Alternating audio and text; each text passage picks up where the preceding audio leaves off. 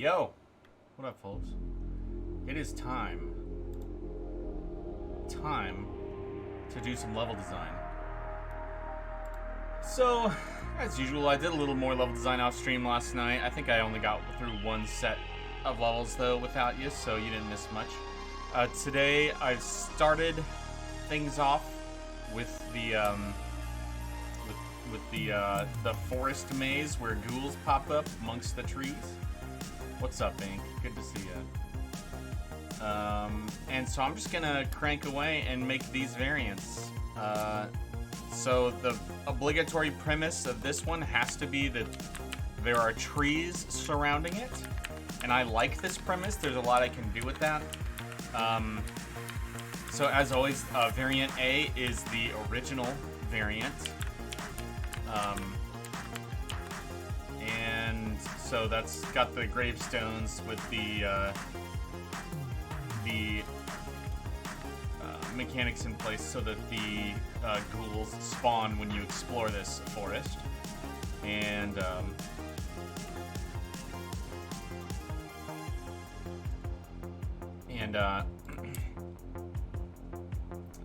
so from there, I'm going to move on to some ideas that explore other aspects of foresty features. So I'll probably do one that has a little less tight because this is a very tight little level. And I'll probably do one that's like a cottage, that's like a witch's cottage out in the woods, you know what I mean? So we're just going to make it happen. Abandon your sky idea because it changes to the map and changes to the map net disabled achievements. Yeah, I understand. If we could have some way to discern the difference between cosmetic map changes and map changes which affect gameplay, then I think we would acknowledge that distinction with the achievement disabling. But like, because if somebody changes a level even a little, it means they could put like a plus 99 Dernwin into the map, and like just that one item ruins the entire balance of the game. And so yeah, unfortunately that's just the reality of it. So sorry that spoils your fun. I wonder how much of that the achievement disabling discourages modding, because I think it's unfortunate. Alright, so let's just get to it. We are done with variant A, so let's go ahead and start making variant B.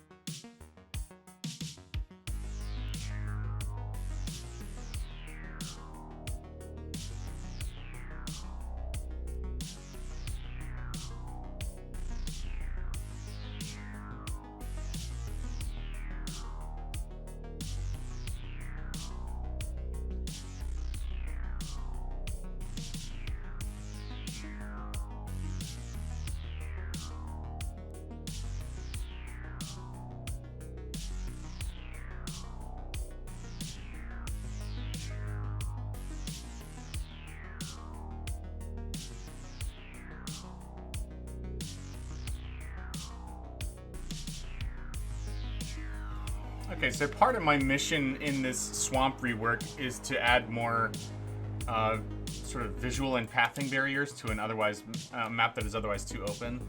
But in this case, this is one of the very few extremely tight maps, or map chunks in the whole tile set.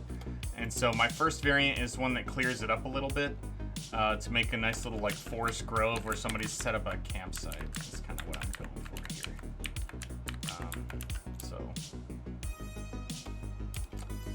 I'm gonna get rid of that.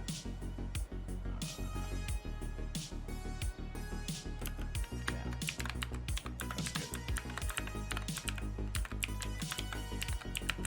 And I like putting light sources in the middle of dense spaces like this because the light gets blocked by a lot of it. But like even just in the editor here, you can see from afar that shadows in the foreground with light in the background or in the midground really draws the player's eye and attention and interest to come and explore. Ooh, what's that? What's over there? What interesting thing is happening over there that's causing lights to appear?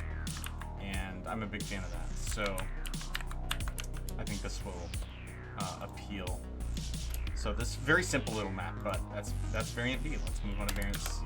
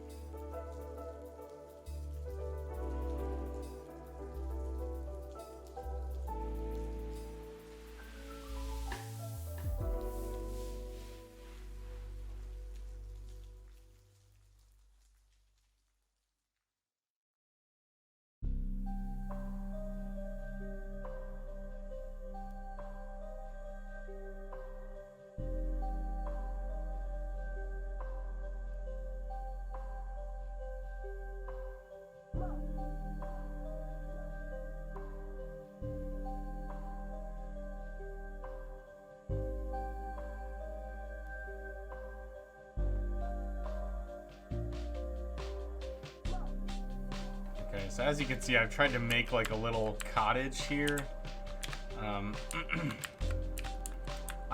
This sort of clay wall back here will never be seen unless the player digs. And so I'm okay with it if it mismatches. But even if it does, like, kind of looks like a chimney, I suppose. My goal is to make it look like, you know, somebody has taken clay from the swamp and made themselves a fireplace. Where they can, you know, cook stuff. If I had... One of the ideas I had a long time ago was... that looks pretty cool.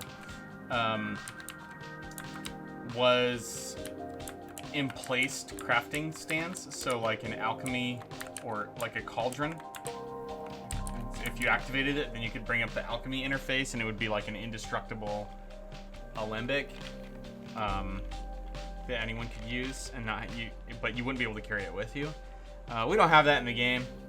If we did, I would put one in here to make it look like a little witch's shack. But unfortunately, we don't have that, so I can't.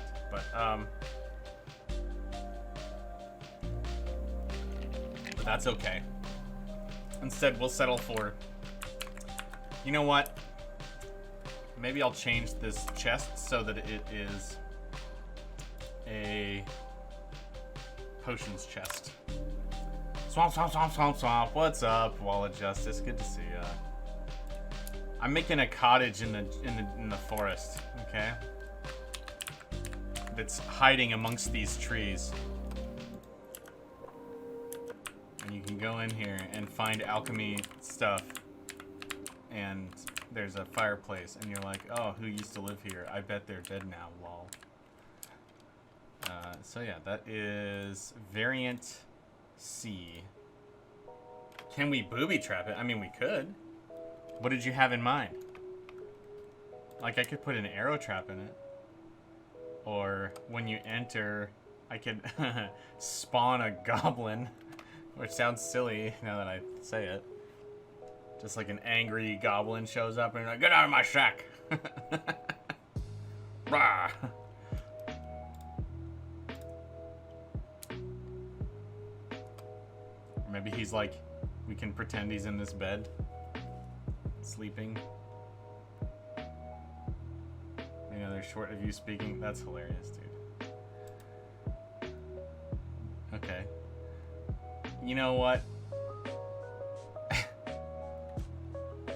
I could make a goblin with a witch's hat appear if you enter this shack. I mean, that's a very scripted event to occur, but it is funny.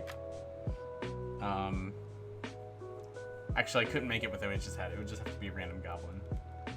Because using the spawn trap... Where is that spawn trap? Well, yeah, that's what I was just saying is I can't make a specific type of goblin appear using a spawn trap. I can only have it spawn a generic monster. Summon trap. There we go. Dink, dink, dink. And then I can say, hey, you. Alright, goblin. 1. Amount 1. Power to enable. Okay. Alright. So now a goblin gets out of bed when you enter. This is stupid, but I like it, so we're gonna keep it for now. You're gonna have a little fight with a goblin if you enter his shack. I mean, I could lock this door. It's unlikely that any monster would path here, though. They would have to randomly select to go to one of these 8 squares on the entire map. Yeah, I could do a sleepy goblin that wakes up. And then I could dress the goblin, but then I'd have to script it. Oh, you're no supposed to be here. So, if I was gonna script it, I would do... Well, first I would have to attach to a monster and apply a sleep effect. And then I would have to have a separate script which clears the sleep effect when you step into the house. So that would be 2 scripts that I'd have to work. So that would be...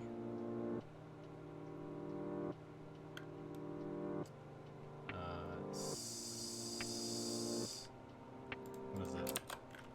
Script attached to... The attached ones are always confusing to me. That's just too many steps for me, so I always have to look it up. How I'm doing that. Equals goblin. Set effect. Well, I have to look up the script instructions for set effect.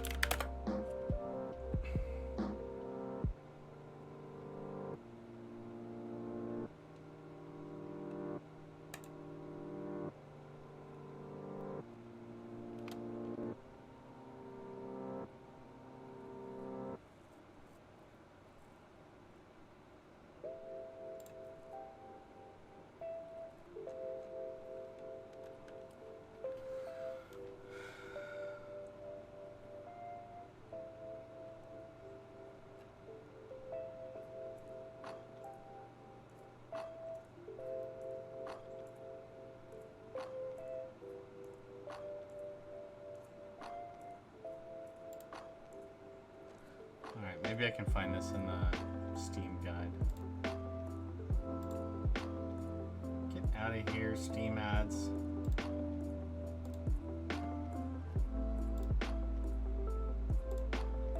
Guides.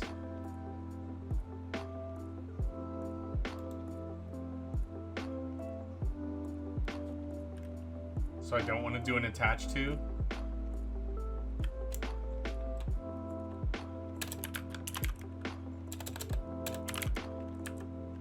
Or is that an addition?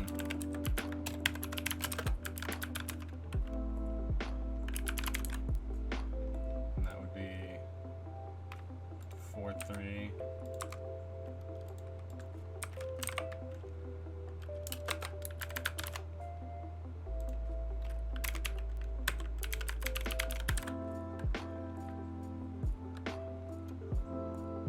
Is 0 sleep?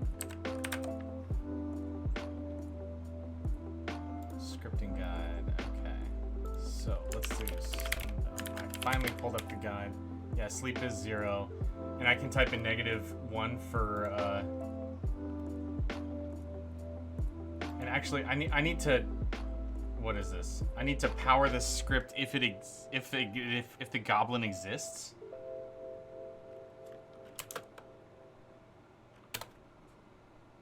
Because as soon as the map spawns, I need the script to go off. And so...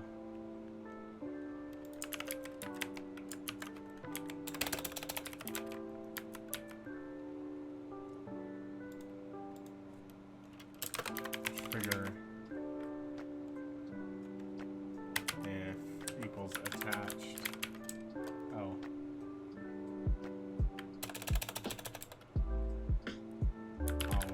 Okay. You'll boot up your header and play with it to verify? Okay. Trigger if equals always. Alright, so... And then I would create... Could be a goose. Well, like, this is exactly the kind of thing that you built this script for. Or this set of scripts for. And so we need... hold on, I'm going to do a clear effect.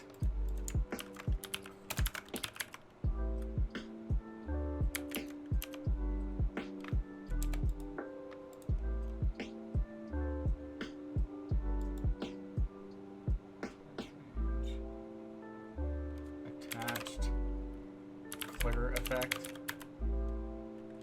equals 0. Can I do trigger if powered? Is that what it is? Or will it, that'll just happen on its own, right? They always trigger if powered. Okay, so if I step on this trap, it's gonna power this script and it's gonna wake him up. And then I can give him a wizard hat.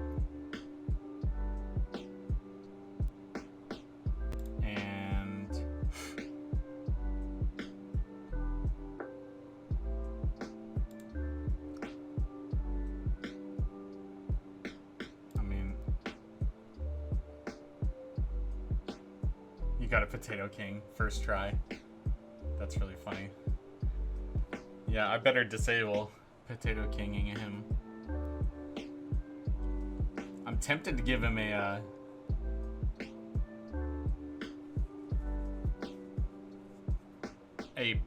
potion weapon. Like polymorph. He just starts throwing polymorph potions at you. You turn into something else.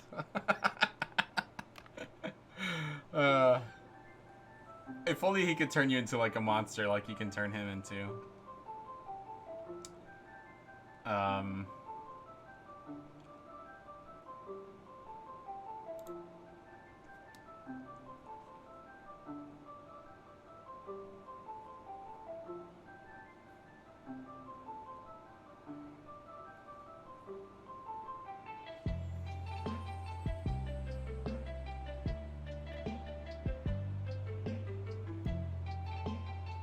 I don't want to just give him a staff. That's what they always have, you know, or not always. Like half of the goblins have staffs, so it's like I don't want to just do that again. But like a potion of blindness could be pretty funny. Random status, blessing random, quantity. Let's give him like 4 of those. They're not identified.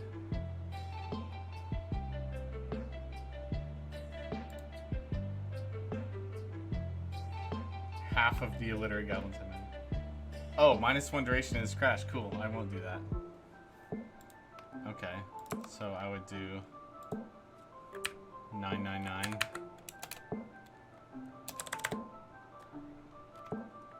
So if you're in the level for 99 seconds, that's if you're in the level for 2.5 hours, the goblin might wake up.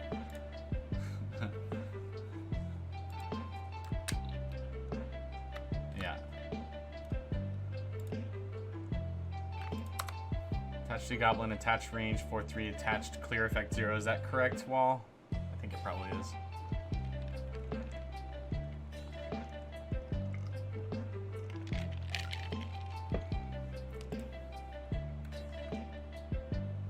Okay, we got a sleeping idiot. We're gonna give this guy like 5 intelligence and 4 perception, but less strength. A little less con.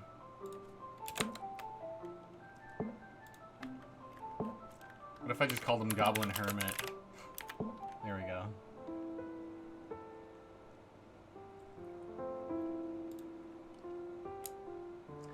It's a nice little hermit hut you have here, Goblin. Would be ashamed if somebody were to raid it. All right. Now you've told me I can test one of these maps before. It would be very difficult to test this. I mean, if I appear in this map, I'll just appear in the center. So I have to. I don't know where I would appear actually. If I did like a launch argument. I don't test maps like this. Wall.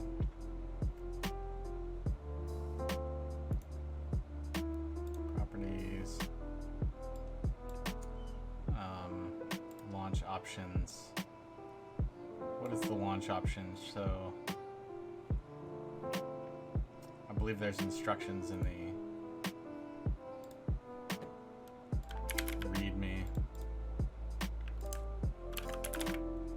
argument. Hold on. Map equals.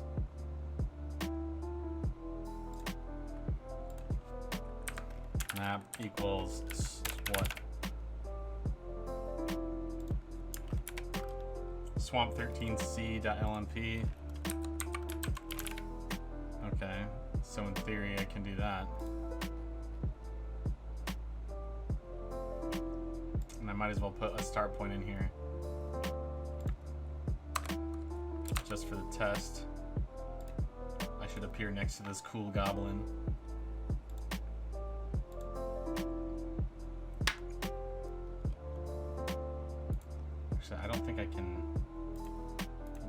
Steam let me run Barony like this? What's up, Garvikin? Good to see you.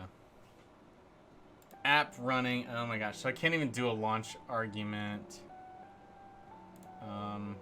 Because I'm already running. Sent the scripts you tested? Oh, okay.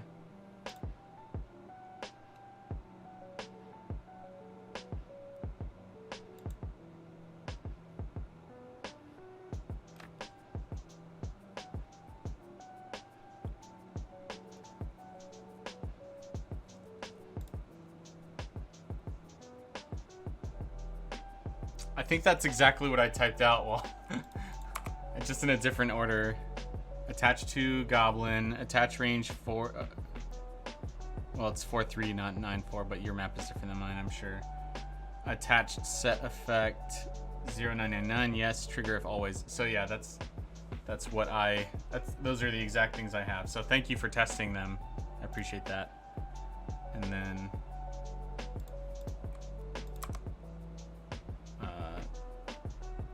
attached to Goblin, attach range, attached clear effect 0. Okay, so we wrote the exact same things, but you tested them, so thank you for doing so. I'm trying to do can I run Barony EXE with a launch argument without going through Steam?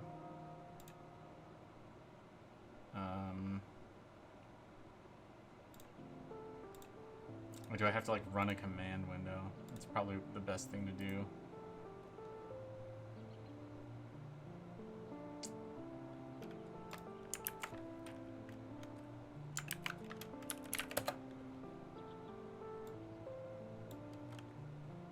Don't worry about changing things.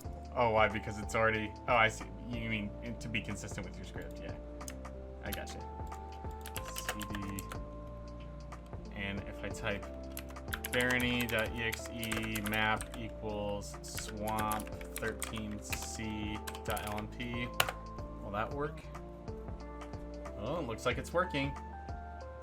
Steam refused to launch it because I already have 2 level editors open. And it's like, why do you want to play this game 3 times right now? So hopefully my test will work.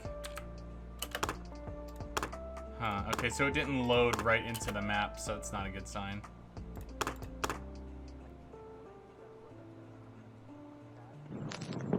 Oh. Okay, hey. He's a potato king for me too. Well, my argument worked. It's really hilarious. Here, let's cheat.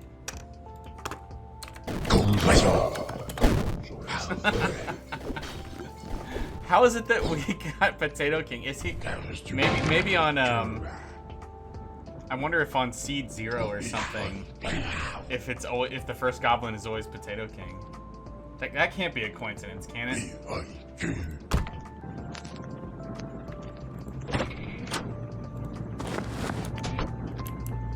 Hey, why'd he wake up? Why did he wake up?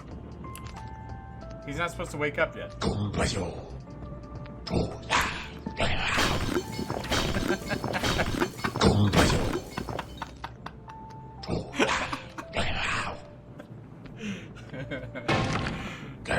gosh. You're supposed to be asleep for 999. No, he's asleep for like a normal amount of time.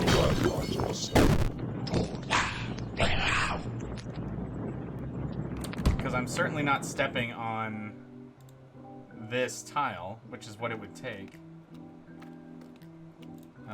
Thank you for... I'm glad you're here. Although I wouldn't be doing this if it weren't for you.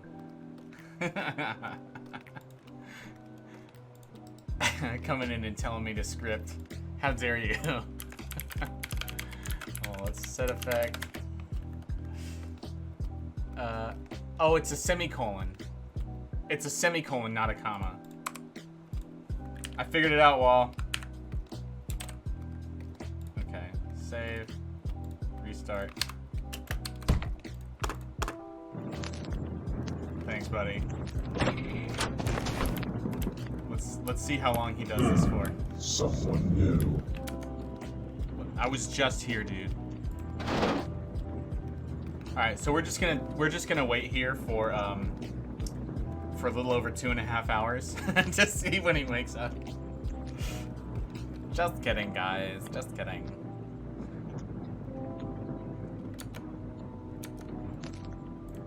What if I confuse speed? Holy smokes.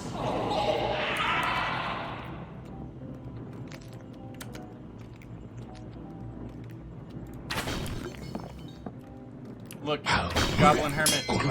No, I can't.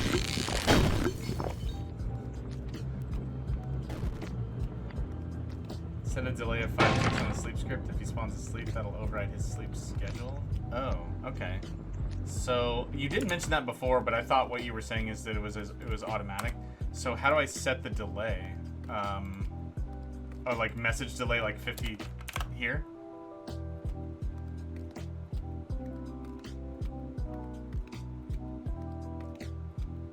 Five ticks. Okay. Oh, and I'm changing him so he's not going to be Funny Bones ever, because that would override his Sharur. We can't have a Goblin Hermit without Sharur if he spawns as Funny Bones.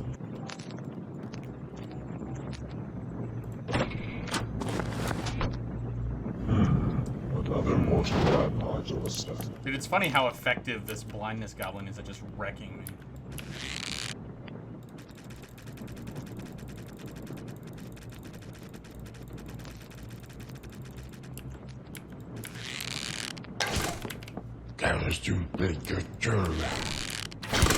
Ah! Blinded by the light. Oh yeah, that's pretty funny. Yeah, I remain blind. Alright, now let's just do a quick test to make sure my wake-up plate works. Of course it does.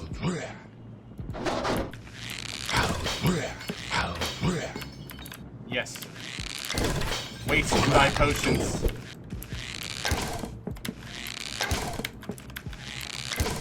I kind of wish I could put a spell book in this guy's offhand so that he would use it that way, but whatever.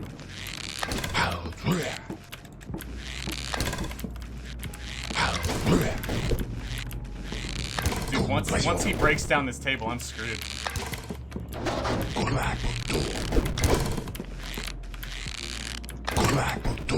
Got him.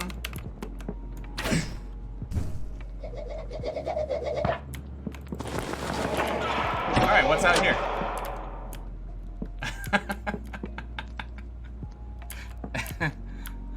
This is great. Okay. Alright, I'm very happy with this. I'm glad we went through this nonsense. It's something I don't know if I should have done, but it was fun to do. Let's get rid of my launch arguments from the Barony's team, because otherwise this is going to happen. I'll accidentally launch into there again. Let's get rid of our player start. Let's save it. Alright, we spent way longer on that one than I would have otherwise, but it was super fun to do, so hashtag YOLO. Alright. We have our Hermit Shack.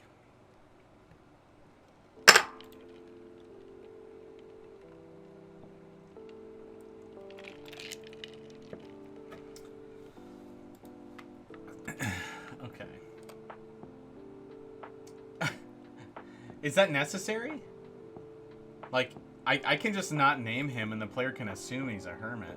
Like, I'm not trying to create additional work.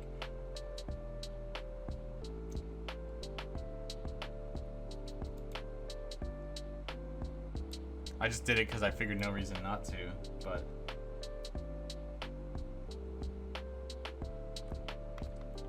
That's one line of code. You know, I'll get rid of it, dude. I don't think it helps. You know, like that's the player can assume what they are. You know, I don't need to hard code hermits into the game. You know, he's just a goblin that's asleep. That's really that's what he is.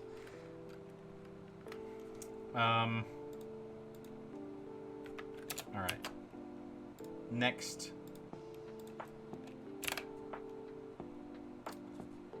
I would like to make a little, like maybe a little Zelda-inspired. When I say Zelda, I mean like, you know, like when you find the Master Sword and it's in a forest clearing. I'd like to do something that's like that. So I'm gonna do like a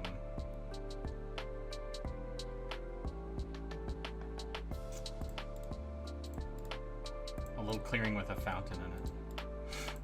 A little fairy fountain.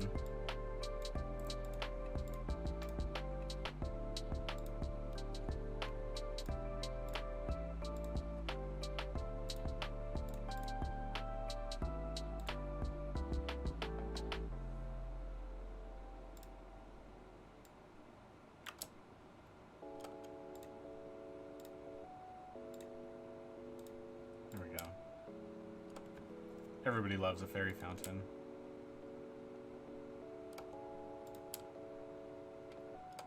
And you know what? We're gonna put a light source here.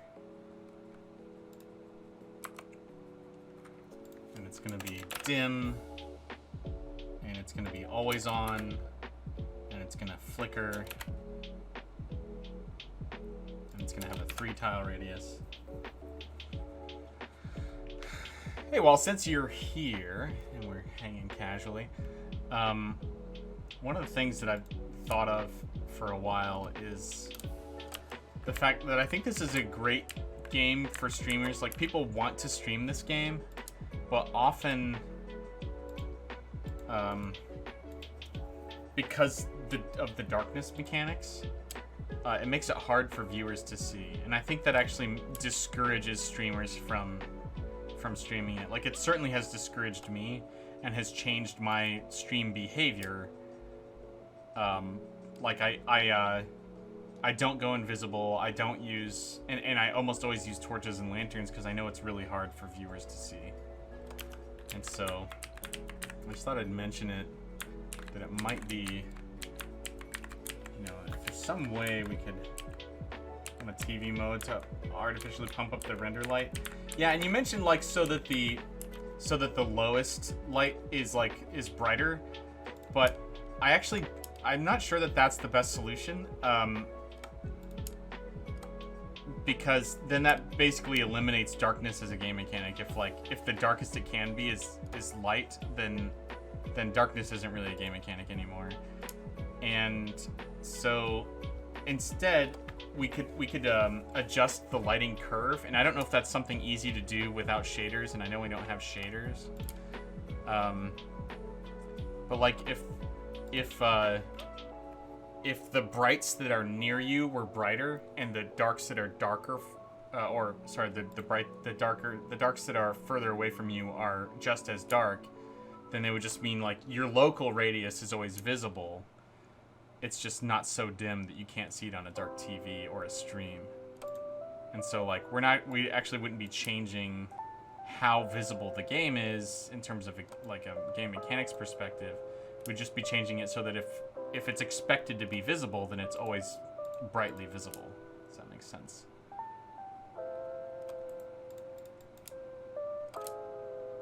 But I don't know if we can do something like that easily without shaders, which is a real question.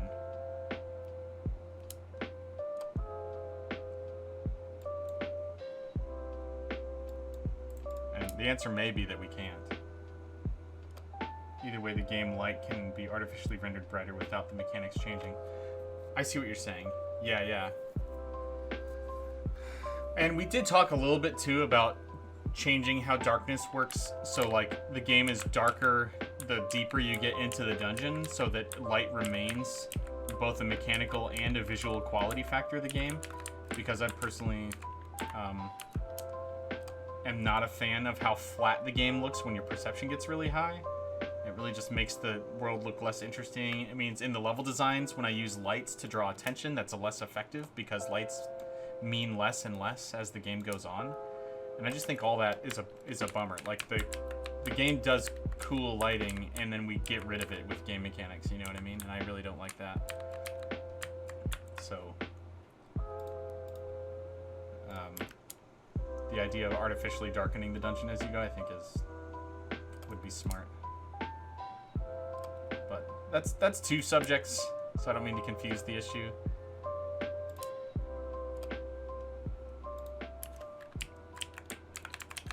Okay, I kind of like this little forest fountain.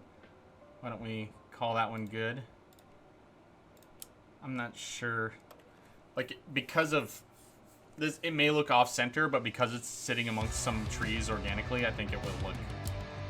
It won't feel like it's askew.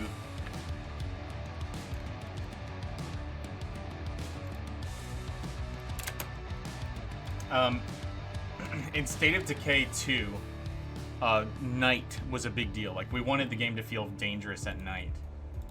And because it's a zombie game, you know, and the zombies had different behavior when they're at night, and they were tougher and stuff like that, and they'd spawn at different rates. And the way that we did that one is that, like, there was almost like a bubble around you of lit area, and then everything back then just past that bubble descended into like a deep blue and blackness, so that and you know, that game was made for Xboxes primarily, although you can play it on PC for sure. But the result of that is that even if you're playing at night on a TV, you can see well, but it still feels like night because you can't see far. And I think that was a good solution, and it's one that we could benefit from.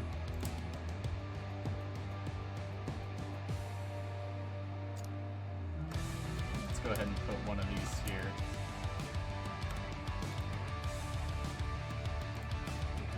Oh, I already named this. There we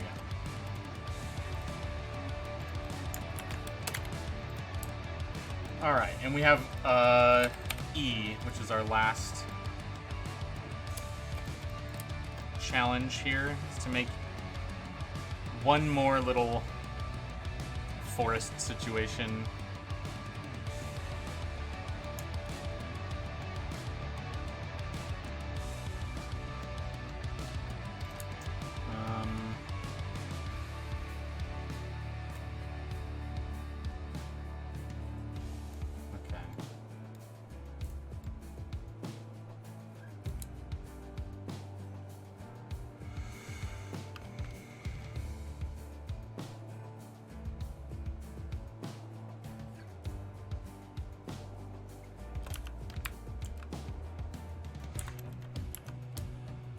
Thought about doing like a little hedge maze, but I think this is just too small for that to be a good idea.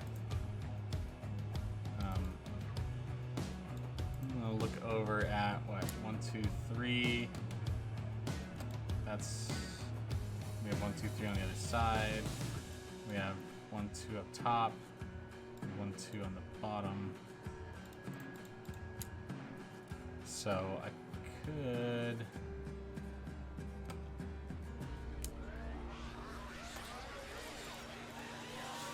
Sorry, just thinking out loud here.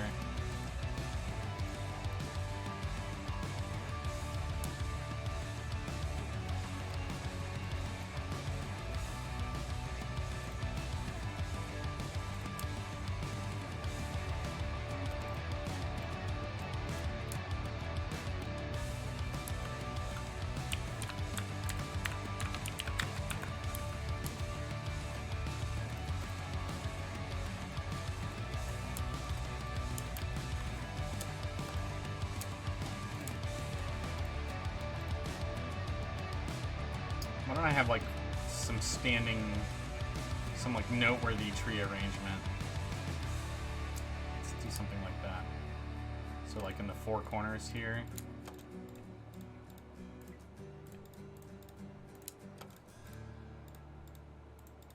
And then something between the 4 trees, something kind of symmetrical.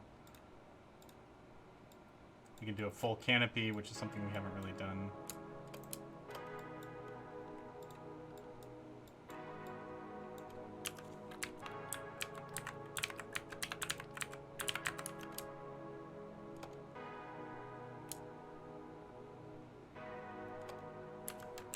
And what's in the center? What is in the center?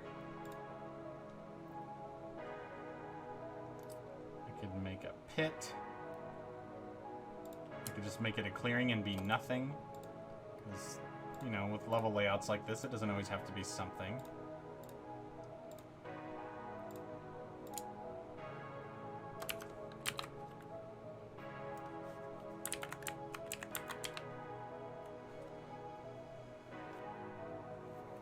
You know, let's just roll with this. Let's just roll with a very simple little clearing. Because if we go through these... What is it? Control L? Yeah. So we got A, which is this very dense maze with ghouls that spawn. B, which is a clearing with a campsite. It's actually not that different from the one I just made. C, which is our hermit hut. D is the fountain, and E is this other clearing. And I don't know, now that I'm in it, I mean, this clearing is denser than the other one.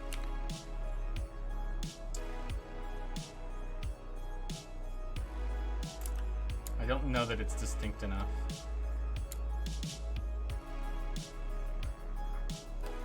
Especially if there's no feature in the middle. I mean, it could put like a big pillar in the middle or something instead of this clearing.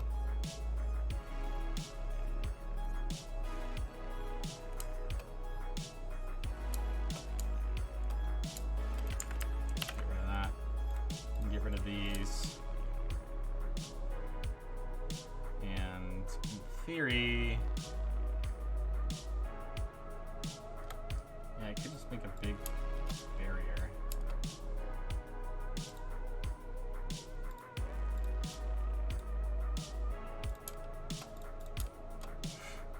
It's different at least, you know? It's nothing ingenious in terms of level design, but it is a layout difference.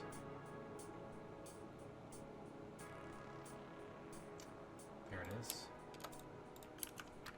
Okay, so you come up on the forest and you see these 4 trees surrounding a ruin, and there's nothing else to it. Is that okay?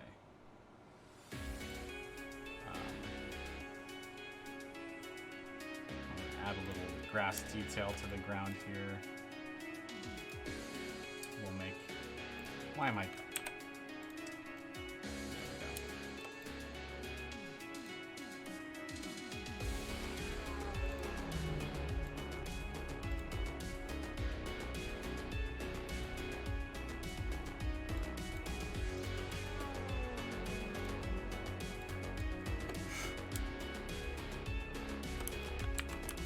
that the wrong way.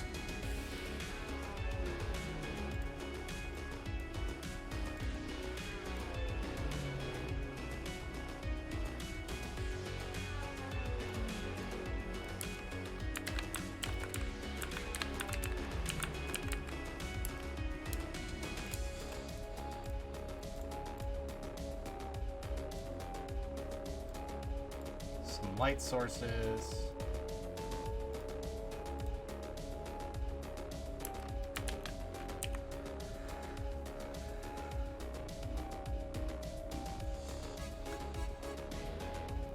You like the shape I'm going here? Oh, thank you.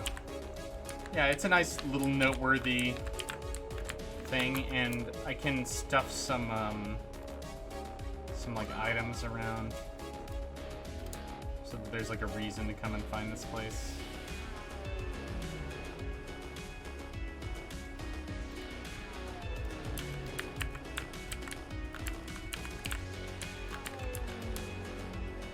Yeah, let's call that good.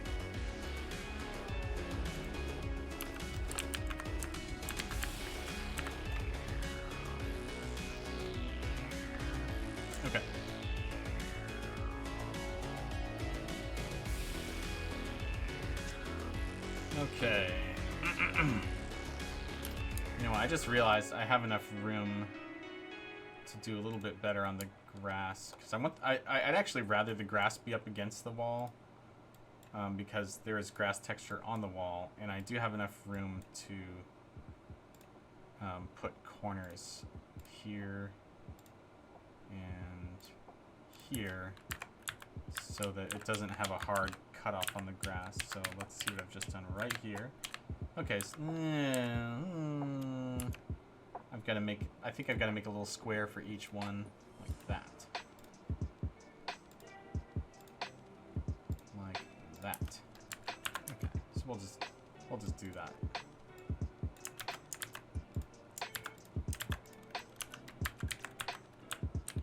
So there'll be a little clearing in front of each of the walls. Alright, that's cool. Little details that probably only I will ever notice or care about. Alright, we're going to move on to Swamp 14. Ah, yes, this thing is infamous. I think it will be fun to make this one, to add a lot of variety to this one. Because this one is so recognizable when you see it in the level that it can get rather tedious when you see it repeatedly. So I'm going to do, what, 1, 2, 3, 4, 5, 6, 7, 8, 9, 10 maybe? 10 by 1, 2, 3, 4, 5, 6. 10 by 6. So we're going to do new. 10 by 6. Okay. Oh, hold on. I didn't do new. Did I? There we go. That's what I wanted to do. And we'll first duplicate it. Ding. 1, 2, 3. Ding dong. 1, 2, 3. Ding. So the elements that will remain common to all of the versions of this is that they will always have the exit right here, and right here, and right here. And so whatever's in this space can be different every time, which is a thrill, I'm sure.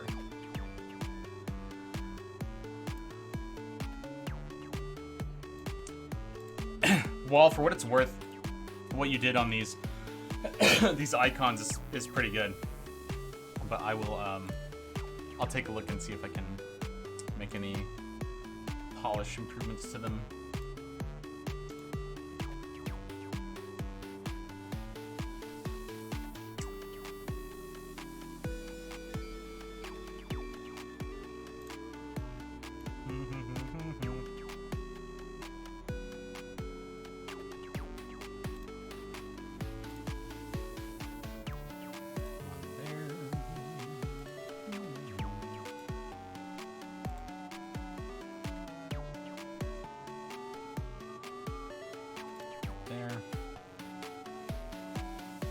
Oh, we actually need to do this and this. It's illegal for me to do pixel art without a sign off from you. I agree. Finally somebody gets it. I'm just kidding, man.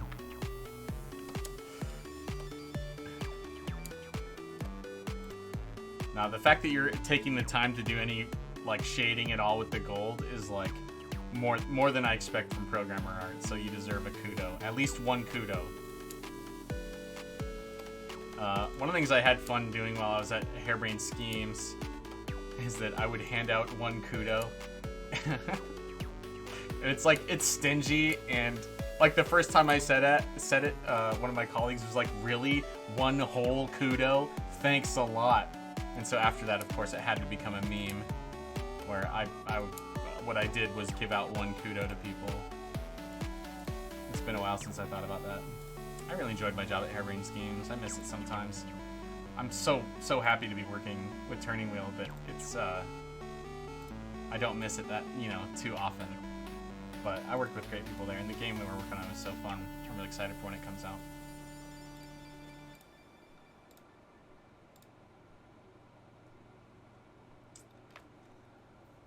A bit of an awkward question. Is your wife's name that? Oh, Ink. It's funny because as soon as I said it, I was like, well, I said my wife's name on stream now. That is a shortened version of her name, to answer your question. That is not her entire name.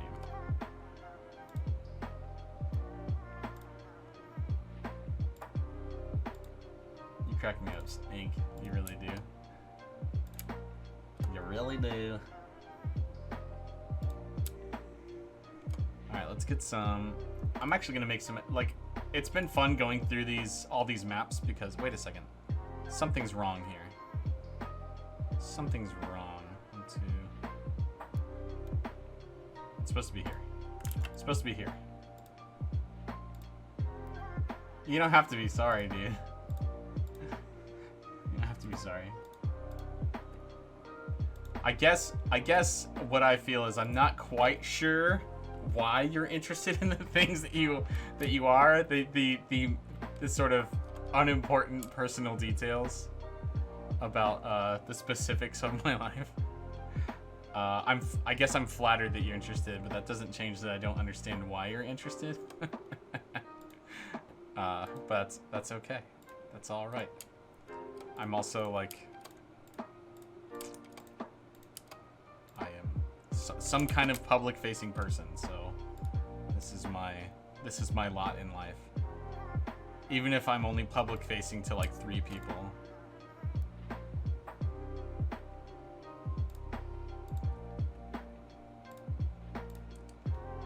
You promise you'll tone on that? Well, like I said, whatever. I'm not offended or like weirded out, I guess. It's just foreign to me. It's a little it's a bit of the unknown that I don't really understand. Okay, that's all gonna be, we're not gonna bother with that. I think I'm gonna put leaves on the ceiling. There's no reason why we should have cobblestone ceilings. That doesn't make any sense. So we're gonna change this to a leafy ceiling, I think. Like that. And all the way down. And we're not, these are all gonna turn into map tiles, so we don't even have to worry about that. And then we're gonna do this for all of this. And we can do this here. And then these are gonna turn into yellow logs because all the doorways in the swamps are yellow logs now. So it's gonna look weird if we don't.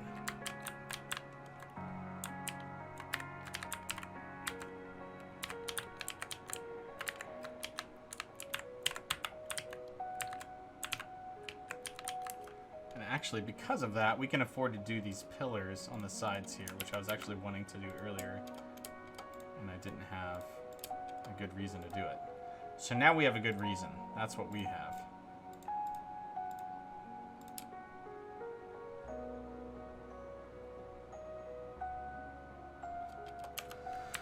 All right.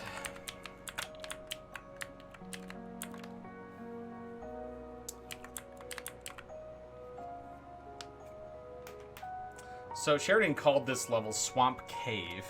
It feels a little less like a cave because of what I've done to it. But, but who the hell knows what it is?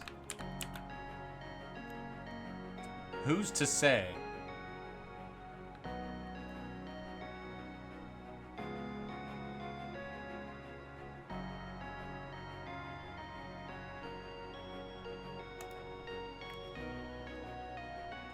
Okay.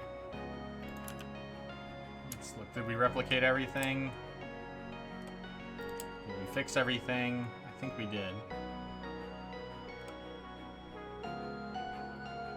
Built into a river. Stop staring into my soul, please. You're a funny cat, dude. A funny cat. Well, it might look better if I get rid of this dirt. Yeah, I think that's better. That dirt was stupid and bad and no one liked it. So... okay.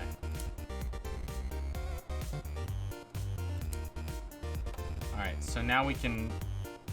now that this is map cave variant A, can I type variant A? I can. This is a dirt-hating stream. What's up, Maestro here? That rage face, I relate to that strongly. That's exactly who I am deep down inside. So this is Swamp 14. Let's see. Yeah, Swamp 14A. Save. And then we're gonna call this, and we're gonna do this. Everything in here. Everything must go. Doing alright? Well, good. I'm happy to hear that. I'm also doing alright. I'm a little better than yesterday, honestly. Not that I was terrible yesterday, I'm just better today. Let's, now that we're here, let's fix this and this. Boom, boom, boom. And let's, because these are walls, let's do this.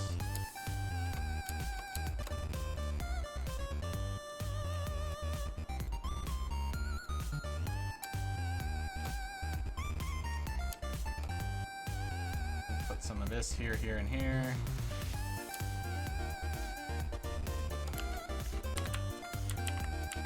I had the pleasure of playing 4-player Barony the other day. It was fun yet challenging. I'm not good at Hunter.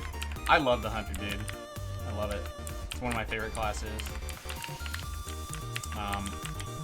You know, in some way, like, kiting is sort of less dangerous. But man, if you don't kite as well as the Hunter, you get caught and killed so easily. And so I love the danger. I love the danger. Let's put another vine out here. Okay, so we've got Swamp 14, and then we've got the original Variant A by Sheridan. Save. And then now I'm going to make Variant B. And we're going to have it's going to be easy to come up with really cool variants for this one because we got a river going through no matter what we do, and we got 2 doors entering. And so we can just, like, there's a lot we can do with that, I think. How good are you at kiting? I think I'm good at it. I'm not in danger, I am the danger. Pretty decent at kiting, but the mines were really punishing that day. Well, yeah, dude. If you're not prepared with, like, to switch rapidly between your swift arrows and your hunting arrows and the mines, you can get wrecked fast. La la la la la. Okay, so why don't we start by sort of a paradigm shift? Like, let's clear out as much of the space as we can and then decide what we want to do with it.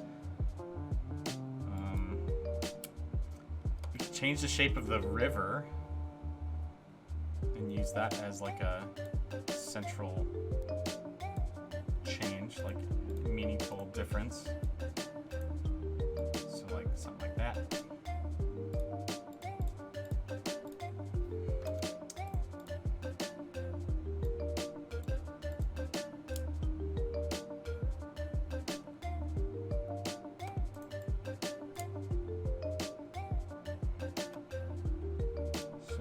Something like this.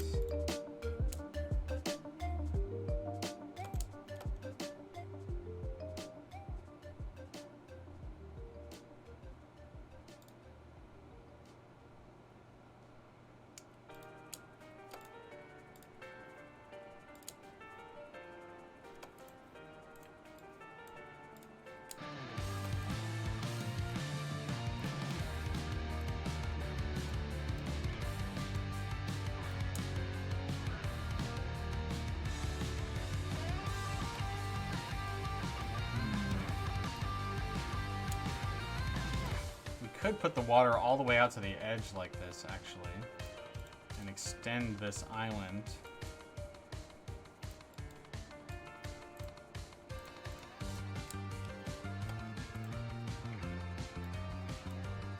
And then have like bridges going across. What am I doing? Like bridges. 1, 2, 3, like here and here. This would put them right in front of the doorways. We could get rid of this space between the doors so that it's still like a my side, your side kind of situation with the doors that then meet up here. That'd be cool. Mine's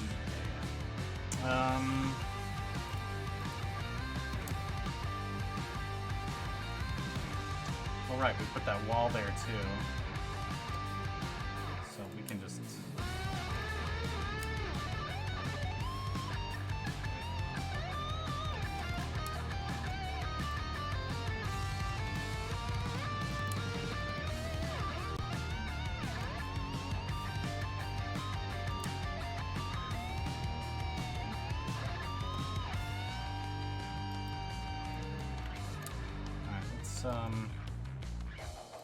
We can get rid of this in theory.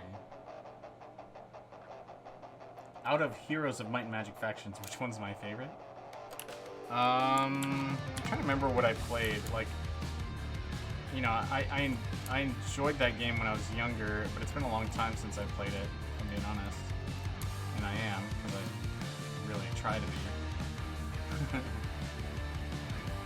Why do I have all of this? Let's get rid of that.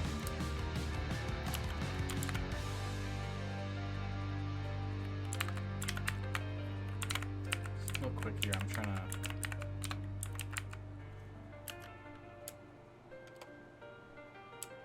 Is there... A wall is not necessary here, actually.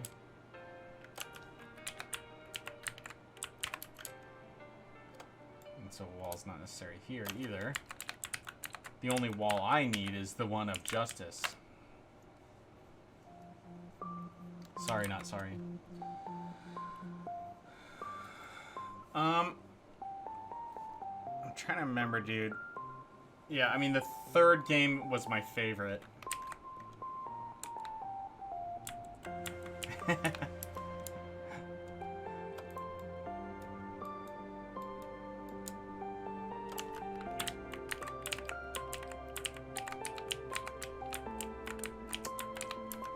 Let's go ahead and put some torches on the bottom here.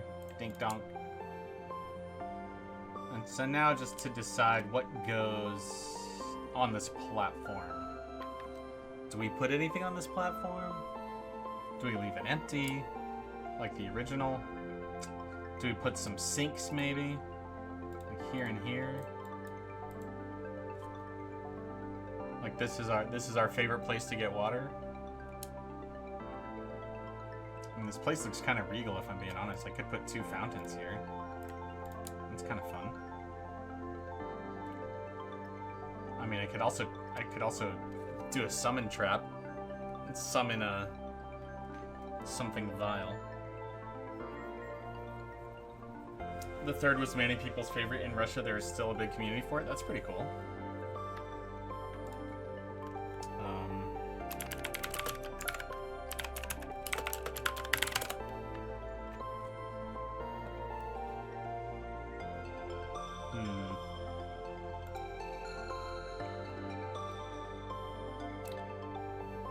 Forge, Conflux, Necropolis.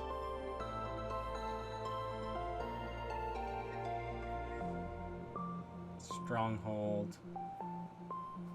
Inferno. I think probably Stronghold was my favorite, if I'm not mistaken.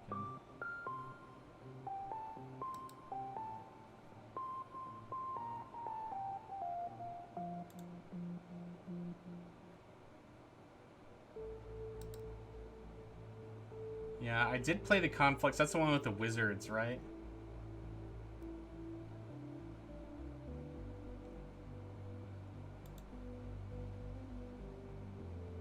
I think so. Oh, Tower is the one with the wizards. Elementals, thank you. Stone Golem, Gremlin, Stone Gargoyle. Yeah, I didn't really play those. I'm on the fandom wiki right now and trying to jog my memory about which guys I used most. Yeah, I'm pretty sure my sister really liked the Conflux. My sister is kind of the one that introduced me to the game. I mean, my dad bought it, but she was the one that played it the most.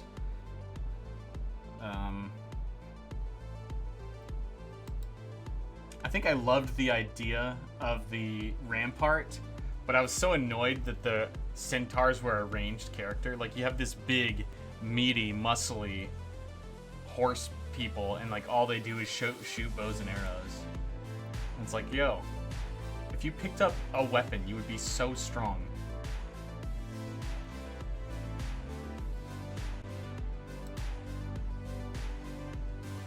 They're not ranged in Heroes 3? Am I thinking of Heroes 2? I might be thinking of Heroes 2. Well, sorry, this isn't terribly interesting stream content. Let me get back to work.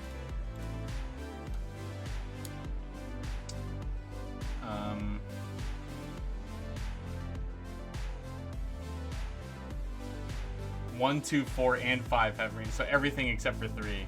It's possible that 2 is the one I played the most. Then,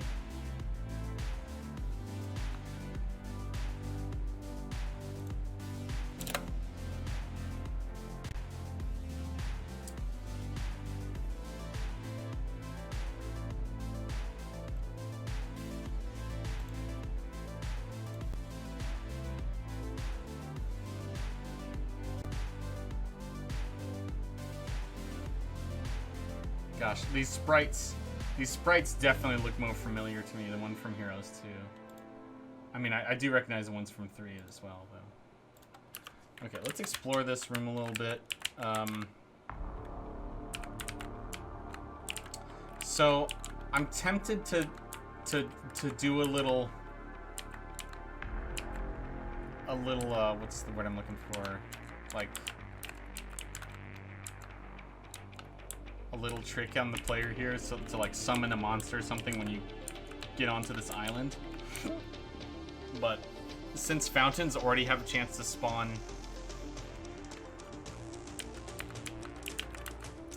succubus, I just don't know that that's necessary, because that's the kind of monster I'd want to come out here and get ya. So why don't we call this, let's just call this B. Oh, I gotta put my name on this.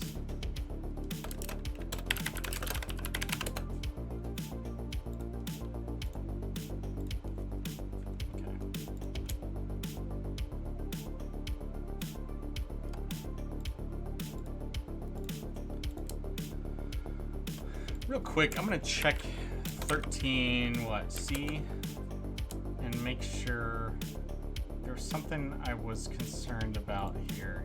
What was it? I was worried I had done something. I'm spacing. I was worried I had messed something up with this, but now I can't think of it. Oh well. Maybe it'll come to mind. There's so much we can do with this one.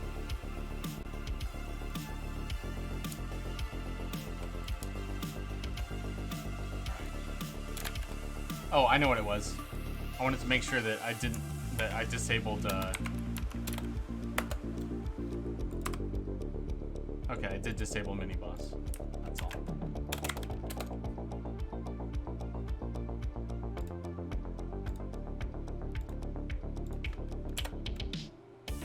Accidentally took a screenshot.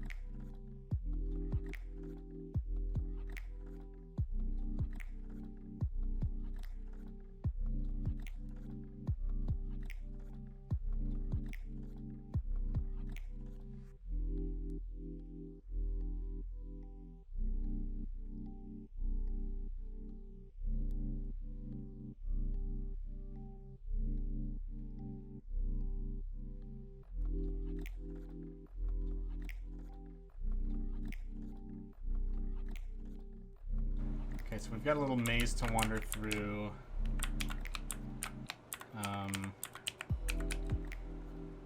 Shapes of these maps. Well, cool. Thank you. I'm glad you're enjoying that. Nothing so far on this side of the... Let's make sure these are the right color. Like, I feel like I should have something on this side of the water. Not quite sure what that would be. I kind of want to put, like, 2 treasure chests at the end of this.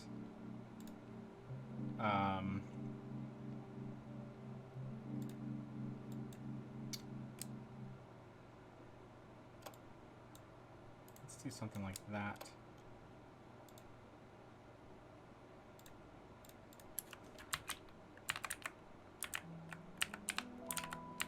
What's up? What up, nice? Good to see ya. So I could have it so... I mean, I could just make these traps rude, where you step in front of them and they don't shoot you until you step, like, right here. If I do that, then there's no way to prevent them from shooting you, except for if, like, you're a tinkerer and you can get the...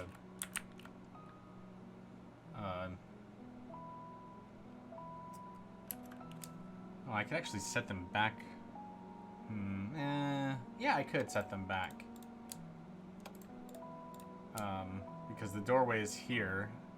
I can actually set them back here, so it's a little more of a surprise. Make the traps rude. I mean, it's a trap after all, right?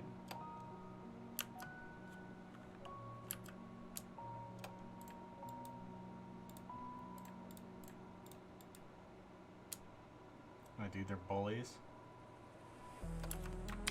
So in theory, you step around the corner here, and there's traps on your right, and it's possible they don't even shoot you until you go near treasure chests at the end here. So the way to not get shot is to not go get treasure.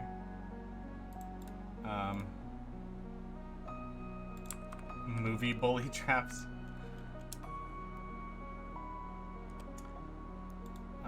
Like, let's put we can put a torch right here.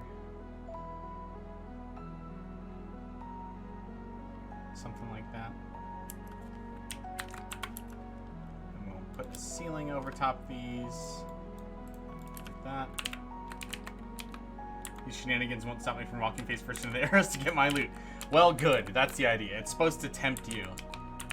Come and get me, punk.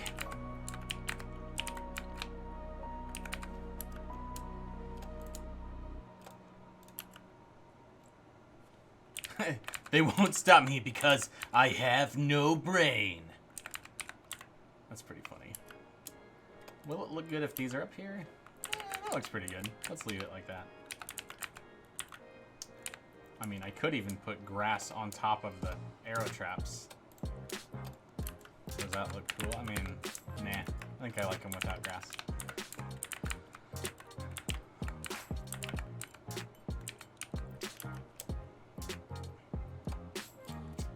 So,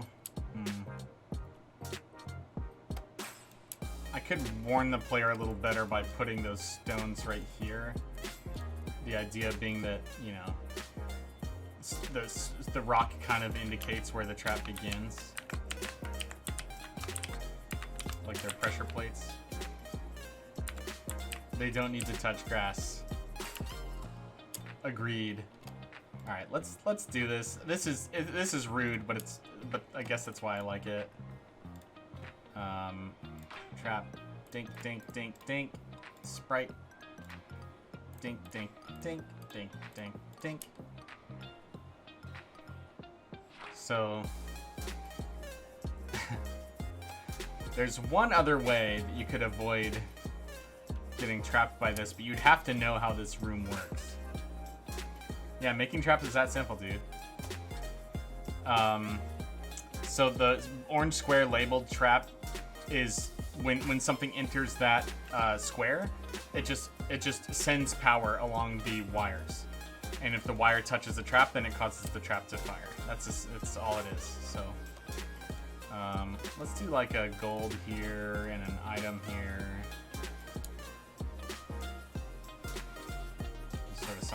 hidden up there.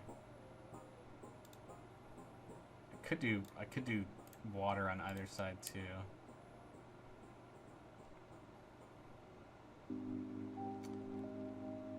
But yeah, another way that you could fool these traps is by, like, in theory, you could stand, like, right here and then throw something into that far corner, and then you could walk across and then go here.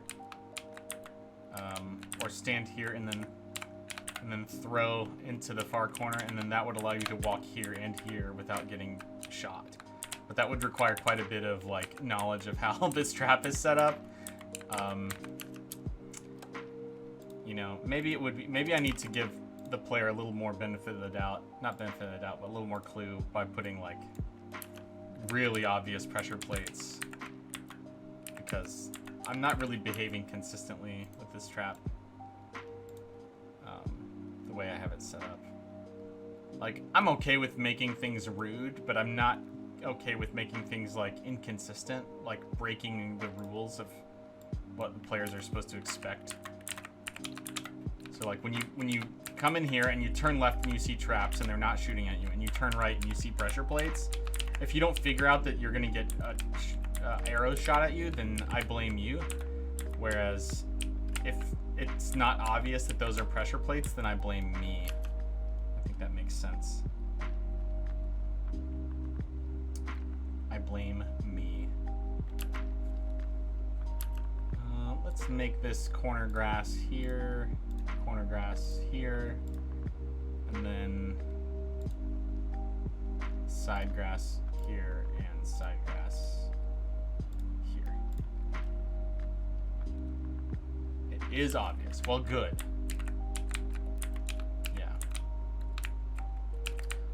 I'll be interested to see how players behave when they encounter this. Variant C. Okay. All right, we made a little dual maze trap. That was fun. I'd do it again.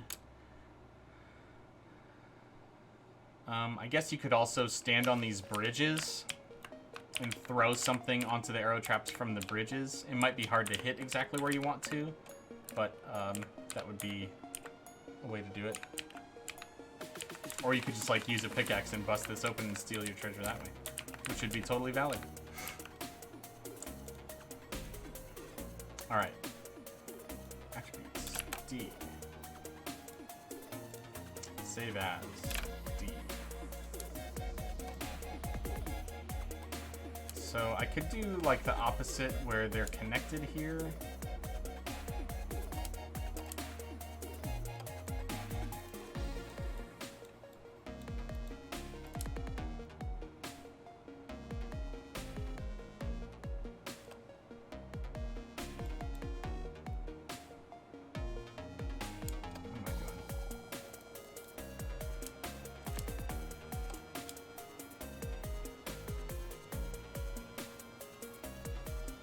So, like, even though there's two doorways here, I could funnel the player into one path.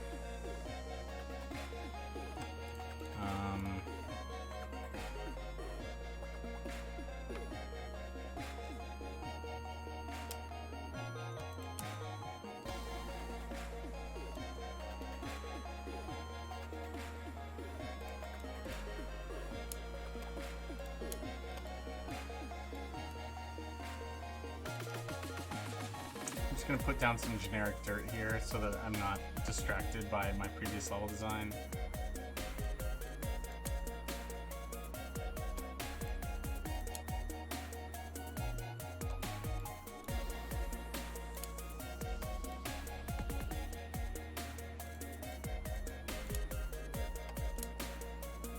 This isn't a very compelling maze yet.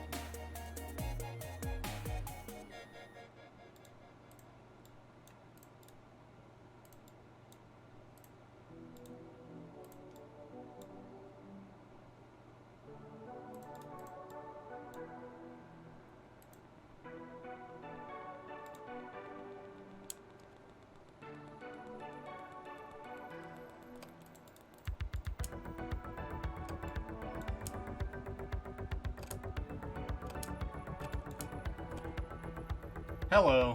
How's it going, Grotesque? Good to see you.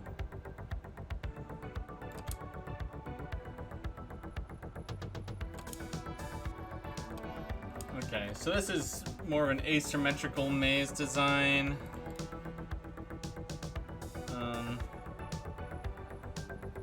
Just thinking through a few ideas here. Let's get rid of the item and all these traps and stuff.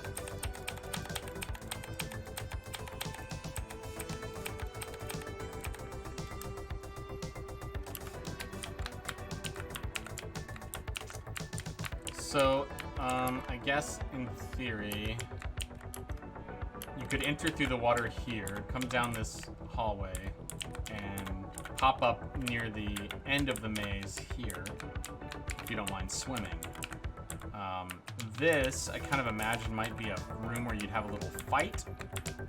And then this is another part of the maze where you could come in up here at the end of the maze here through this water channel. And then this here on the left, this is where the normal entrance would be. So, I don't know.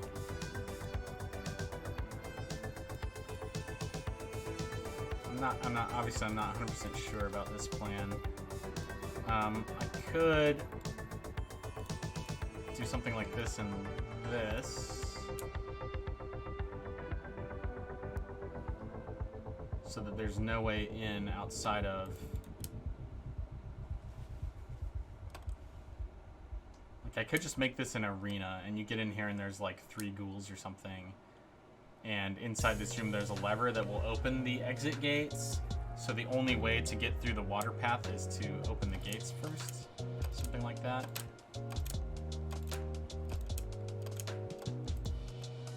We're just trying to be creative and just come up with different moments that you'll remember and are interesting, like rooms that are compelling.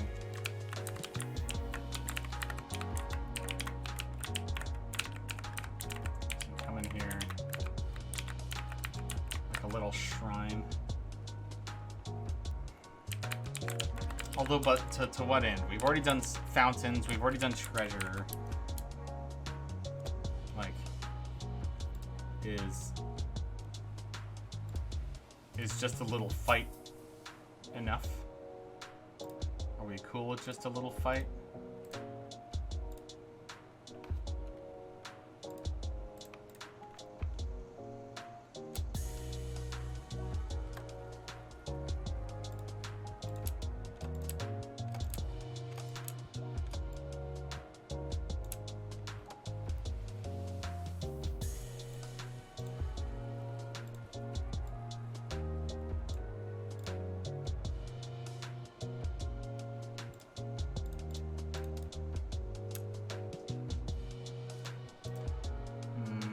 The more I look at this, the more I want this to be here.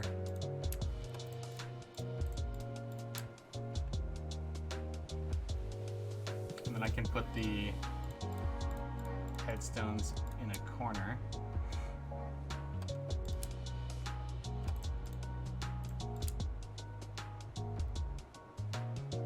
Yeah, because in theory, the only reason to go in here is because there's a fight to be had with the ghouls. Which gives you XP.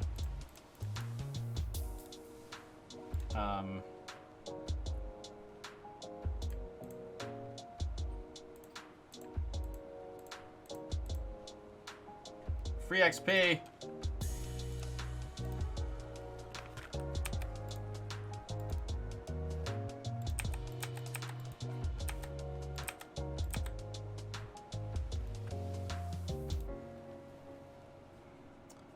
Oh, my pups.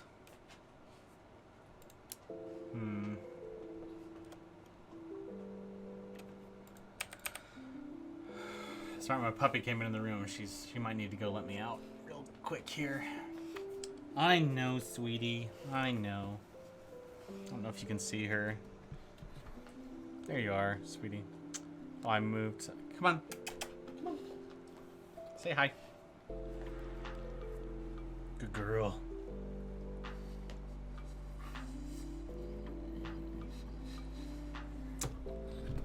She might need to go potty. She's a sweet girl.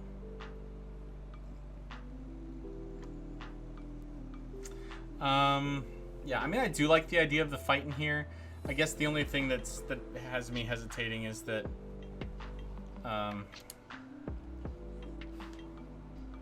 if there's no reward, it could feel kind of empty. I could just scatter some items around the room, items and gold. I mean, since the items are randomized, it can kind of always feel cool.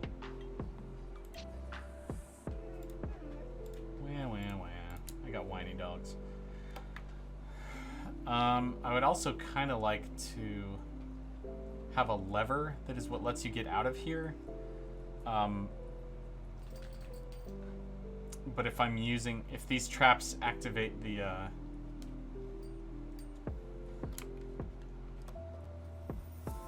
if these traps are what activate the ghouls to spawn, then it's a little harder to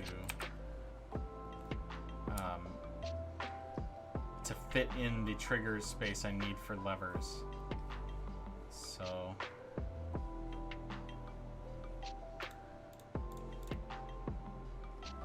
my own dog used to come up to us if she wanted to go outside.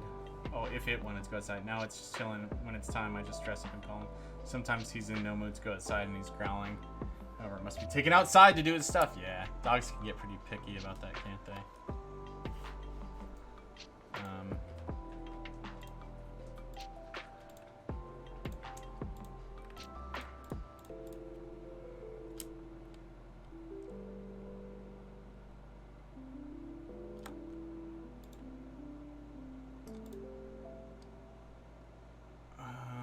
I'll see what I can fit in here, you know?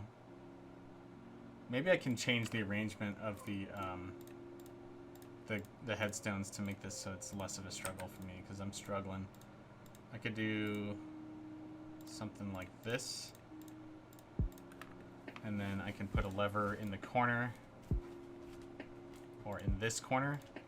That might make things easier for me. And that way, let's go ahead and put a door there. We're gonna put a gate here and here, and then we're gonna attach this lever to this gate and this gate.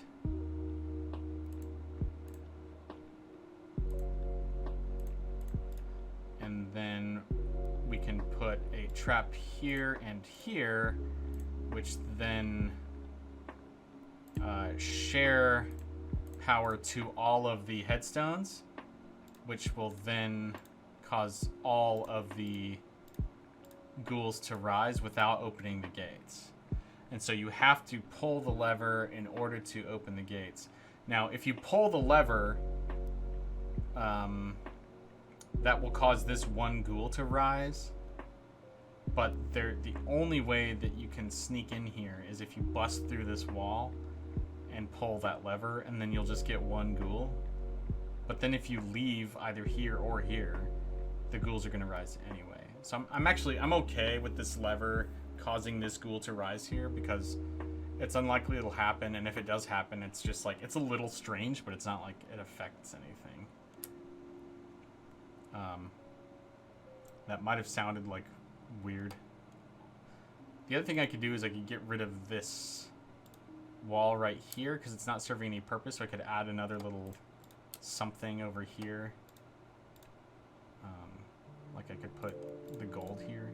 Not that it matters, it just might make the room a little more interesting. Okay, so I think now that we've figured out the layout, we're gonna 1, 2, 3, 1, 2, 3. Let's make grass. Oops, I just realized I'm putting this on the wrong layer. Okay. And then more grass. Looks like we got another spot where we could put something if we wanted to. Go ahead and put blue tile everywhere where there's walls in the way. And I guess in theory we could put something here too. We have one more space we can use if we want to. Let's use that blue tile for here and here.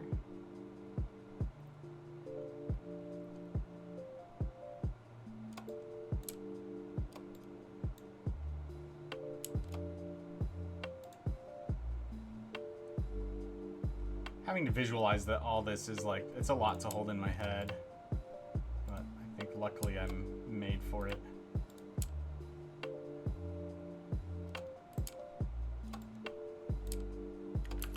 Okay.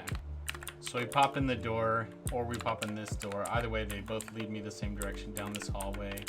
There might be something here. Dirt equals having to wash the dog instead of just wiping it with a sponge. I understand.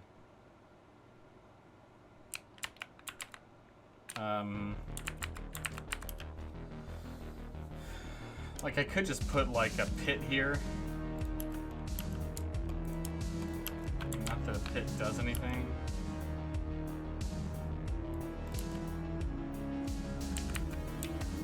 I could put a torch there.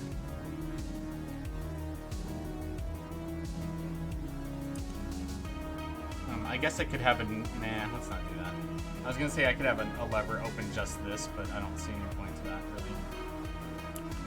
A pit is just something interesting to find at the end, like, oh, it's down here. Oh, freaking pit. Oh, okay. You go in this room. This is a ghoul burial ground. As soon as you enter, they all spawn and start assaulting you. There's gold in the corner. There's item in another corner. More gold, more item. And then if you pull this lever, then this way out opens. So you don't have to backtrack through the maze if you don't want to. Yeah, the only thing I don't like about this setup is that if you can't access the doors, then the only way to get through here is with an open spell. And you could actually only cast that open spell if you have water walking, because neither of the doors are visible from this space. So this is actually a rather exclusive scenario.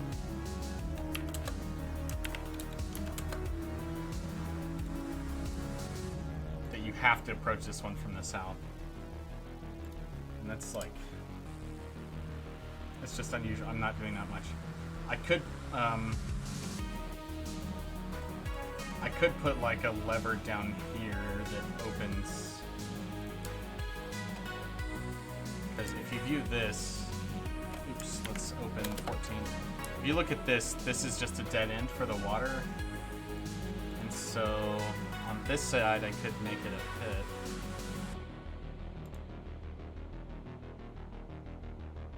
And then on this side, I could make it a spot with a lever that opens just this one gate. So you can get in there if you want to. Alternatively, I could have this go here and actually not have this walled off.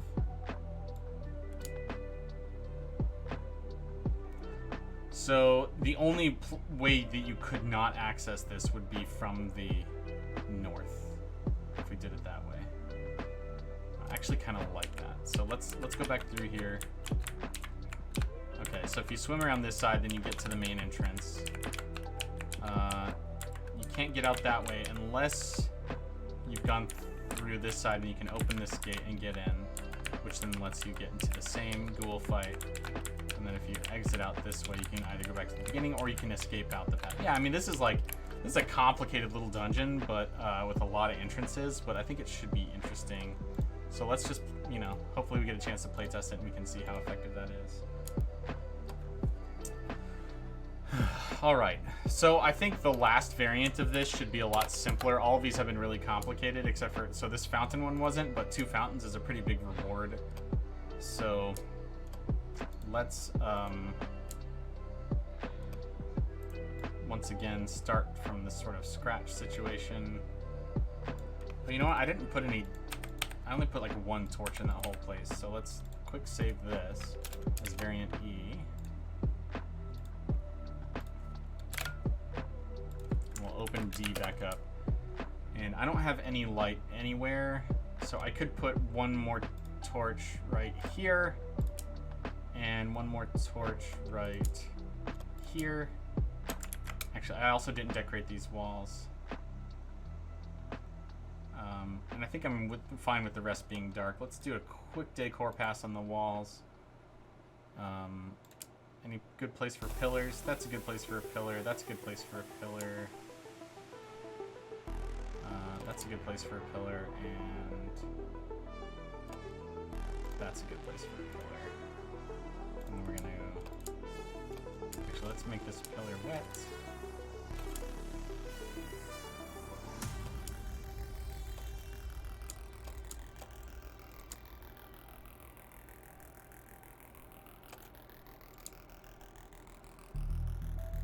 Okay, and then we'll do some vines, and we'll do some smaller cobbles.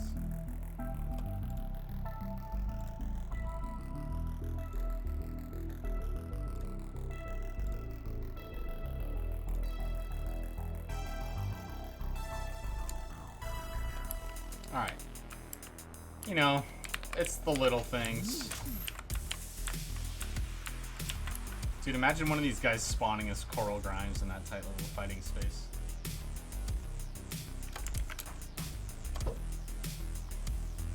That would be a mess.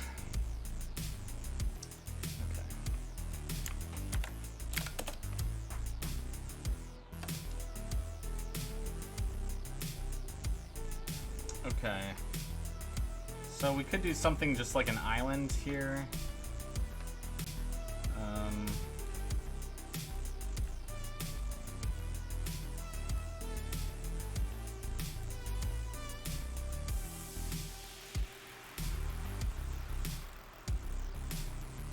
And we're talking something simple.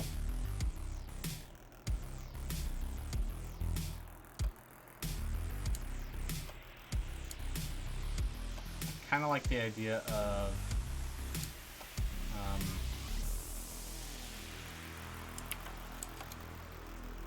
like a waterfall.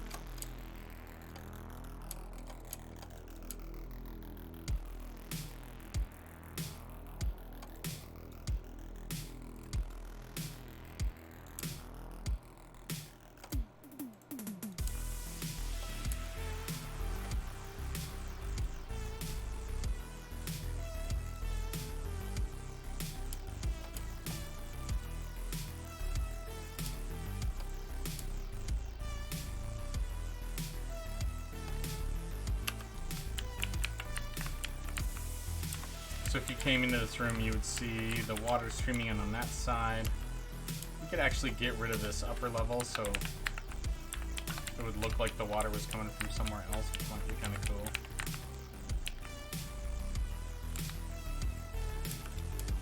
We could also extend this out this far.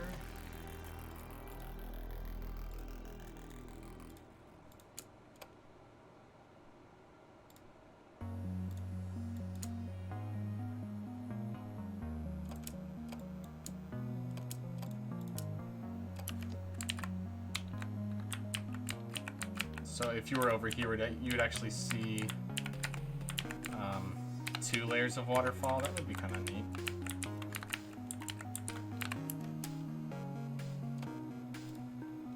This is just a pretty room. Anything could spawn here, you know. Doesn't have to be anything in particular.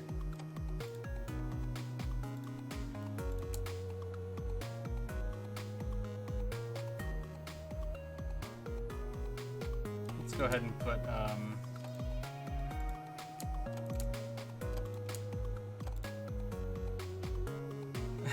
well, anything the level generator would normally spawn is what I mean.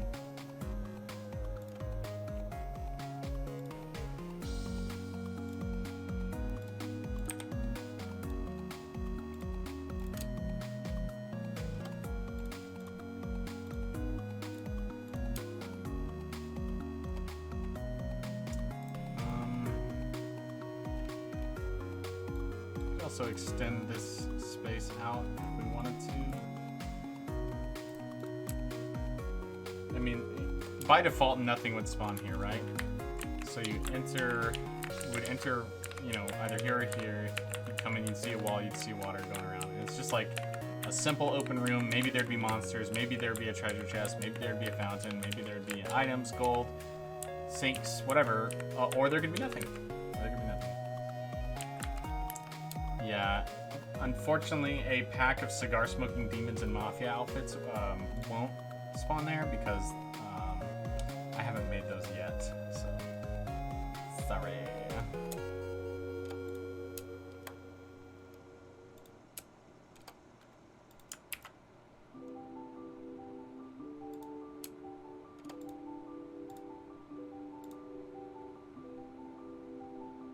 What do you mean yet? I mean, I could put some, like, an item here, just so that something is always in this room. There's also, like,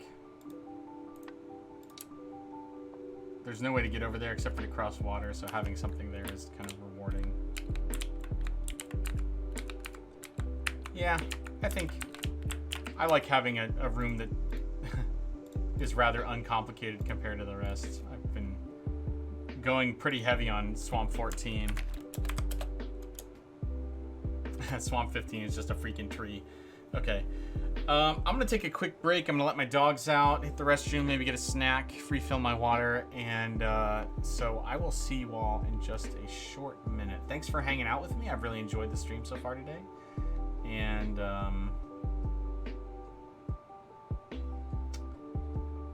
yeah, we've gotten a lot of cool work done. We put some sleeping goblins in a hut. I mean, good times today so far.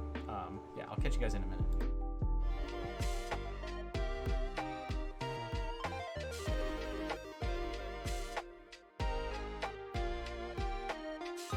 Oi!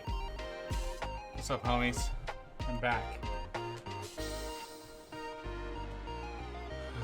Turning wheels, a good job, mate. It's easy work indoors. I guarantee you won't go hungry because at the end of the day, as long as there's 2 people left in the company, somebody's going to want someone uplifted. Well, I appreciate the encouragement. I like this job. I want to continue doing this job. I like only answering to my friends whom I work with and to the community who enjoys my product, you know, like, and at the end of the day, the community respects our artistic autonomy. So, like, you know, I've had some gripes about working in the video game industry. I don't know if I've detailed it in so many words before, but I worked in video games for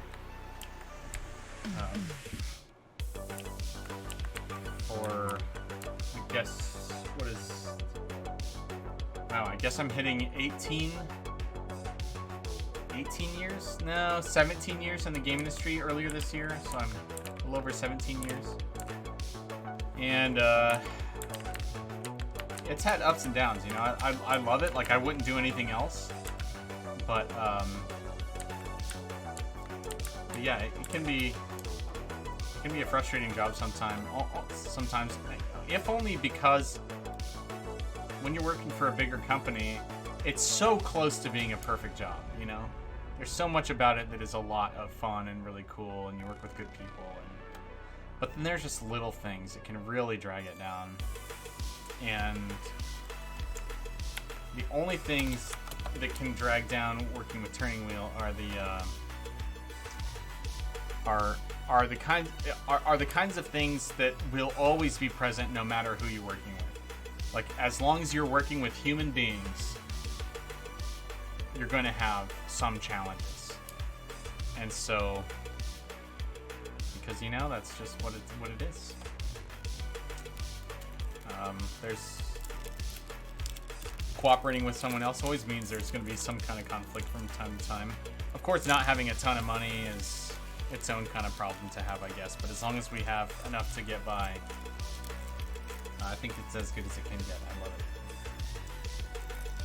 And, you know, we'll learn and grow. I think there's a few lessons that our young team has still left to benefit from and learn. But those are again the kinds of things that aren't evident of any kind of sickness or bad bad omens. It's just some things are hard to. Some lessons you just kind of have to learn by going through them. And I think those are the kinds of problems, minor problems that we have right now, and that's fine. Those are the kinds of things that to be expected. So looking at this tree, this itty bitty baby tree, this is actually like a really bad map file. I'm tempted to just leave this one alone with no variants, because the only thing I could do to this one that would make it any better is if I just replaced the entire 3x3.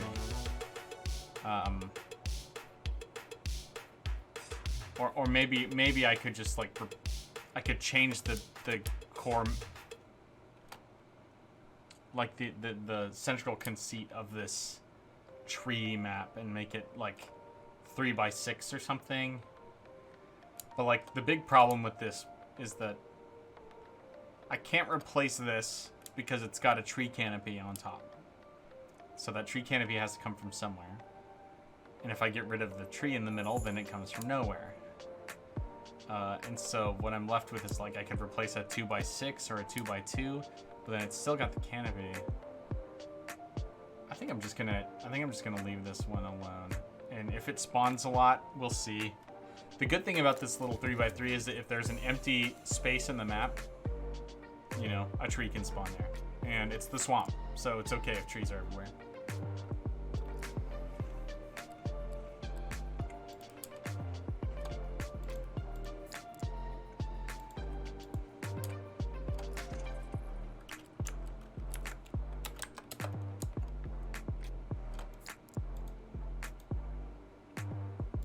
Trees. Okay, this one gives me a little more room. I could replace a 3x3 chunk of this tree right here.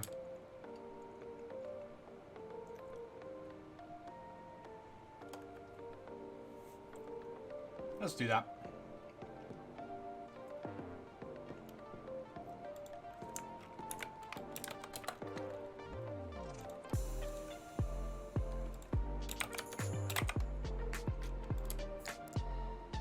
Actually, let's do like a 3x4.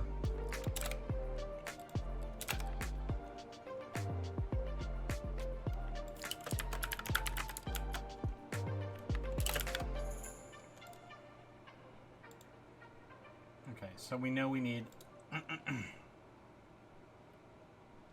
some leaves at minimum.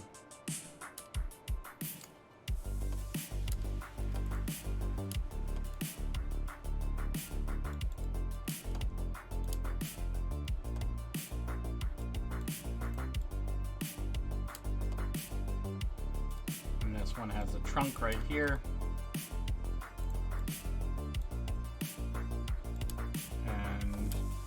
Nothing around it.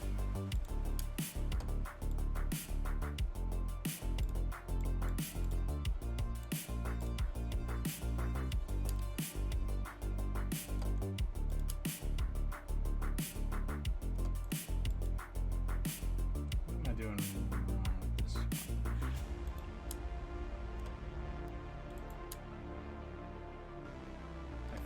I think I'm doing this one wrong. I need this like this and this like this. And this here instead of here. And we'll go ahead and put this here. And we might as well put these toppers in here.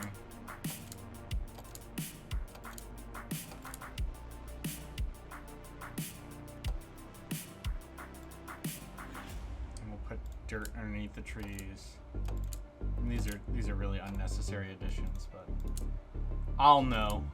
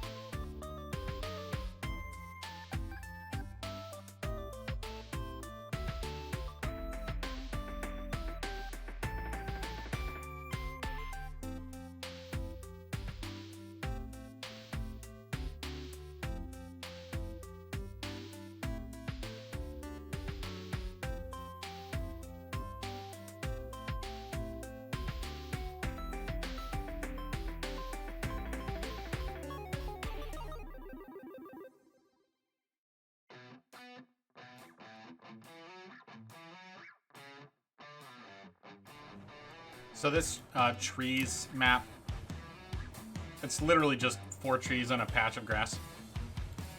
And so I'm just trying to... this is a fairly small map, so it's going to show up kind of frequently. And so I've just been trying to add a little, like, you know, whenever this thing appears, I want it to have a little life to it. And so I could do like a little...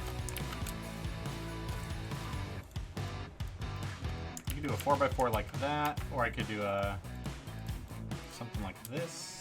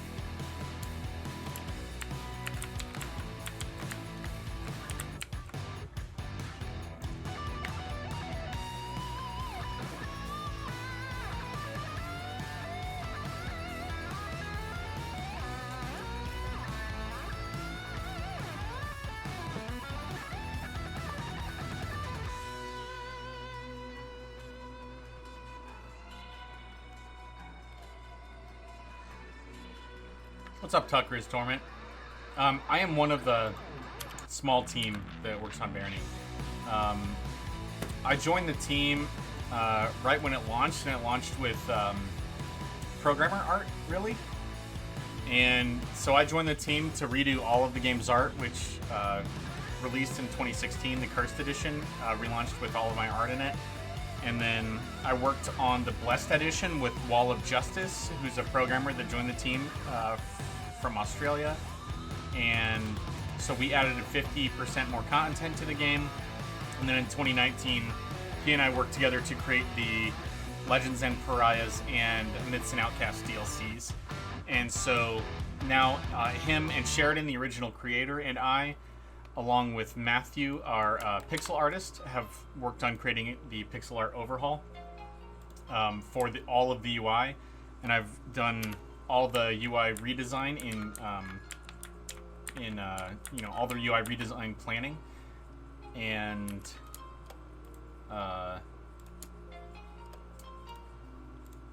we're bringing it to the Switch. So I guess to make a short story long, I am part of the very small team that has made Barony what you know it as today. So yeah, and this year, me and Wall of Justice and Sheridan all are working full-time for the first time ever. It's a great game and looks fantastic. Well, thank you, Tucker's Torment.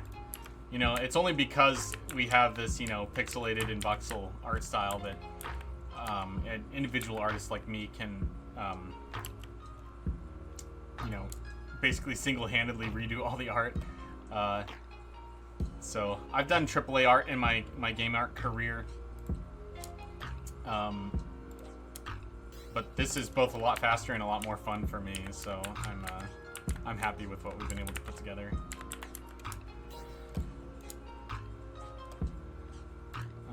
All right, and right now what I'm doing is I'm overhauling the swamps so that it has about 5 times more level variety. I just realized I didn't replace Sheridan's name in the author of these ones, because I'm doing these.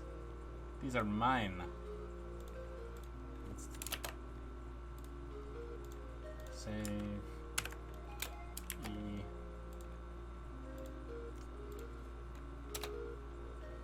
E. Let's go. Okay, C. Yeah, thanks for coming to hang out. Did you discover Barony recently?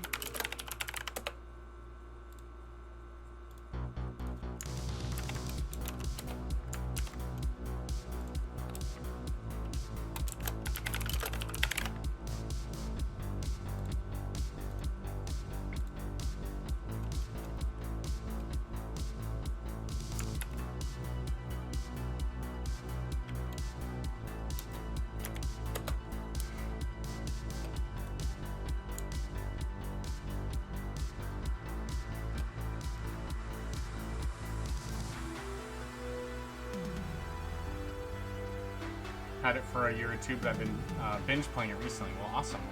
Well, we're getting this update done as fast as we can. I'm really excited for everyone to play the new updated version of the game because it's so much improved. I'm especially excited about playing split screen with homies, you know. Let's do like a log situation.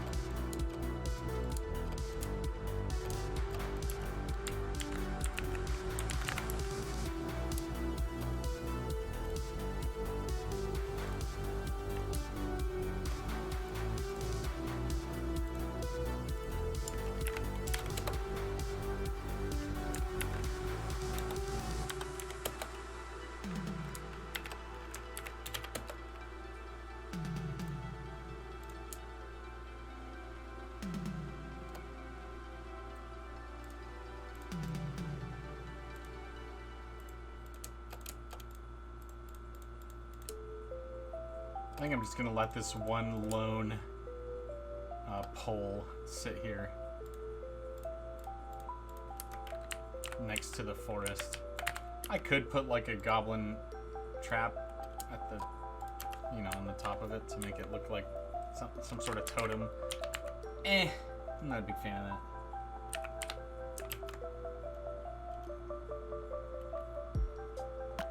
Yeah, we can leave it like that. Leave it a mystery.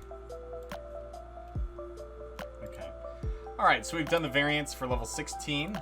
Let's open up level 17 and see what it has to offer. Ah, yes. The Goblin Hut. Fort. Okay, so Sheridan called this the fort. Now there's a lot we can do with a room like this. So this is a 8x9, so we're going to make a 6x7. 17, and I'm going to go new. Because we're going to replace the entire interior of this map. I believe the ceiling has these, and there's trees up like out. And on the bottom we have these decor blocks.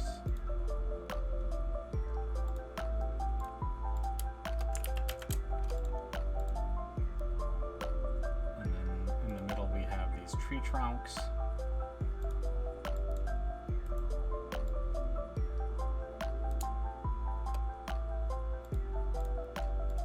And then we have a torch right here and a torch right here. And then the floor is just some grass. Very simple.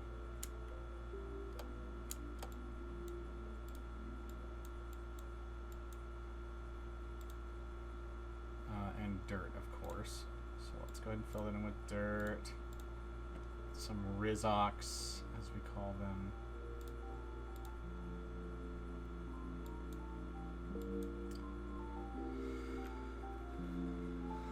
So yeah, we're going to recreate this map and then replace this with map tiles. And actually, because I've already done these, I'm going to go ahead and do that here. Like that. Let's go ahead and replace that like this.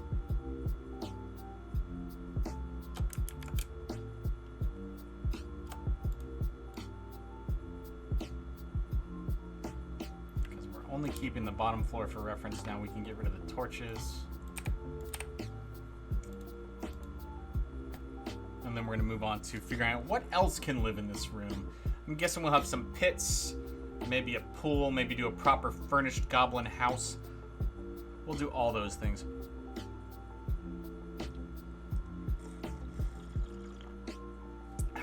Got some coffee. Nice and hot.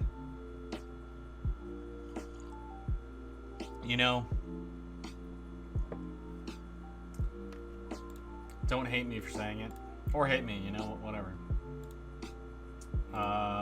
But instant coffee is just as good as regular fresh made coffee. There, I said it. Coffee snobs, get wrecked.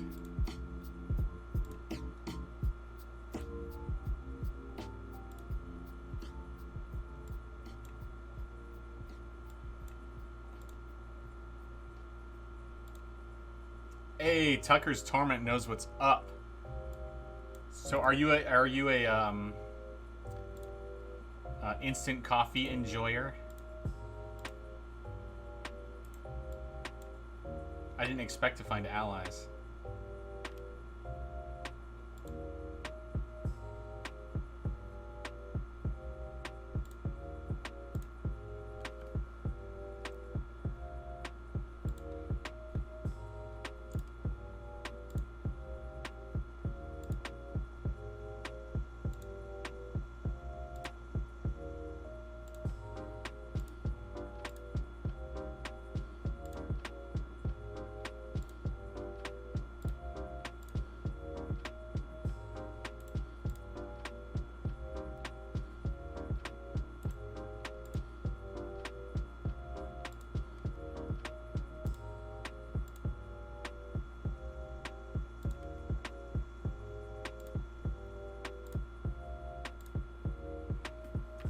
Okay, that's a lot of tile painting for a very subtle grass effect.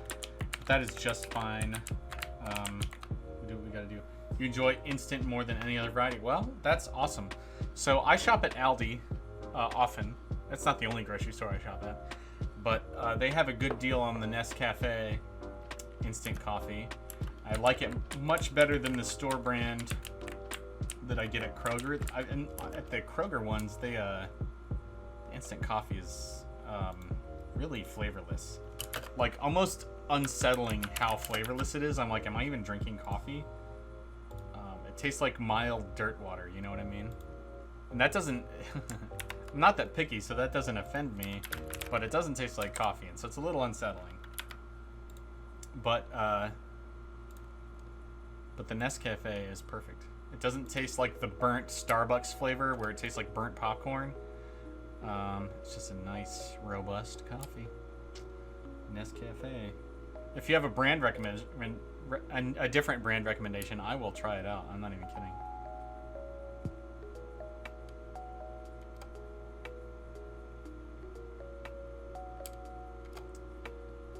Okay, so we have this recreated now, 17A. 17, and now we can make the inside whatever we want. You bounce between brands a lot. Cool, cool. I get it. I'm not a brand loyalist myself, but since Aldi is always cheap and they got the Nescafe and it's better than the store brands and cheaper than some of the other fancy brands and doesn't taste like burnt popcorn, it's a winner all around in my book.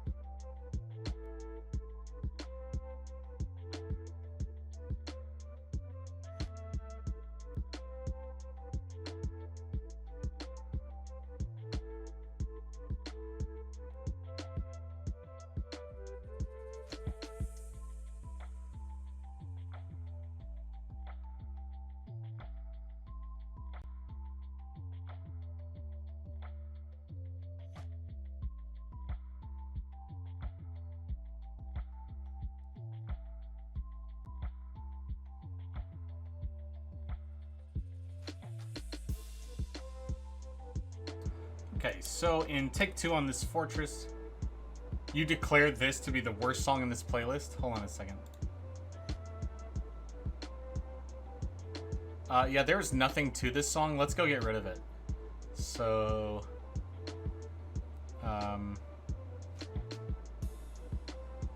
let's go to explore item folder. Searched by the Die Lie, it's called. Alright, we're gonna skip it. Alright, now I've deleted it. Goodbye. Goodbye. Alright, Wall. Your favorite song is gone. Never to be seen again. Okay. You're welcome. I don't think you were watching yesterday, but I deleted a song yesterday that I was sick of hearing. Some of the songs are just objectively awful.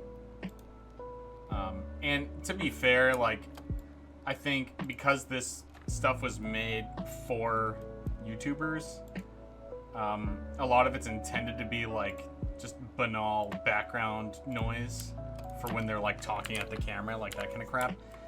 And so, you know, I can kind of like give boring songs a pass, and I would say that is a very boring song. It's not offensively obnoxious unless you're trying to listen to it. Which is maybe a bit of an oxymoron today, that way. You know what? Let's take a risk. There we go.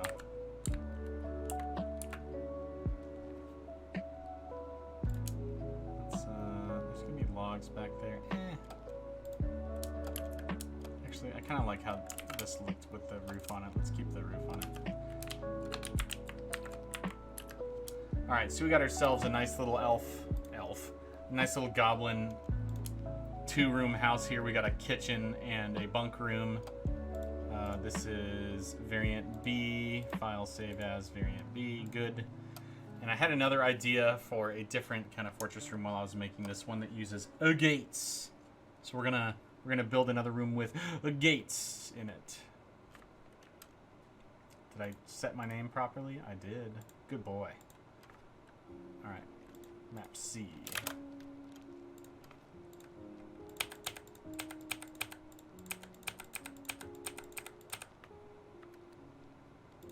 File save as C.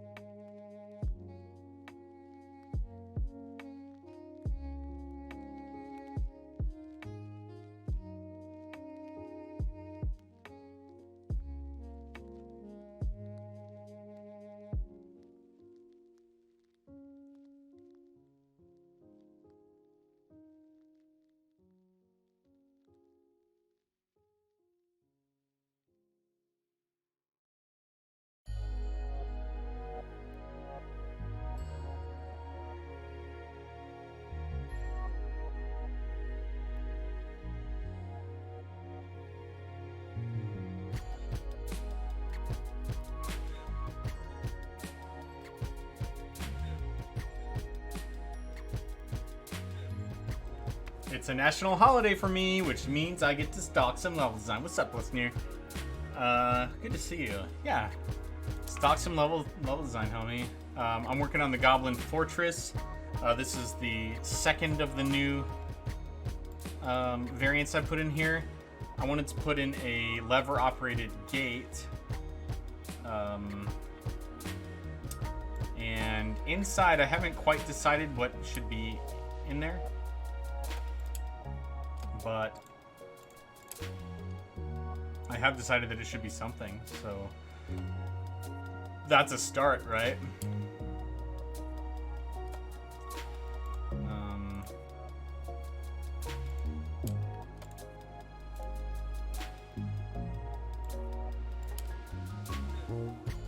Maybe I'll make a mud room. Let's have a mud room. A goblin mud room. They don't want to get mud in their house, so they have a mud room. What's the national holiday, by the way, if you don't mind me asking? I feel obligated to answer. I don't know where you're from, and you don't have to dox yourself if you don't want to.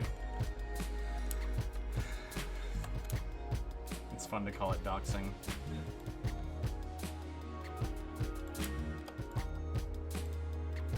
Independence Day of Brazil. Oh. Well, greetings to you and Brazil and happy Independence Day. I know I take pleasure in the American Independence Day, and so with whatever solidarity I can muster from the USA, happy Independence Day to you. And I mean that. I believe that despite the flaws in our governments, at least being able to own our own mistakes and not be accountable to some other nation or some other nation's king is something is the beginning to proper governance. So a hearty and heartfelt congratulations to you and Brazil.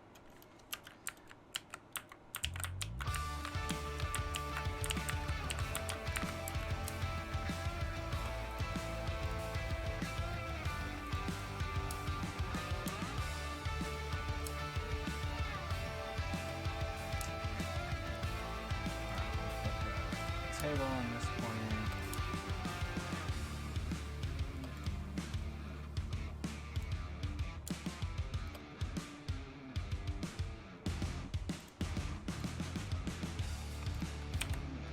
Yeah, let's go ahead and put a chest in here.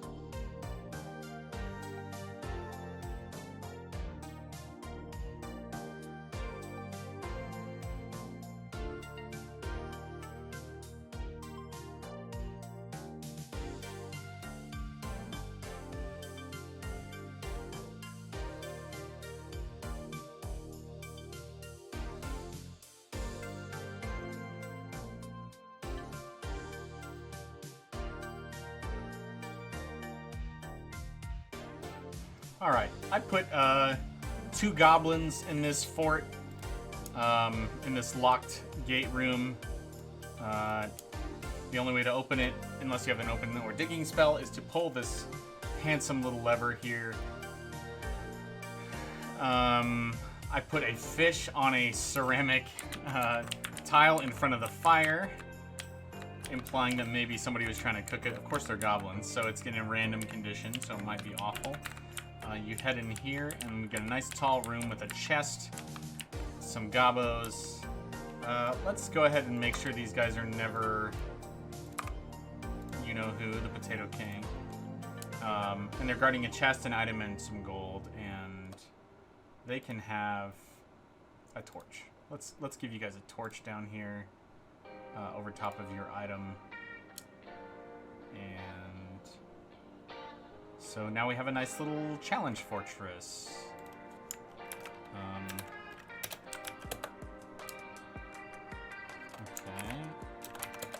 Okay, so this is map C that we've just made. File, shave out, sheet. Beautiful. Well, thank you. Thank you. We're just adding all sorts of variety because that's what we're hungry for in our level design. This is a rather sophisticated little abode. Like, I've given this place a floor, so we can just assume that these are guards of this treasure, and this fortress house belongs to a powerful goblin.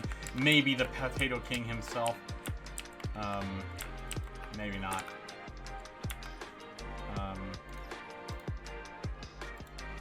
I don't know if that does anything. I clicked disable traps in here because I think it could really disrupt the design of this area if a trap showed up. But all right, so let us move to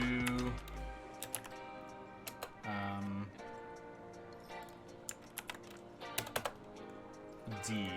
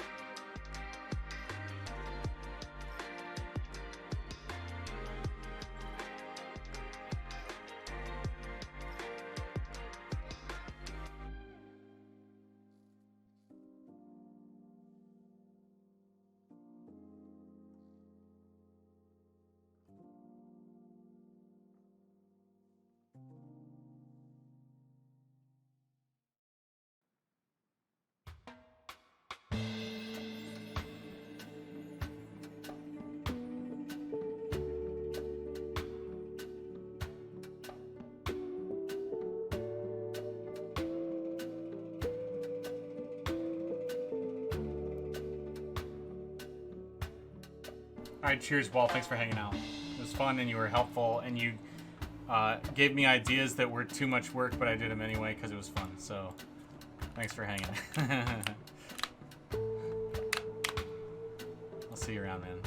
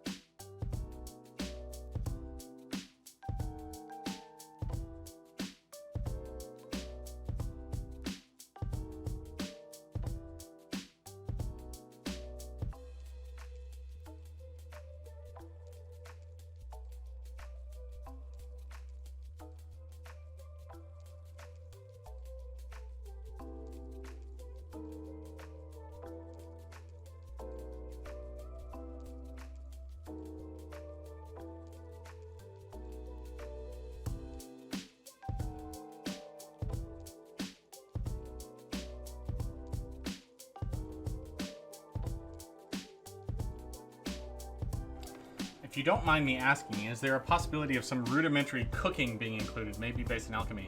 No. I think that's very unlikely. Of all the things that we, and you know, apologies for the blunt answer. You know, there's, I think because of, like, survival crafting games are really popular right now. You know, one of the most common kinds of suggestions that we get are ones to expand crafting in some way. And, you know, this is a game about dungeon crawling, and so it just seems unlikely that we're going to spend time and effort to make the game more crafty. Like, even the crafting mechanics we have are all about getting you back into combat. You know, so crafting mechanics that aren't focused explicitly at getting you back into combat are probably not something that we're interested in. Yeah. Good. Yeah. I know sometimes I can be kind of glib, especially when I've heard certain suggestions before, and people can be really invested in them, and I might sound like I'm blowing it off, and I apologize for that. It's when you get the similar kinds of suggestions, it can, I just find it amusing. Like, it doesn't bother me to get those kinds of suggestions. And so I just try to respond with the quickest route to the truth as I can, that it's just very unlikely that we would bother. So yeah, it's kind of the long and the short of it.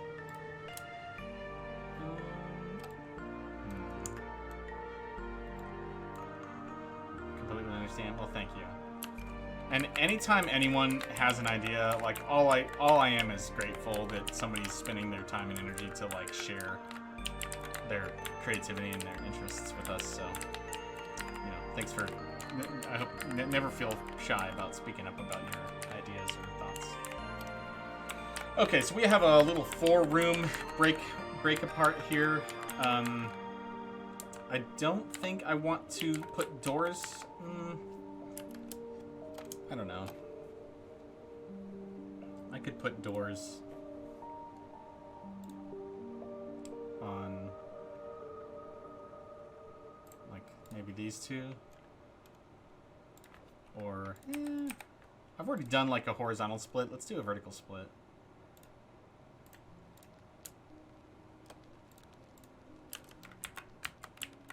So, I'm not really sure what the premise of these rooms are. Maybe they're just more ruins or something.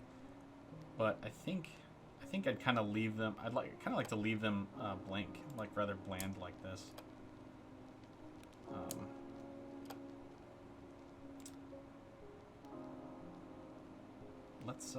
Let's extend the amount of green tile that we're putting here and here.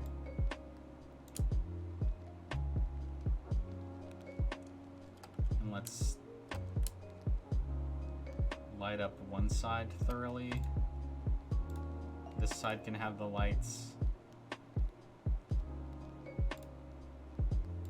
This side can have the sinks. How about that? Alright, this one can have a sink. Actually, this side can have a chair. There we go. Alright, we got ourselves a bona fide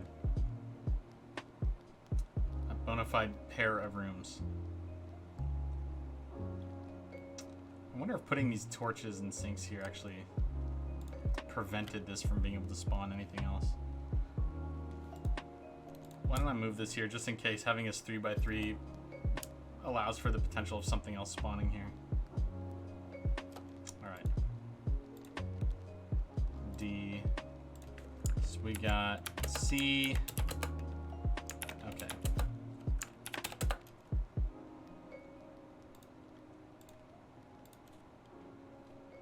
Alright, a rather simple four square room. And then I think for the last one,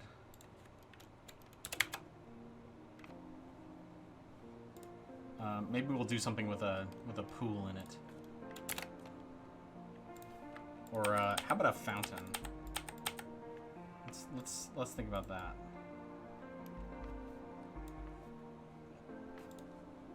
we like fountains here.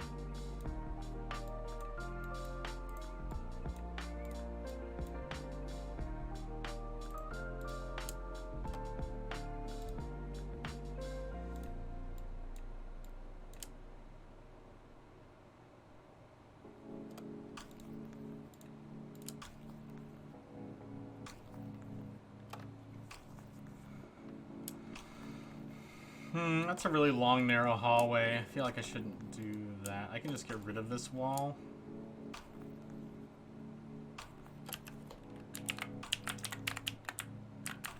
So this is like a spa.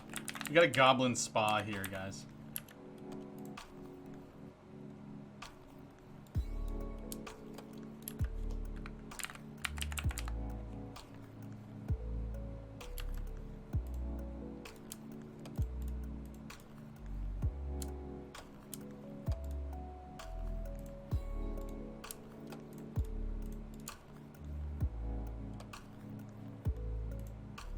Spoblin!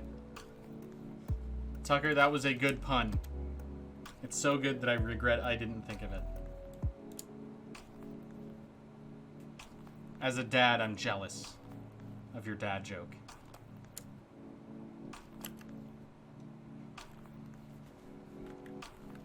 Thank you, thank you. Well, you're welcome. Let's put a little more nuance in these columns here. Ding, and then we'll have a regular brick wall in the middle here.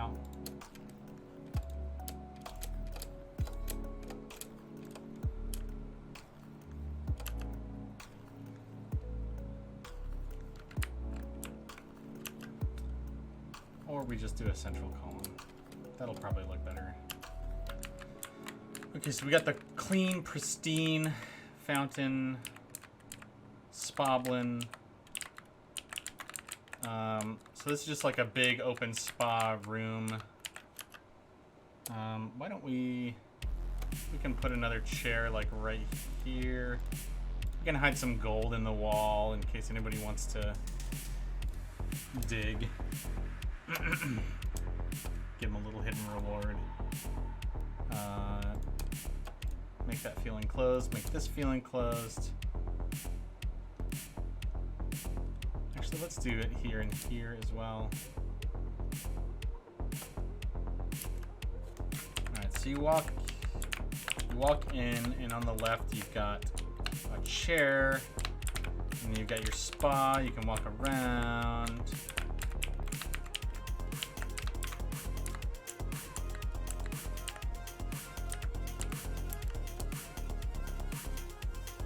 Let's go ahead and put a torch right here. And right here.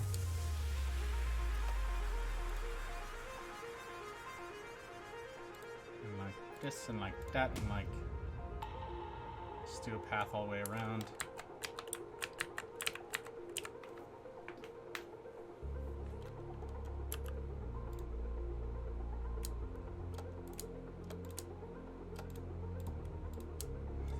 Okay, so if there's any trick to this one, it's that you have to swim in order to get to the fountain, I guess. You could walk over here and then, like, you might be able to reach it from here, which would be fine. I don't have any problem with that.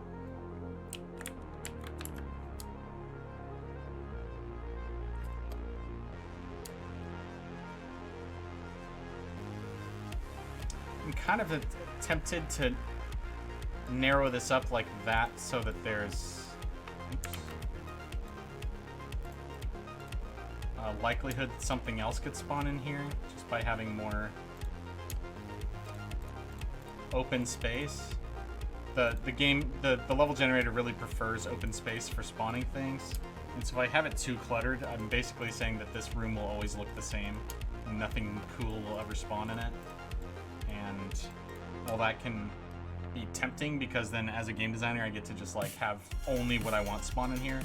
And also, yeah, that just means that the experience will get stale faster. So I think this sells the idea just as well, while being less restricted. So okay, I like this.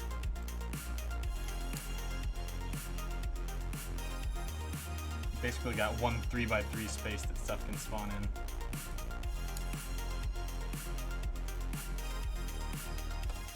Let's put this chair here so that it's actually like a 3x4 space. Okay. All right, so we're done with this first fort layout. Let's go to 18. We have a rather simple situation here. Okay, this one will be fun and easy, I think. This is 7x7, so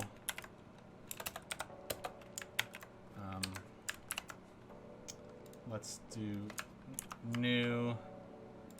That's 5x5 to replace the entire center.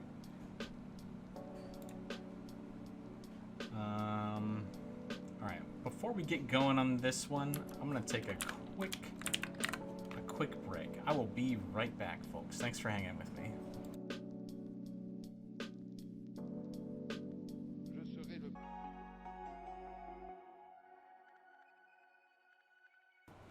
Alright, thanks for your patience. My wife just got home, so I wanted to greet her. Ink, I guess you may have missed me working on variants for the Goblin Fort levels, but I was gone for a big portion of that, so you didn't really miss much, I'm sure. This is a very simple level, which we're making a variant of right now. So we'll just crank out the variant A, which will take us no time at all. It's so simple.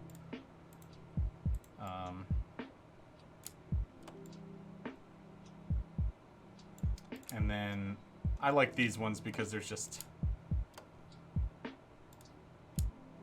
so little to them that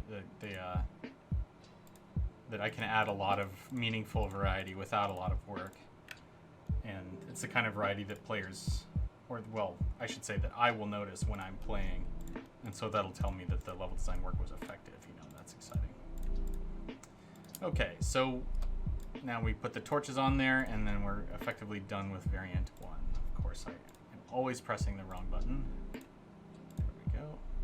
And then we need a left torch. Boom. And chicken voila. It's done, and now we gotta just replace this 5x5 and delete the torches.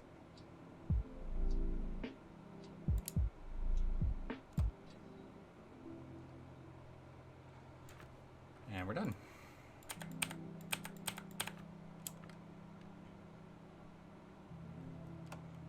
Okay, save, map attributes, variant A.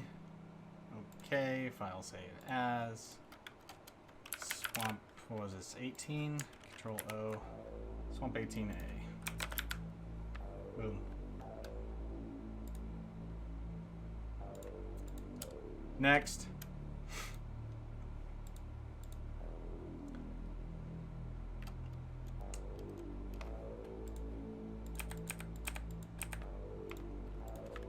Variant B.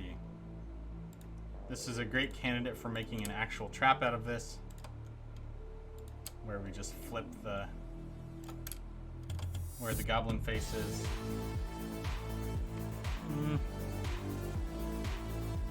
Actually, I kind of take that back because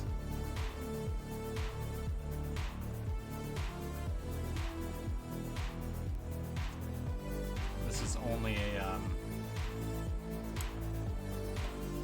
I would only have one tile to shoot between unless I want the trap to look like it's not working properly. So let's instead get rid of this, put this here.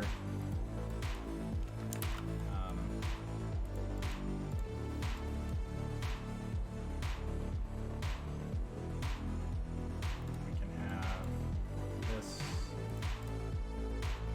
We'll just turn this into a horizontal hallway like that.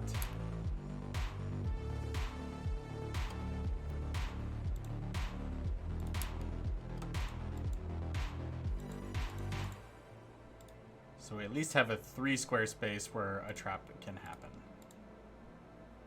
Although behind it, that's gonna be an issue. Maybe we shouldn't do a trap, you know? A goblin fort? No, that's just Swamp 17 is this log room with a front door and a back door. It's called Goblin Fort in the level files. Made this split room, bunk room, and kitchen.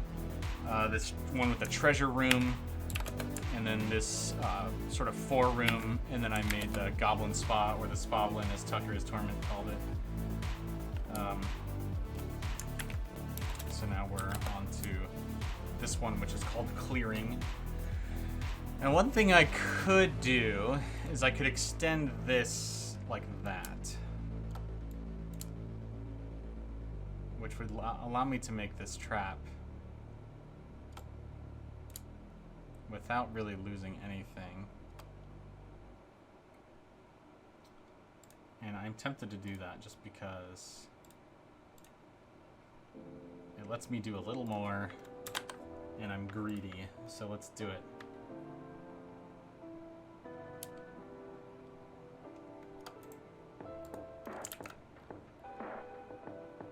And what I need to do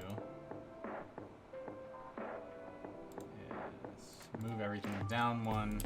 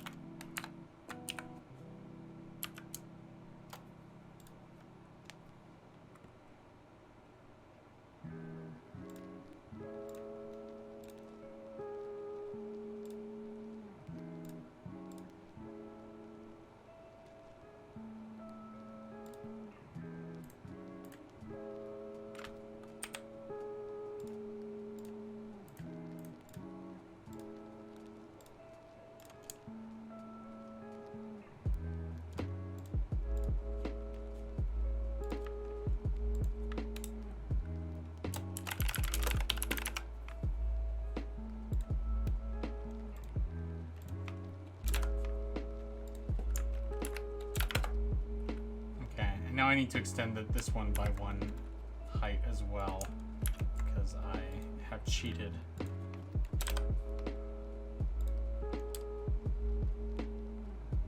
Which means I have to move everything down 1.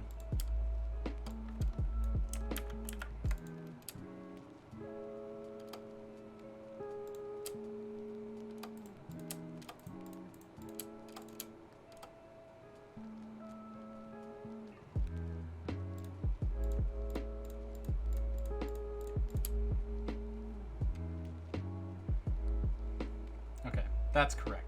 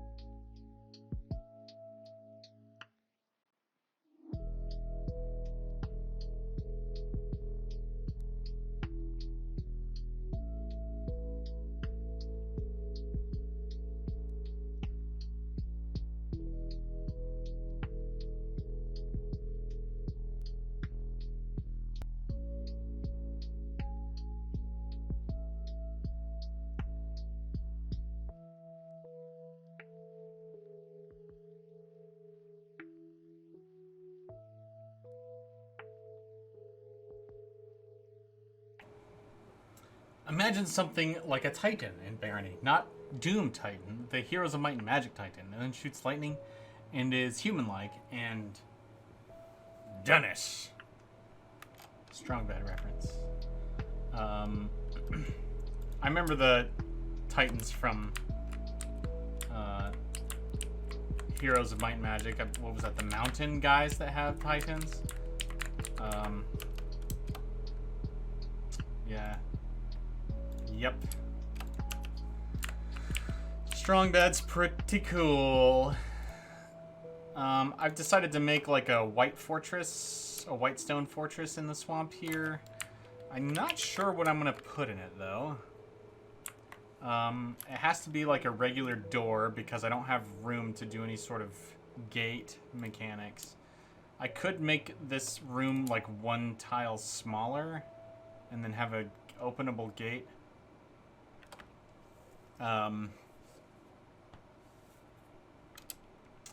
You know what? I don't know. The reason why I went with the white stone is because I've got these decorative white stone blocks outside, and so I thought it would look appropriate if the the structure that we have here is also made of white stone. I'm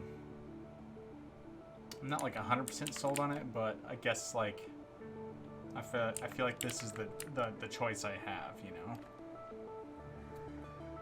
So Heavy kept calling him Tiny Heavy. Oh, I've seen him in Poker Night at the Inventory. He's been playing with Tycho. Yep, from Penny Arcade. Sam and Max. Yep. I just realized the solution to my problem is to move where the door is located to the other side of the wall here, which is a very simple solution. So now I can put a gate control here. The question is, what do I want? What do I want in here?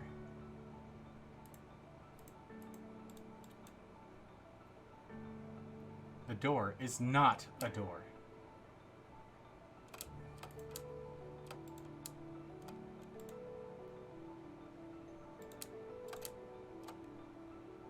It's a displaced door. Okay. So if you approach this from the north, a displaced door is not a door. Noted. Noted. I think maybe something like this we can do. But like, what are we gonna put in here, bruh? We could make this a little human hut. We could put a human ally in here. We could like make him level 5. Oops, he's not an NPC. He's where's his level? Level 5. But we need to like increase his stats, so he's got like 40 to 60 HP. And then like 30 to 50 MP. Not that that matters. I'm not really sure why NPCs have MP because they don't use it. Let's say you can have 0 to 4 or 5 to 9 or 0 to 3 or 1 to 4 or -1 to 2. That's supposed to be -1 to 2. And we'll call you -1 to 2. Okay, so we leveled up this generic human a little bit because these placed humans don't level properly. We'll give you a bookshelf because humans are smart, and this is a human home. We're going to get rid of... Here, we're going to give you a gate. And we're going to suggest you're not done by giving you a way out if you want it. Dink, dink, dink. And...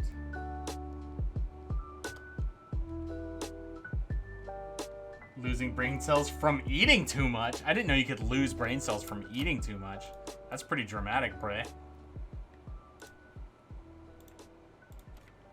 See.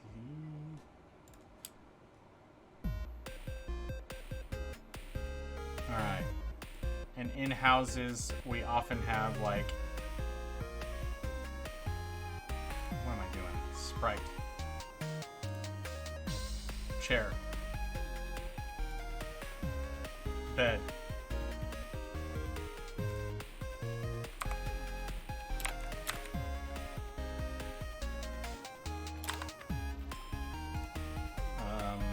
And then a sink.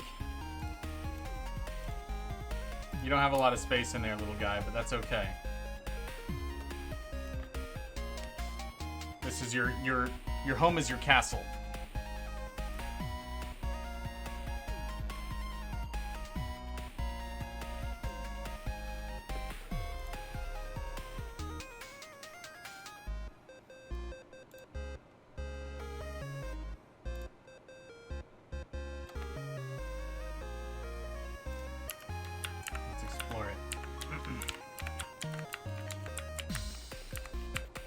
Go ahead and put a table with a torch. Yeah, it's absolutely cluttered in this little hovel. What's up? What's up, nice? The icon of the shopkeeper. That's actually a human. For what it's worth. No random chairs. Has to be a compact little table. Alright, so you've got exactly 4 squares to walk around in. Why don't we put him in the corner so that if somebody wants to shoot him through the gate, that would be hard. We don't want people to do that.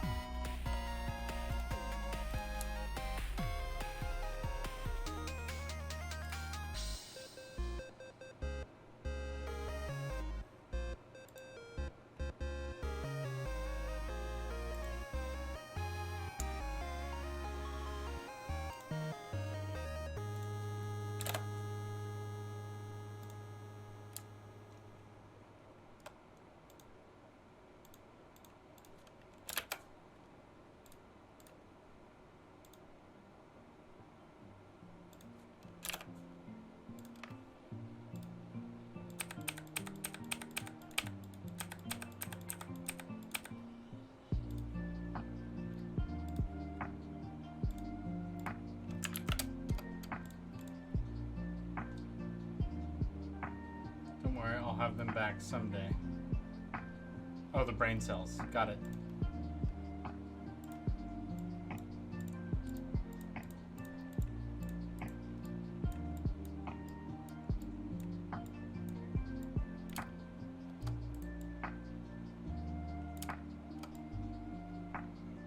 Okay, I think I would like to make a pit.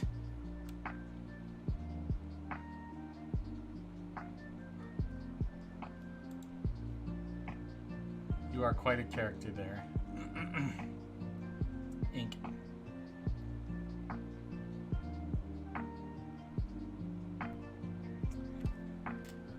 Alright, looking for a tree, looking for a tree, looking for a tree. There you are. We could have some trees in this little clearing. There's a weirdo in my chat.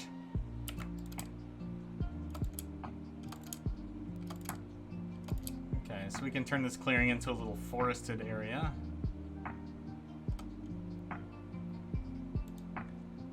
And then these are like well-groomed trees, I guess. So we can imply that this is like a park area by putting some stone around.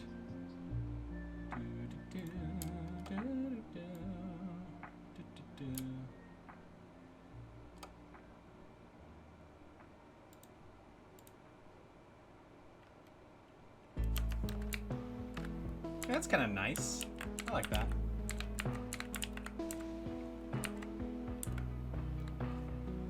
Put a campfire in the middle.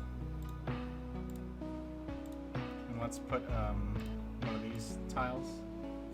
The trees have spoken!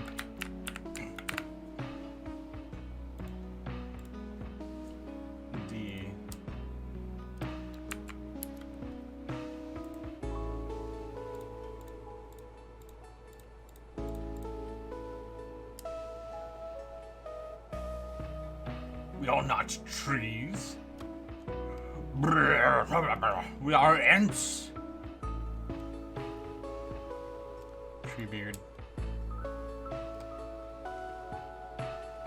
He's such an old grump.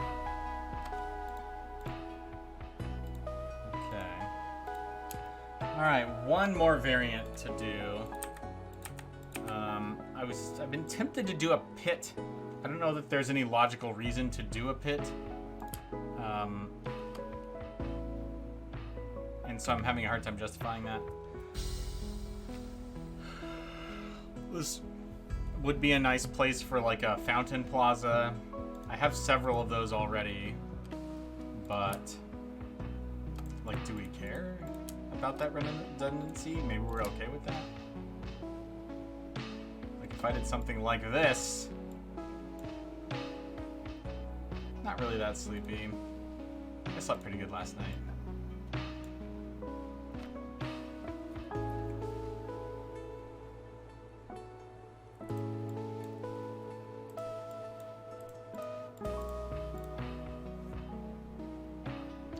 I mean, I could just say this is a stinking swimming pool. Put a diving board. That's so stupid.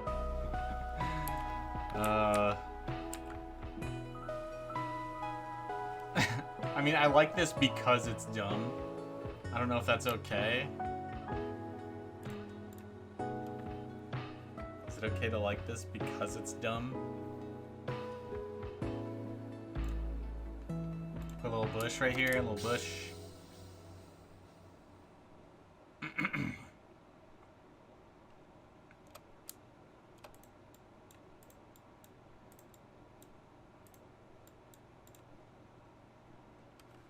Goblins there be like, jump in there, boys. We's about to have fun. Maybe use a table as a diving board.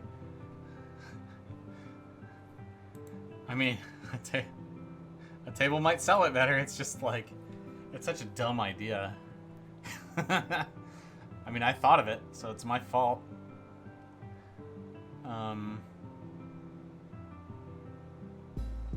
We could put a bush on the other side of it.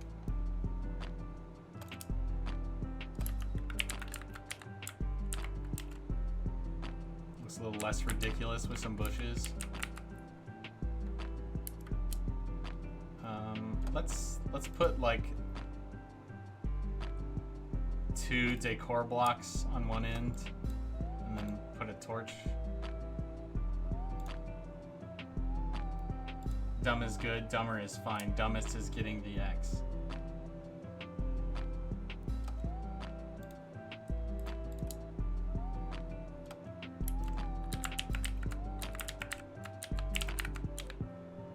You know, who doesn't want a stinking swimming pool in their barony?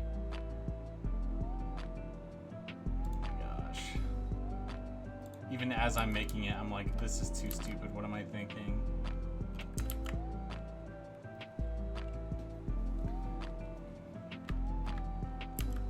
We'll put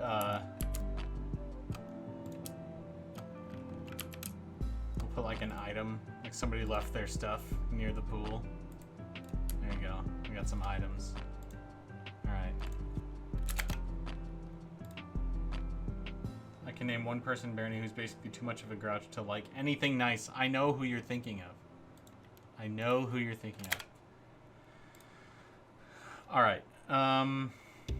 Ooh, a towel. Oh my gosh. I'm gonna make a towel. I forgot that I can pick whatever item I want. I need to go to the hardware section. Tool. Towel. It hurts. Fair enough.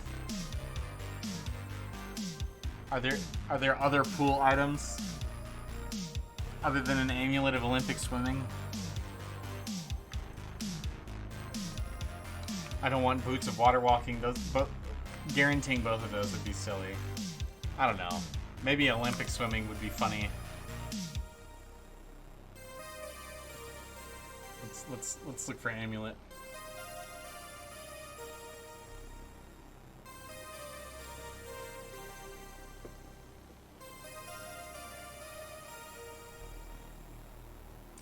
Where's amulets? We got rings.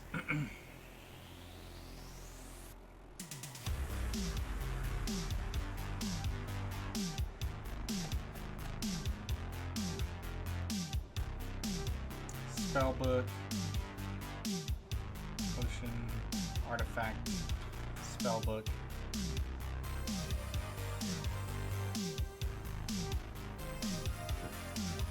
Fruit juice. Refreshments are poggers.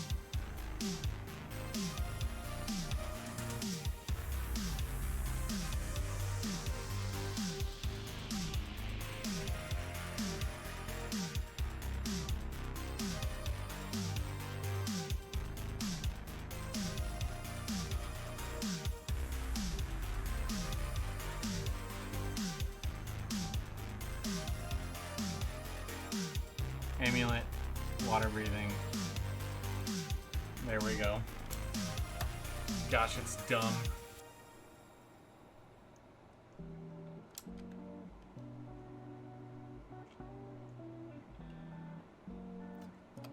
I mean, I could put like some chairs nearby.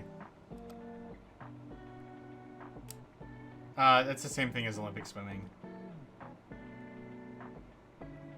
Don't get too hung up on it. Put some chairs around. Gosh, it's so dumb.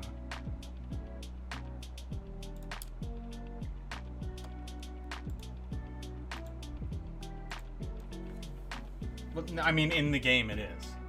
Like, what you're seeing is the item name, not the display name. So when this is when water amulet _ water breathing appears as Olympic swimming in the game. So I'm just telling you that's how it works.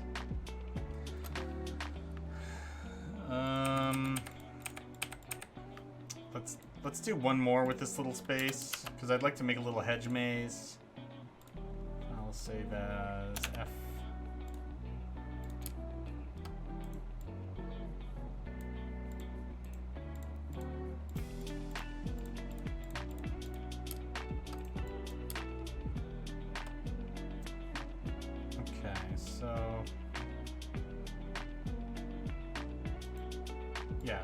Yep, you got it, Lusnir. That's right.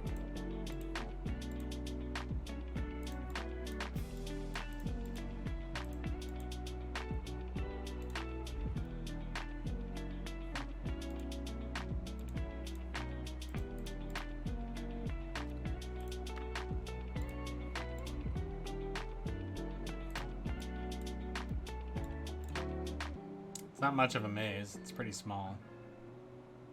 But what are you gonna do?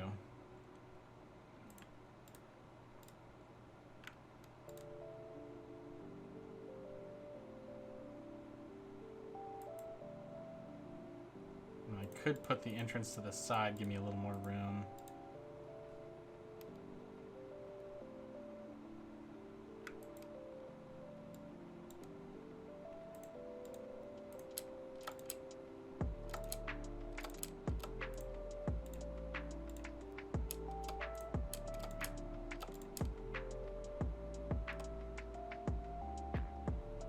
Oh, here we go. Now we can make a little snake path. Okay.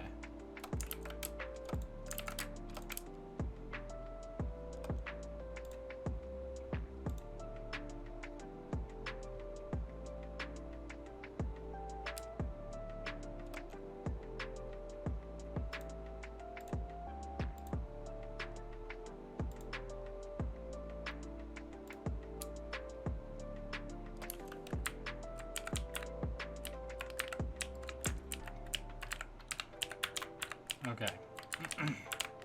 So you enter the hedge maze, and you get to the end, and what is there? Some freaking gold? Probably some gold. Like, oh my gosh, a gold.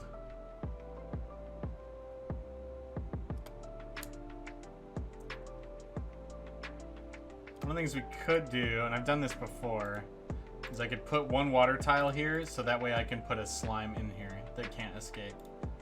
So we'll have our one slime that as you get to the end of the maze, it guards the gold. What do you think of that? We got a little question mark shaped maze here. It's pretty dumb, and that's okay. We like that. F.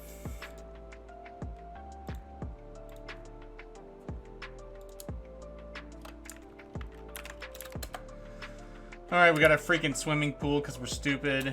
We got trees with a campfire in the middle. We got our man's hut, and then we have an arrow trap, a horizontal arrow trap. And we got the original. Why don't we do a... I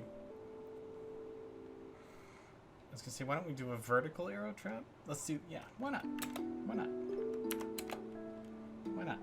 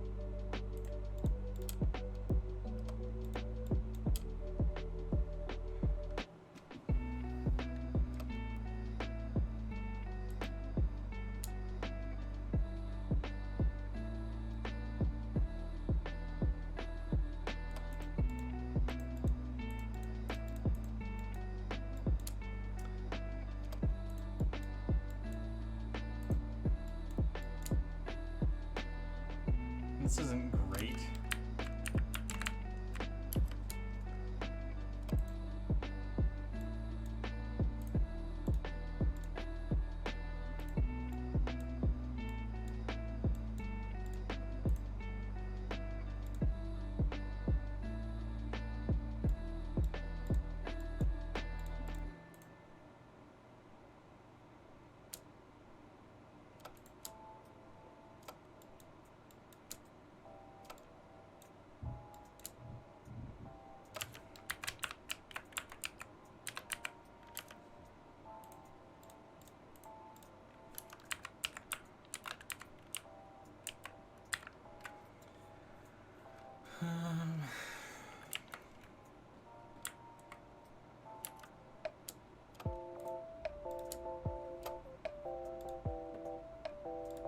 Let's make some of these.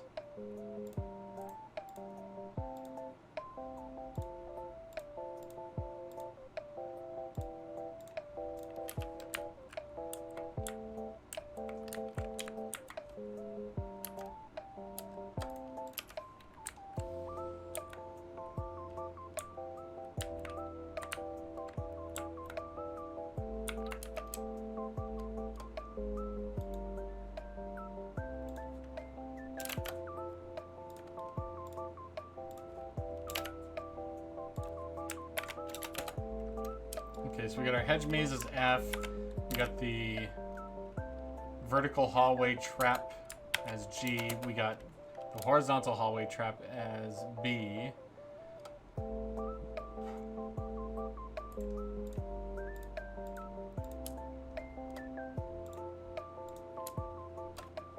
This one's better because it's 3 tiles, but what are you gonna do?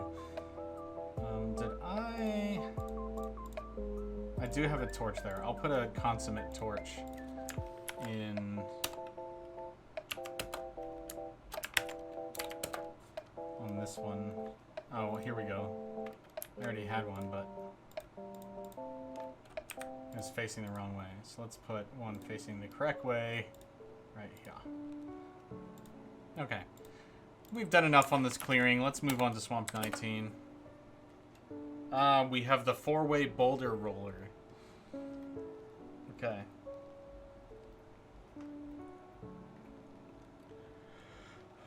This one's going to be fun because... Well, I guess depending on how we approach it. We could replace only this 3x3 in the middle. Or we could replace like the whole... There's a lot we could replace. We could replace everything from here over, so like a 4x7 space. That would give us a ton of variety. I don't know that this works. These torches sitting on the outside of the tile like that. I don't know if that works. I would think it doesn't, but... The fact that it's saved in this level file suggests to me that it would work. I think I do like the idea of making this and always have like an east-west entry with the lever, and then the whole left half of this could be something completely different. I think that would be pretty cool. So the lever could lead to all sorts of things. This is a pretty common map chunk because it's relatively small as a 7x7. So let's do 19. We'll do new 4x7.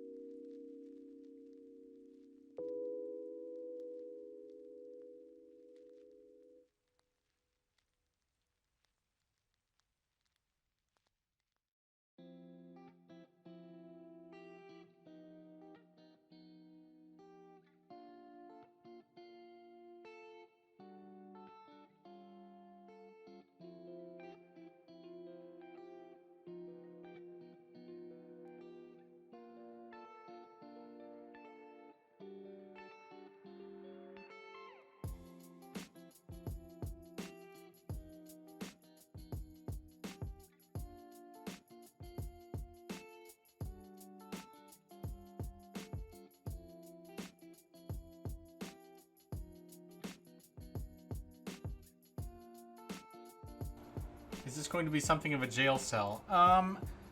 So if we look at these two things in combination, it's like a tunnel that's leading into a narrow stone room, and so yeah, the only way to open it is going to be with that lever on the outside. And so I kind of thought that the type of place that might make sense in that context was like a mausoleum. So, you know, like an indoor grave. Jail cell where prisoners died and came back to life, apparently. Yeah. So I think like the indoor grave angle is what I'm going to go for. And I don't really know how I'm going to sell that. Maybe I'll put... I guess... I can put these blocks... I don't know. I mean, those look interesting. I'm not sure they're selling anything. How about decor blocks? Let's try these decor blocks. Fancy gray brick. Yeah, those look a little bit like mausoleum shelves.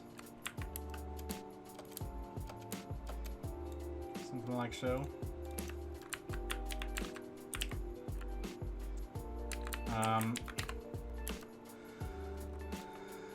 So we're gonna level up these skeletons a little bit.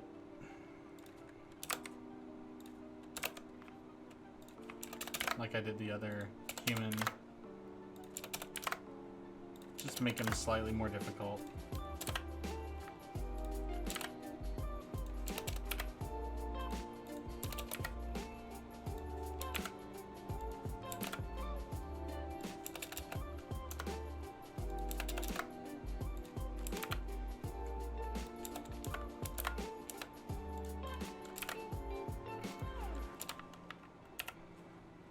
They'll keep their random gear. Okay, that was a level 4, and this is a level 2, so we'll just replace him. Alright, so now we got some skeletons. One of them, we can let them be funny bones if we want. We won't replace their weapons. You're just going to hop in here, and there'll be Skeliotrons. And, we can put, like, ... Put an item and a gold in here, because... you know, if you have a mausoleum, you probably got some riches.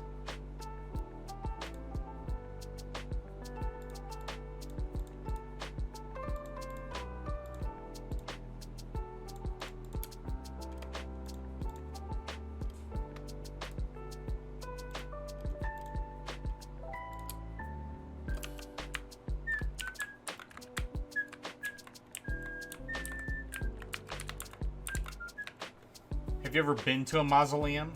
I have.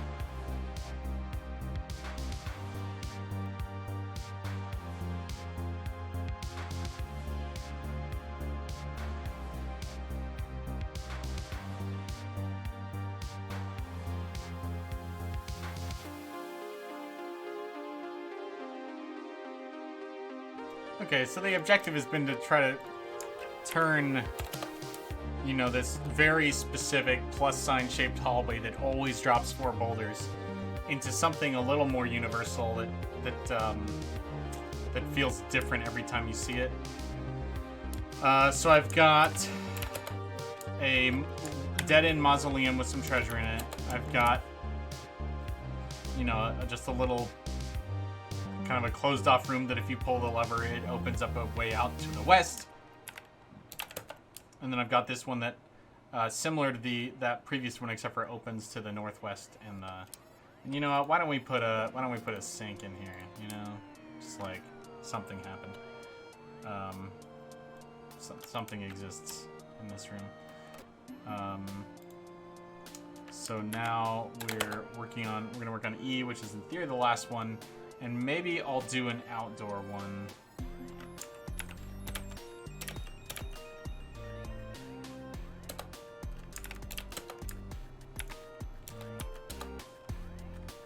The song sounds so much like Scribblenauts, dude.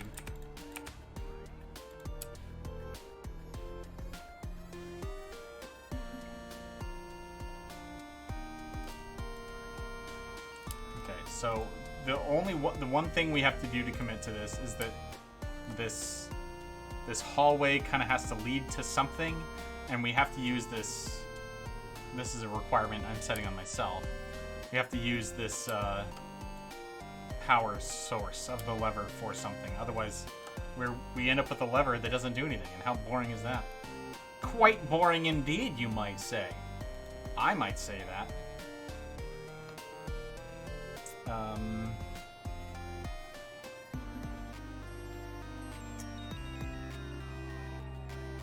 So let's kind of... I haven't done like an outdoor one, and I kind of like the idea of doing that. So...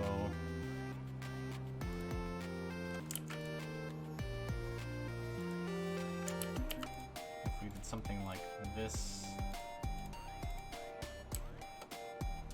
let's get something like this going on. Let's get some grass. I say outdoor, I mean not enclosed.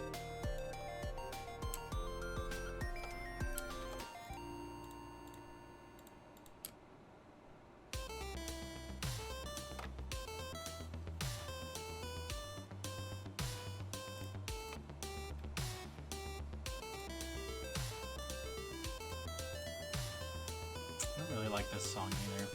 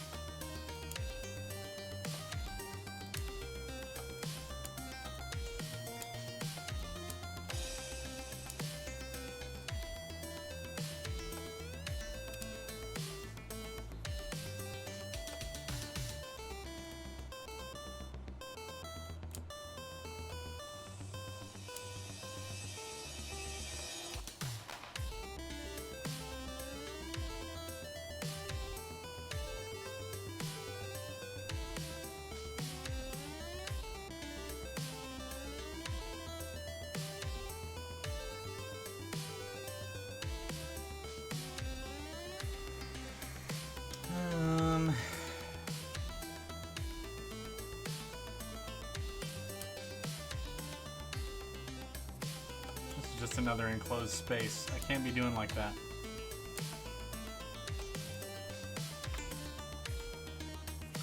Let's start with this. Okay, let's start with a blank open field, and on the east side of it there is a hallway that leads to a lever. That's effectively what we're starting with. So if I put like characters in here, then that's effectively the prison situation that you described before, Hank. I don't know if I want prisoners.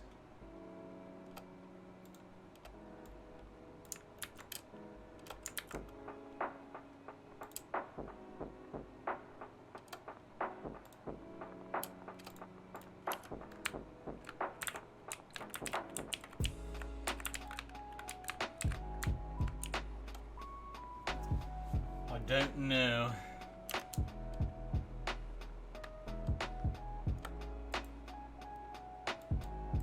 We could also do something like this, where there's like a little more space.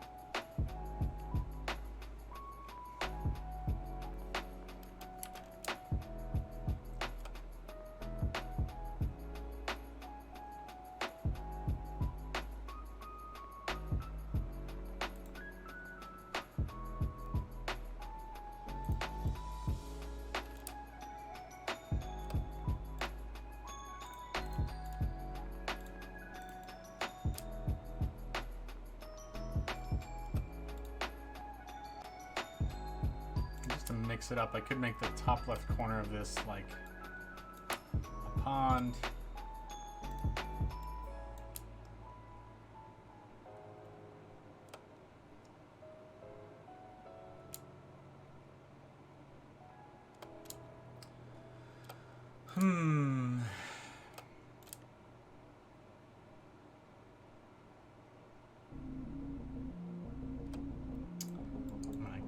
I could actually block this entrance so that the only way to get up here would be to go from another side. So we do something like this.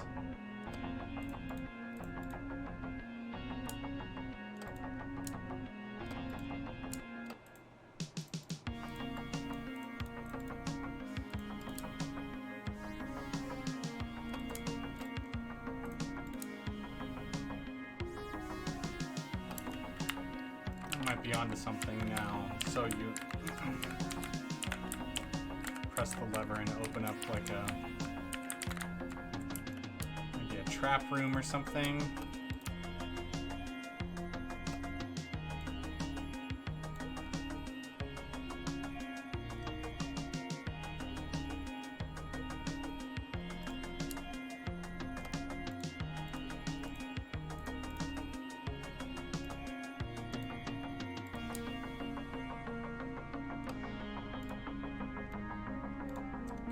West-facing chest here. And then I could put like spike traps in here.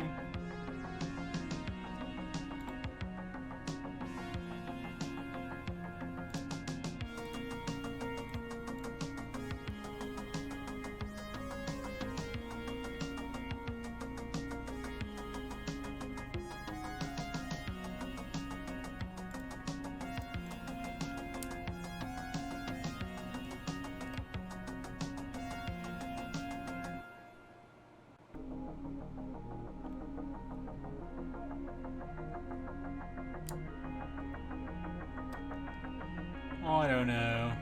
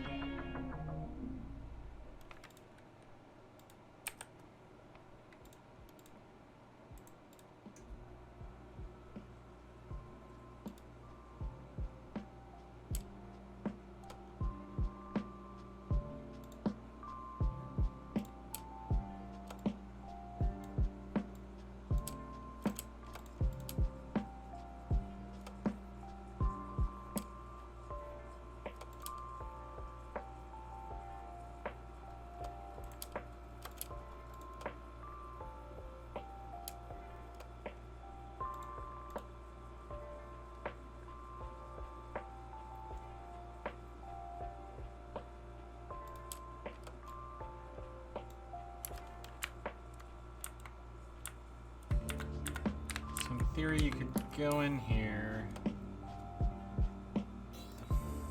first tile would be grass. Then it would be stone with spikes on it, maybe. Spear traps. They're called spear traps in the game. And it's a little anachronistic to have spear traps here, because they really aren't supposed to show up to the labyrinths most of the time. The only time they do show up is in one of the mini dungeons here, challenge dungeons, where you can pull a lever and activate them. And then they, you know, that could end up killing you. But to have like a spike trap here, it may be a way to kind of introduce the idea.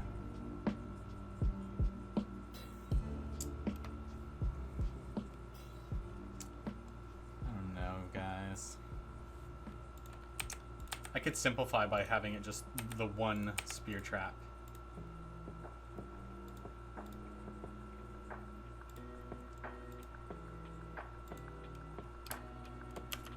Okay, so you go in here and you see holes in the ground and you say, I'm dumb, so I'm gonna go across those holes. Maybe. And like lesson learned. I can put a torch in there to make sure that like you can see the holes quite well. Let's put it on the far wall next to the chest. All right, let's have a little faith in this idea. This is E, save as, E. Okay, because we got D, C. All right.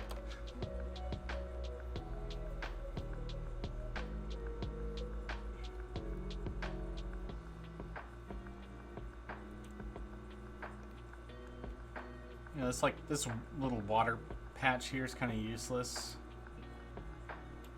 I can just make it grass so that other things could spawn on it.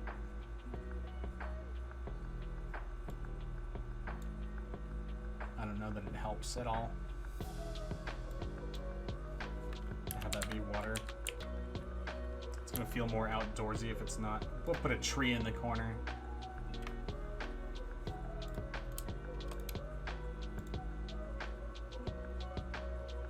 Help it feel cute. Maybe one of these. No, that gets rid of a 3x3. And we can put a torch right here. There we go. Is that a good idea?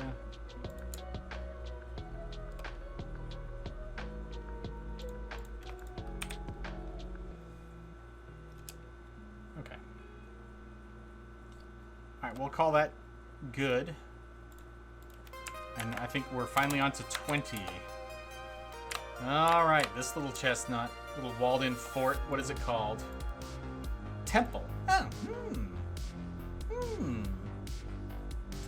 I like that it's called temple. It's so small that I want to say it's more like a shrine than a temple. That's okay. I don't know.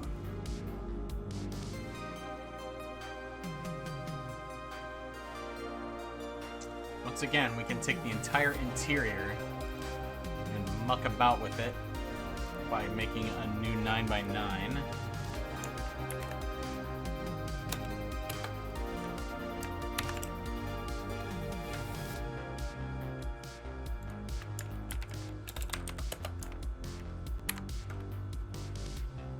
Or sorry, I should say 7x7.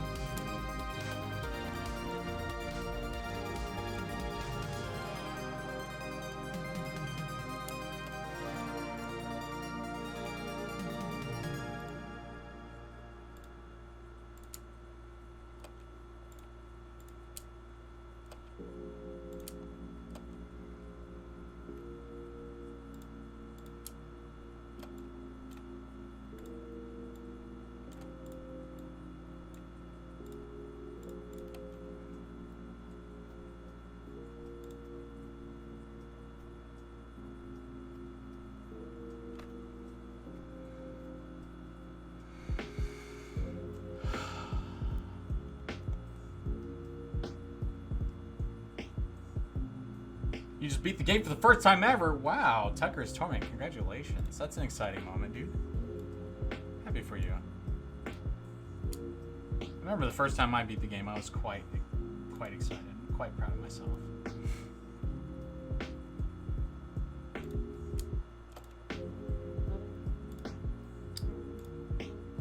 Which class did you play as?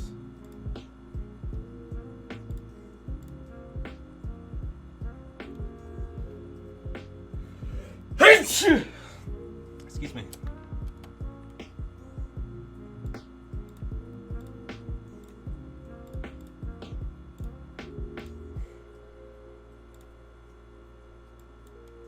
Human Conjurer, awesome, dude. So you have the DLC. That's sweet. Did you rely on your summons for most of the run?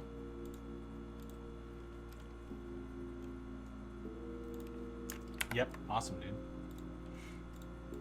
Swamp 20A. Okay.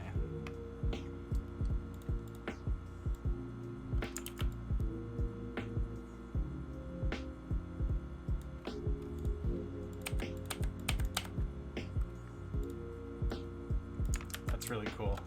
You know, I don't know if I've played as a conjurer where I was really relying on my summons in the way I should have. An AC of 33 at the end. That's pretty good, dude.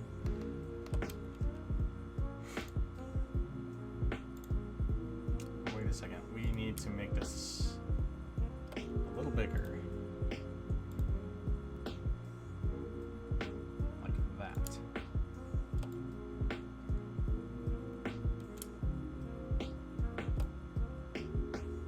There we go.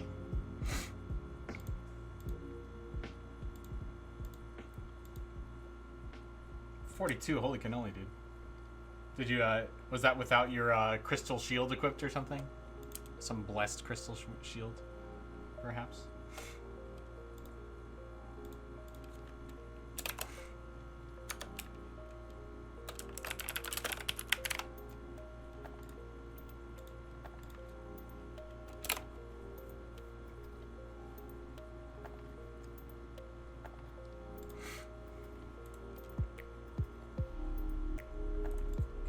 I like the idea of this being a temple, but I want to make one that feels a little bit more grand. I might have a few configurations of it to give it that sort of grandiose temple feeling. And I think I might actually script some enemies popping out if you like steal offerings, that kind of thing. I guess I can say shamelessly that that's an idea I recall from Morrowind.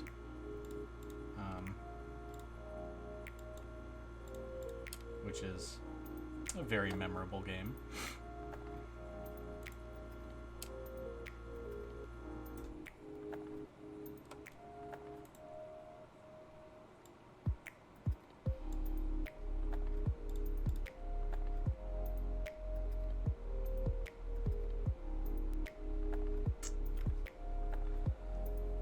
So, if, for example, I put some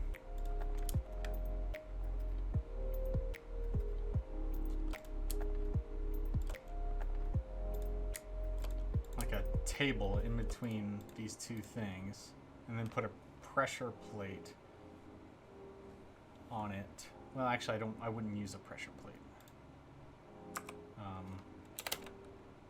Make it face east, 0 cheers, 0 chance that a random item will appear on it, and instead, some gold will always appear on it. And then we'll put a torch right here.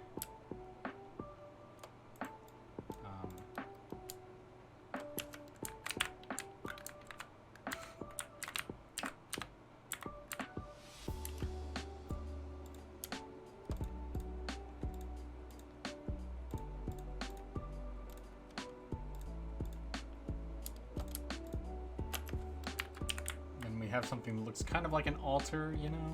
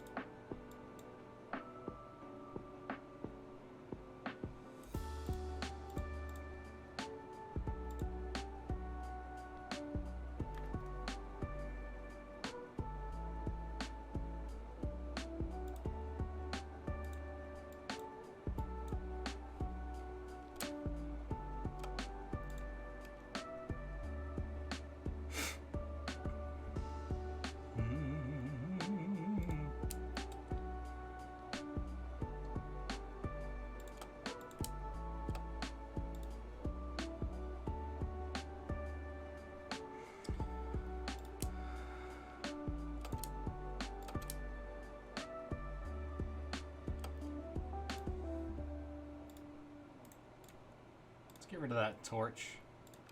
Torch is not nearly as interesting as 2 campfires. Braziers, if you will.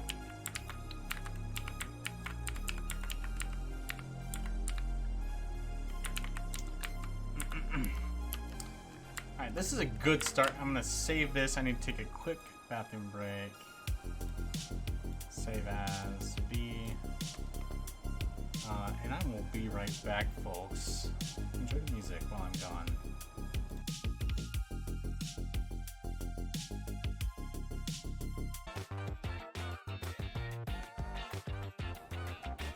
Alright, I've returned.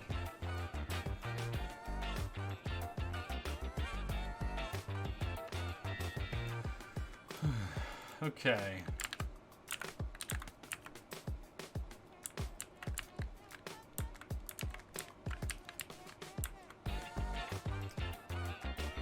Yeah, I'm a little chilly. I've got my fan going. But I don't want the room in here to feel stagnant. So I chose not to turn it off, and instead I put on a sweatshirt. So we'll see how long that lasts.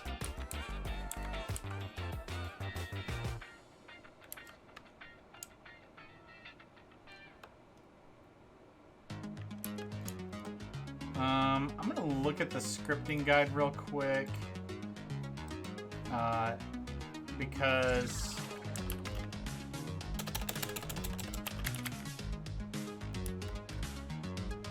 I would like to see what it would take.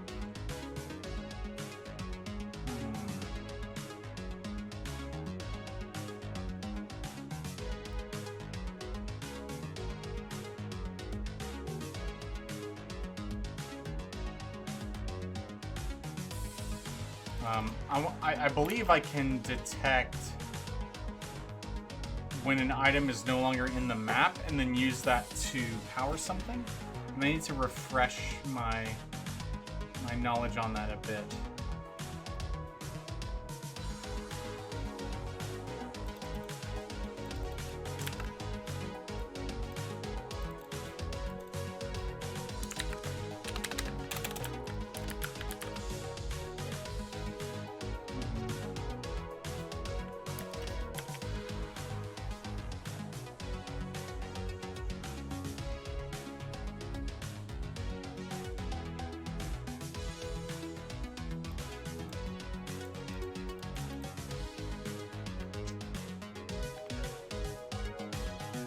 If attached equals trigger if attached dies.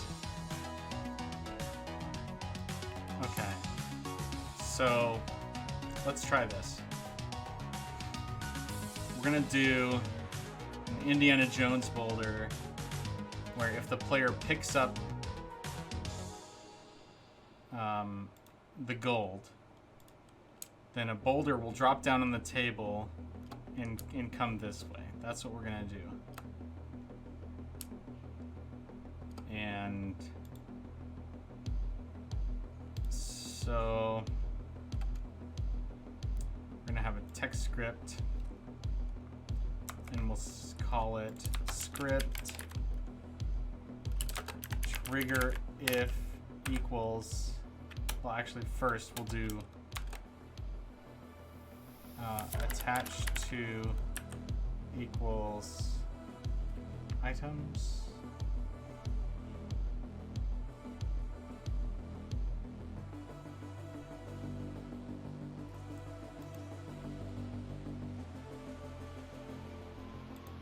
Okay. Items. Attached range equals.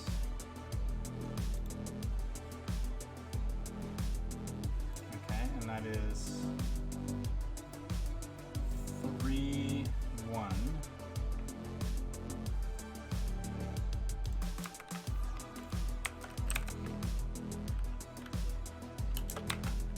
Trigger if equals attached hashtag dies. Power equals 3, 1.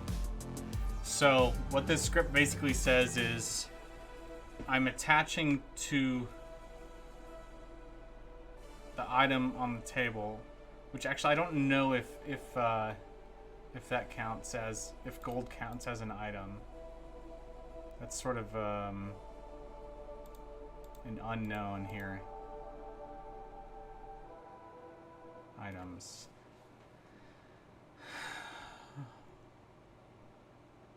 So, but we can test it.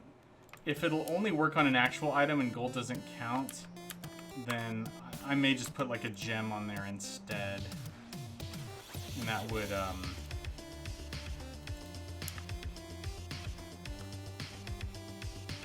solve it. In fact, let's just make it a gem. A gem is sort of a more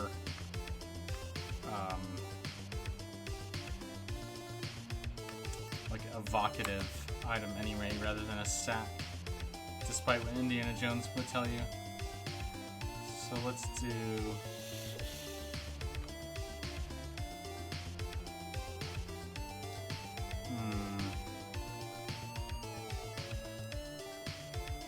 let's do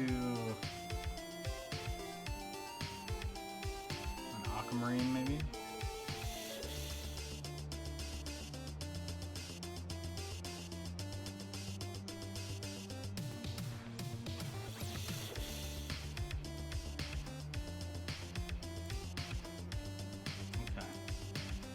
So now we know it's going to attach to that, which is good.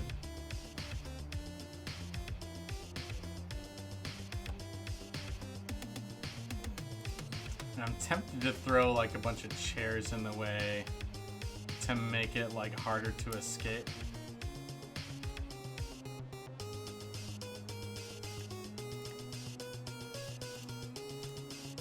Like this.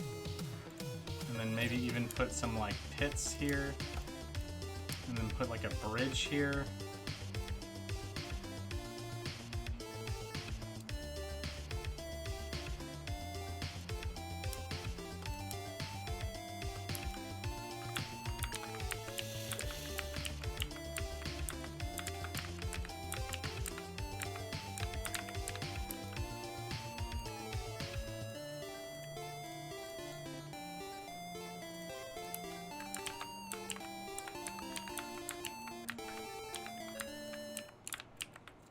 Yeah, this actually creates a situation where if the player doesn't know what's going to happen, like, they're going to be able to see the hole in the ceiling, right?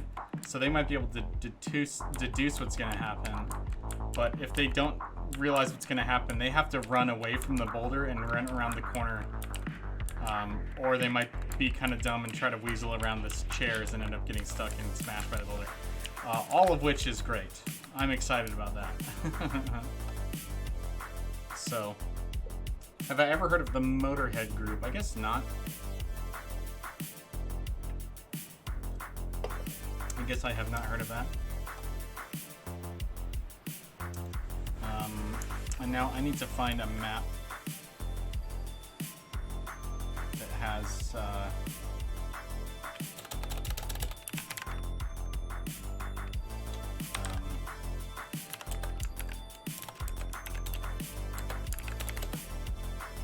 bridge in it.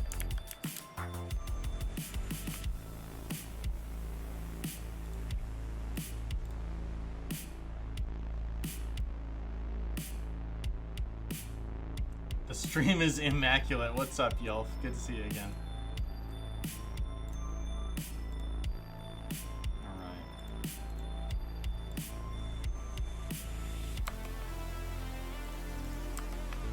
Alright, we're making a bridge.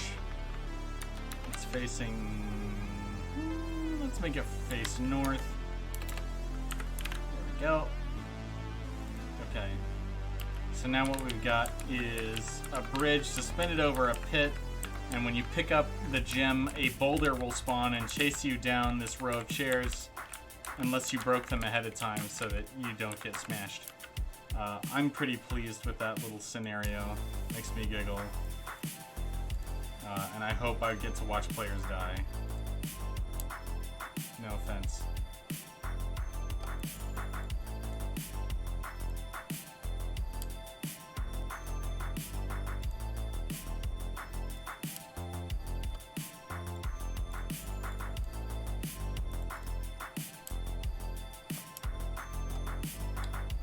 get our blue stone for underneath this stuff so I know what I'm looking at. Okay. Alright, so we have our variant B.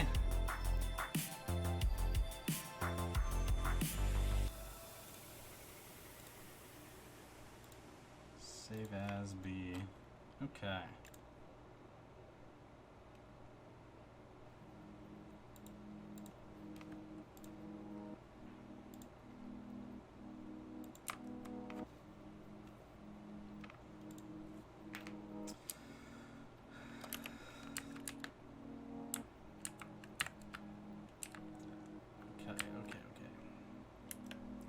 Now just looking at Swamp 20.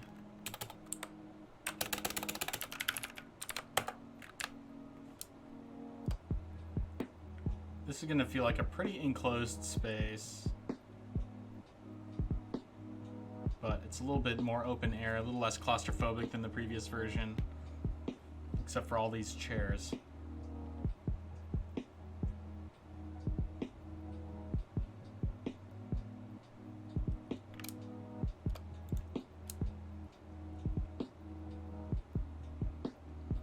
I'm tempted to put another set of pillars right here instead of chairs.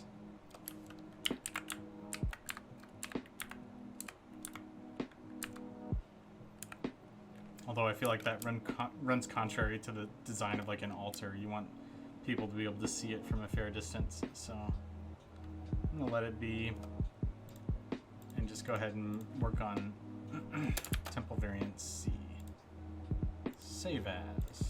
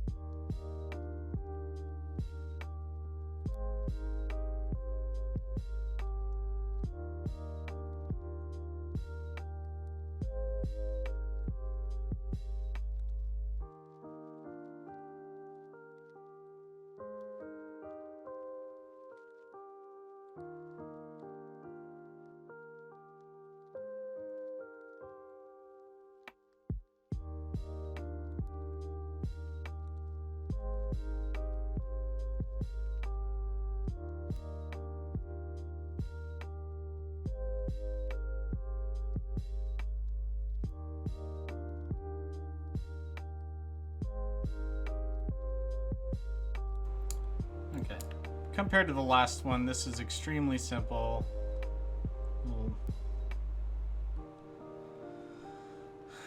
Little altar with, you know what, I think I'm gonna move this up. Are we gonna be getting some playtest footage today, maybe? I would like to. I'm pretty committed to trying to get these levels done, but we're only on 20, and that's out of like 32 or 34 or something. So we've got like at least another day of work, and I would like to playtest my progress before that. So let's get that here. So many levels, yeah, dude. Well, and it's 5 variants per level, and 4 of them are new each time, and so you know, it's another almost 50 levels that we gotta do. Barely counts up to 32. Well, good luck. I appreciate the effort, you know. It's important to try counting from time to time. See if you're up to the task.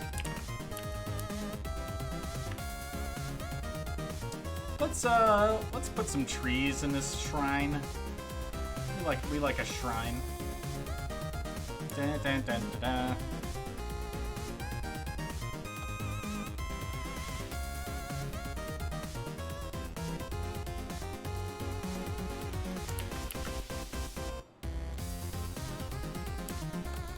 Something like this. Put some leaves. Where my leaves be at? There you are.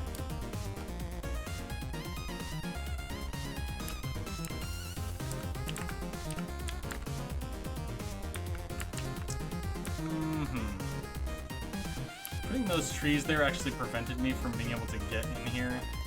So let's make this a little asymmetrical so that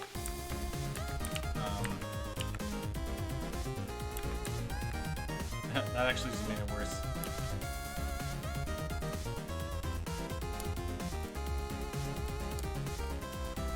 Let's not make this asymmetrical.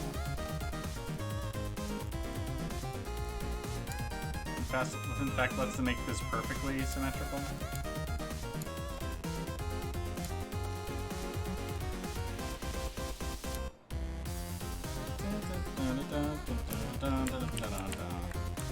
Alright, you come in from this angle.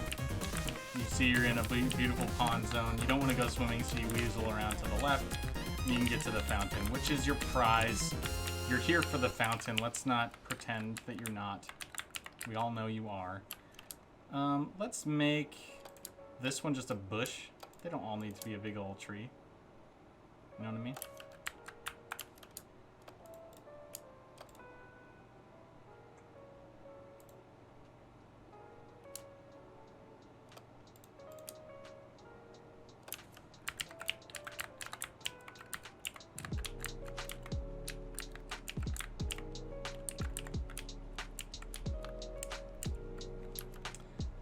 Looking good, looking good.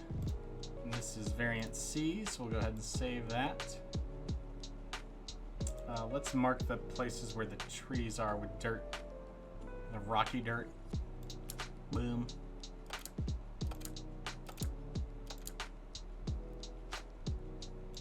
Save as C. All right, great. What's up, Goth Neopet? Been a minute since I've seen you around. How you doing?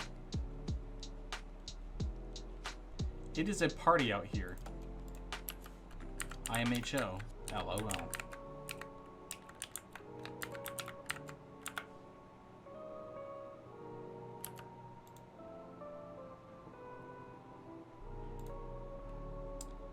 Okay, now we're going on D, variant D.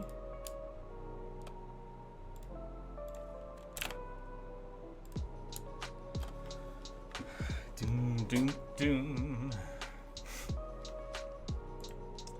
Alright, one of the things I've had in mind since I started this one is just closing the whole area off with pillars in the corners. That would make it inaccessible, completely inaccessible. So we're not going to close off the bottom ones. What we're going to do instead is put a wall that funnels players in through some front entrances. Like here and here, and here. Pallet, pallet.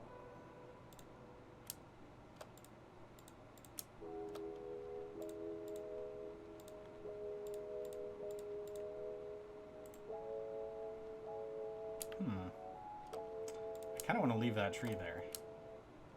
Because if it has two entrances, then the player can afford to go around if they want to.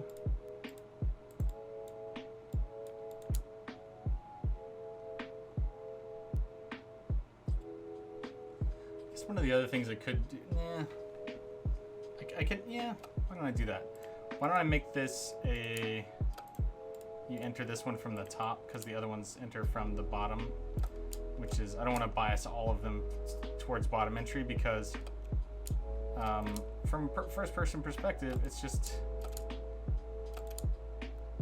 the difference between north and south kind of means nothing. So we want to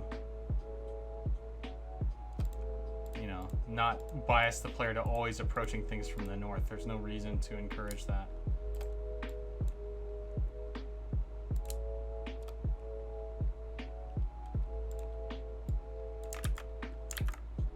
There we go.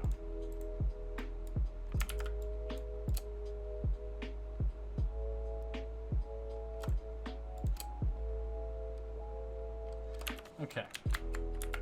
Let's get rid of the water. This isn't Watersville at the moment. Let's put these where they belong.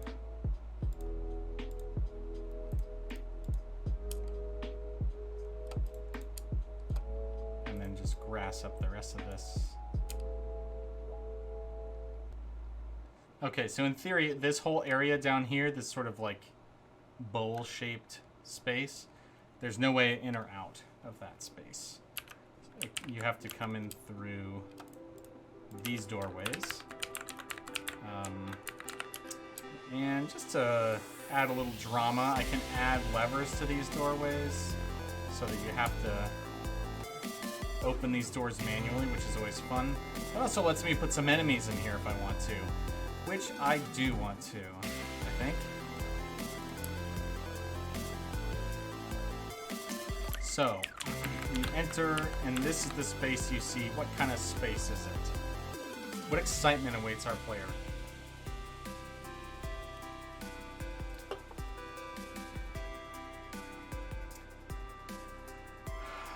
What kind of excitement awaits our player? I could do a pit-heavy room, like something like this, where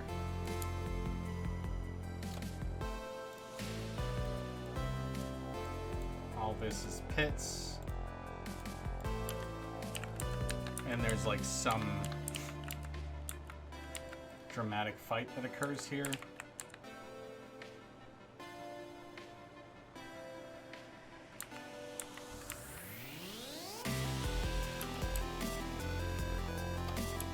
I like where that idea is going. I just don't have a conclusion for what that looks like.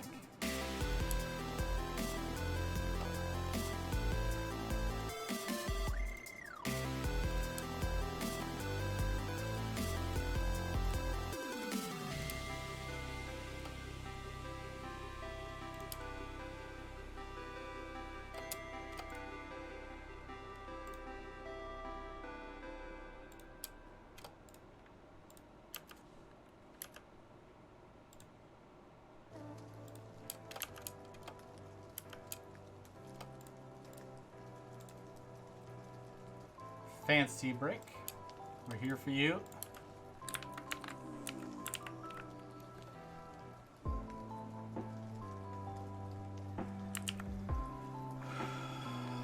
Okay.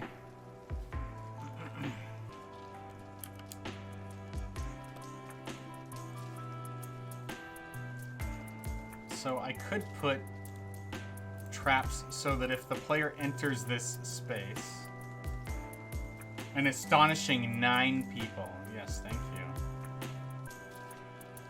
It's a thrill just to be me.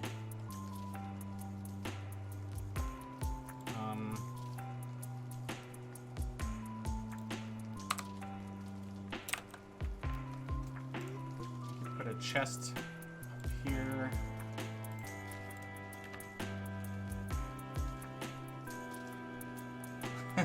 Thanks, got me, I bet. So I could make these traps so that as soon as the player steps on here, it causes some monsters to spawn. Just like totally, just magically, like surprise freaking monsters are here. There isn't like a logic to it other than, you know, you're entering this danger zone.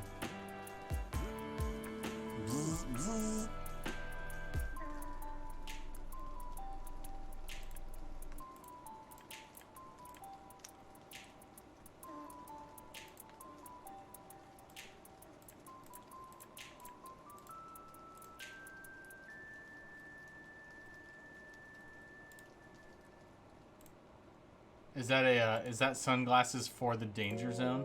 I'm pretty sure as long as I'm keeping myself shut, Sneak is enjoying streaming. Yeah, I'm having a good time. And no, it has nothing to do with you being quiet. I enjoy your conversation, Ink. Don't you dare say that stuff. I could spawn skeletons. Having a good time is all that matters. I may not entirely agree with that at all times, but it's definitely important to try to do things that bring joy to your life. Random monster to match the level curve. I thought about it for a sec. Yeah. That's okay. We could do like...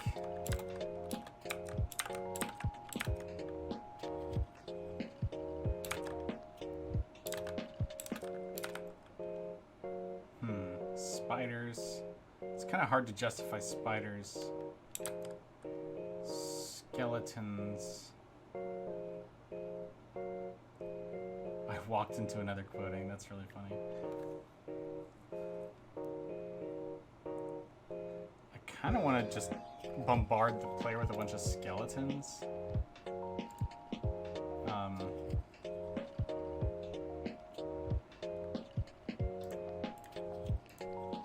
Like this.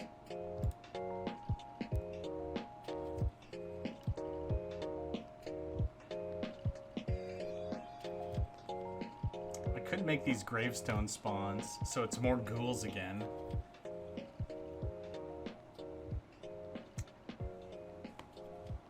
Quotient.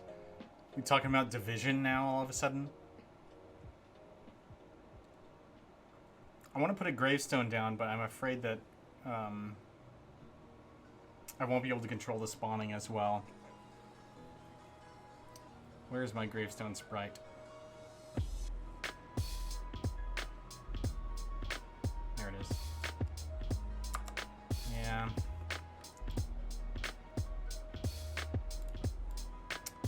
Here, let's do it this way. Let's do 2 skeletons, or 3 skeletons, 2 ghouls, and the gravestones will sort of justify all of their spawning. I mean, that's 5 enemies. That's no joke for this game. And the player can walk back onto these bridges.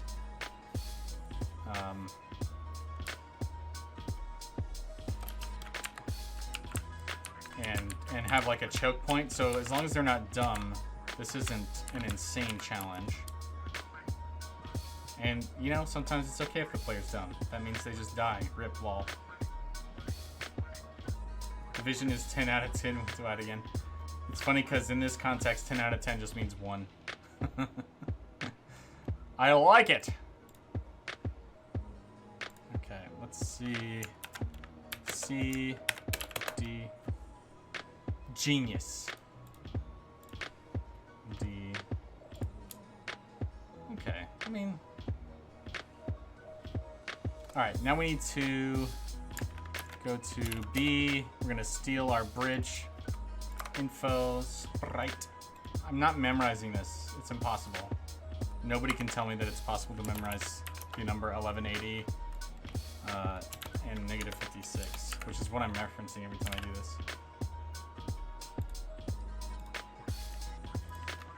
And then this one's going to be facing south. Okay. So we have a little bridge, which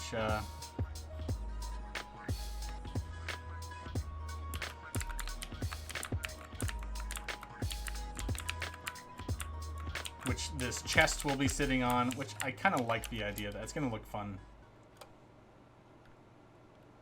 You just have 1180 and negative 56. No, I mean, that's what's over here on the left, Yolf, is another place in the game where I've already used that bridge, and I bring it up and reference it because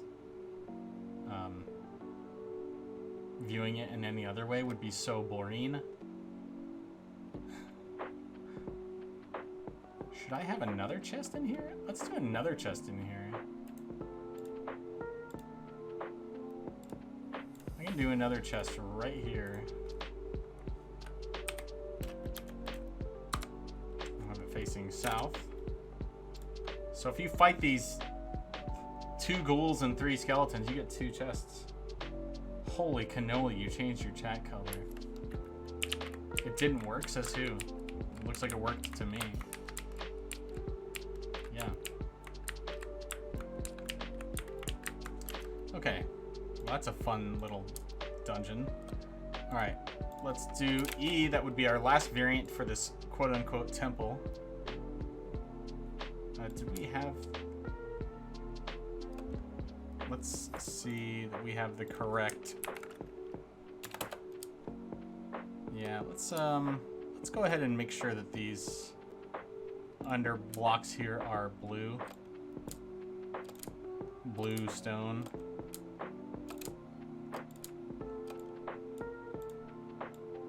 So that way when we've got cliffs over here, they make some sense. Save. Save. Alright. Save as E. Alright, last temple variant.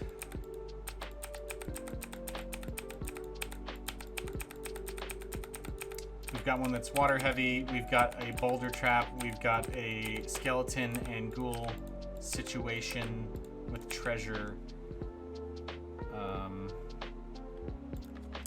Let's review a little bit. There's the boulder, there's the water, and there's the one I just did. And then there's the one that's just like a small closet with an item in it. So the last one can be a simple layout one. Yo, where the treasure at? It's right here, homie.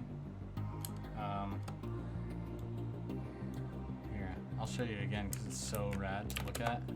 Right there, there's a treasure, stinking treasure box right there. World's best treasure box. 10 out of 10. What treasure? Sheesh.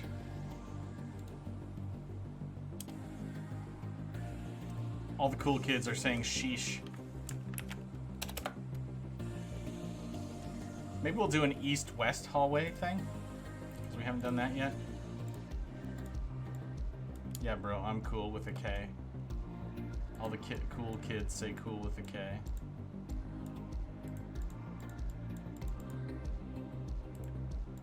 Yeah.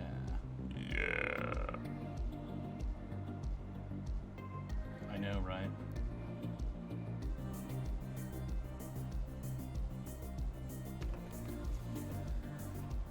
Okay, east-west entrance.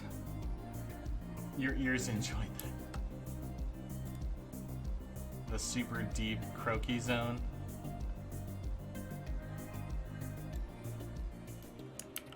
Okay, let's do something like this.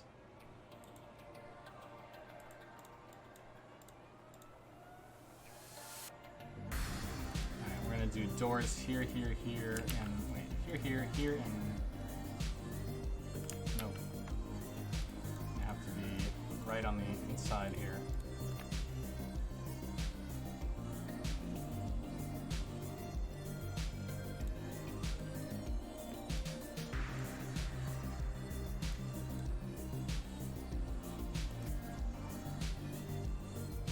This isn't a huge space to use.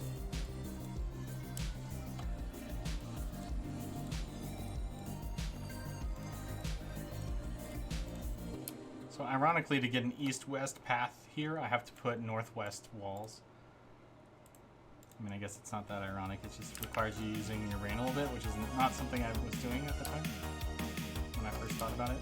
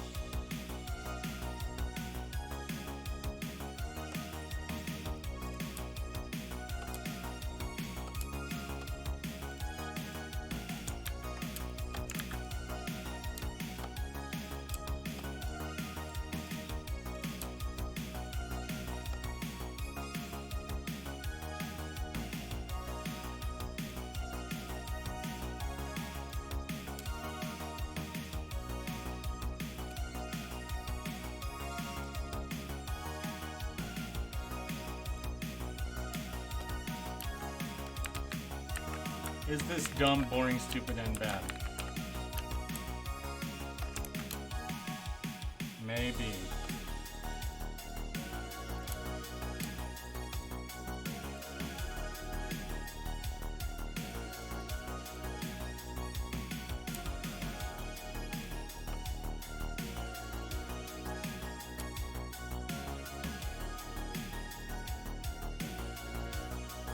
Just me, or is the grass beautiful? I mean, I think it's beautiful.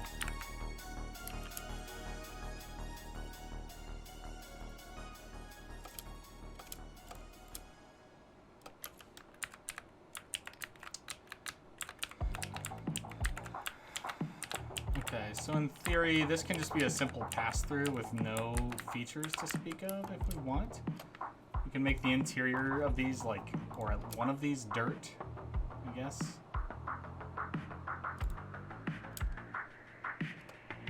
We could make it for both of them, but then they're harder to tell apart. We don't want that, do we?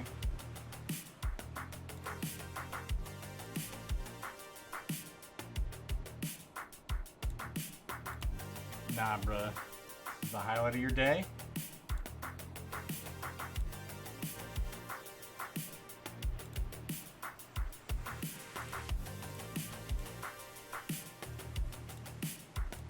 We're making games here, guys. And contrary to popular belief, it's real work. And sometimes it's not always a thrill to observe, but I'm glad that you're here and enjoying observing it. That's what matters. So let's get some bricky. Okay, so we got one brick room and one dirt room, so that when you travel through them, you can tell the difference. They don't just look like the same room twice. That's kind of the objective here.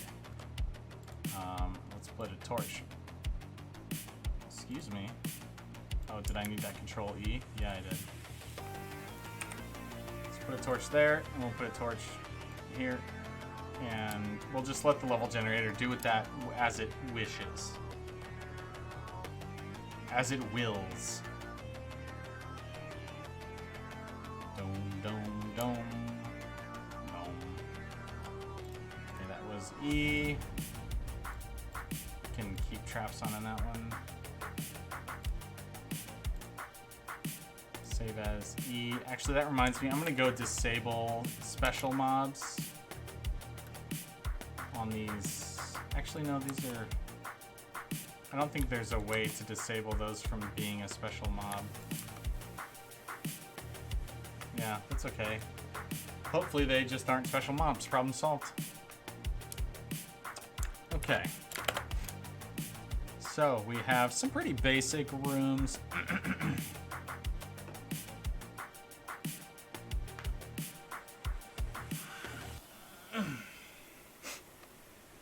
Good to go? Alright, cheers. We're gonna open up Swamp 21. We're in our 20s. And what is this map called? Carved Room. You know, that probably used to make sense for the name, but then I replaced it all with wood, so probably makes less sense now. I'm gonna have to fix up how this looks because of the new swamp aesthetic.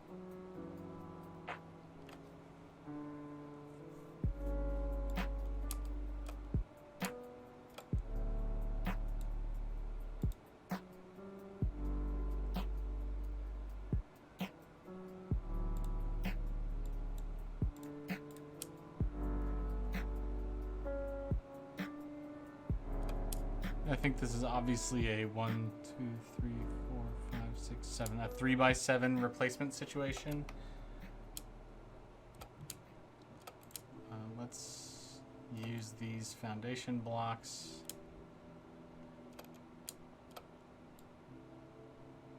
So we know where our walls are, as always.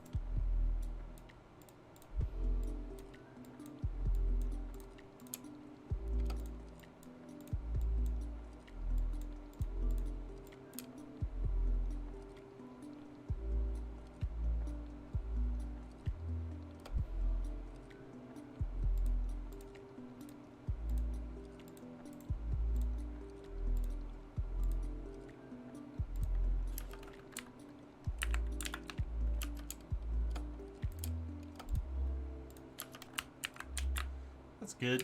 It's kind of stone sort of castle or fortress kind of look. I could also let this part of the ceiling be high. I think that gives like a nice sort of vibe to this room. So let's go ahead and save that. And that is 21. So we're going to open up Swamp 21. And then we're going to go new. We're going to call it variant A. I'm going to go 3x7 as promised.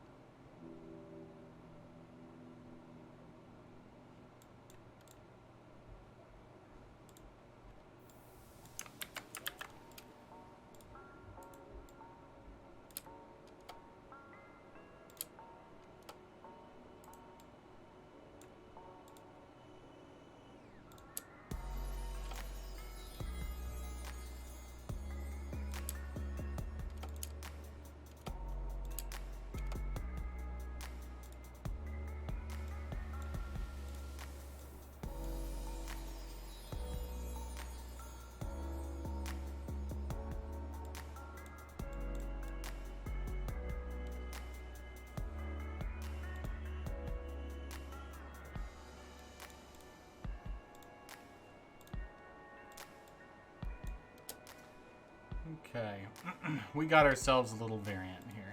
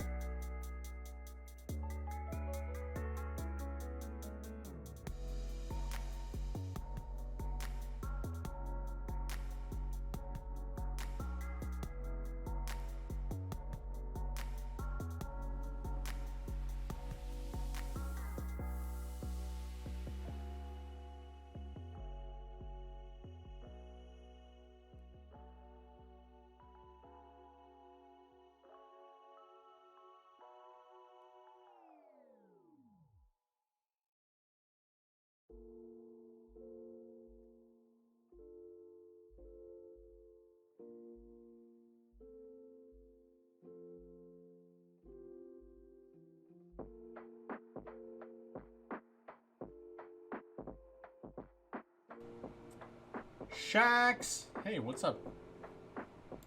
How's it going? I am over here just making levels. What's going on with you? You know, sometimes we make levels. It's sort of our whole deal. Well, it's one of our deals, let's put it that way.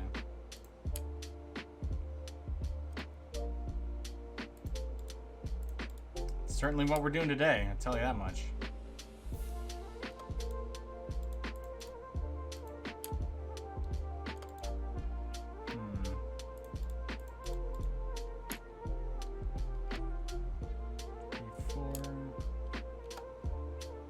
Googling Barony updates to see if there's anything going on with the game. Well, yeah, certainly. The most comprehensive way that you can kind of see what updates are going on with Barony is to look at the Kickstarter. I update that about like once every 6 weeks or so, with our most interesting progress.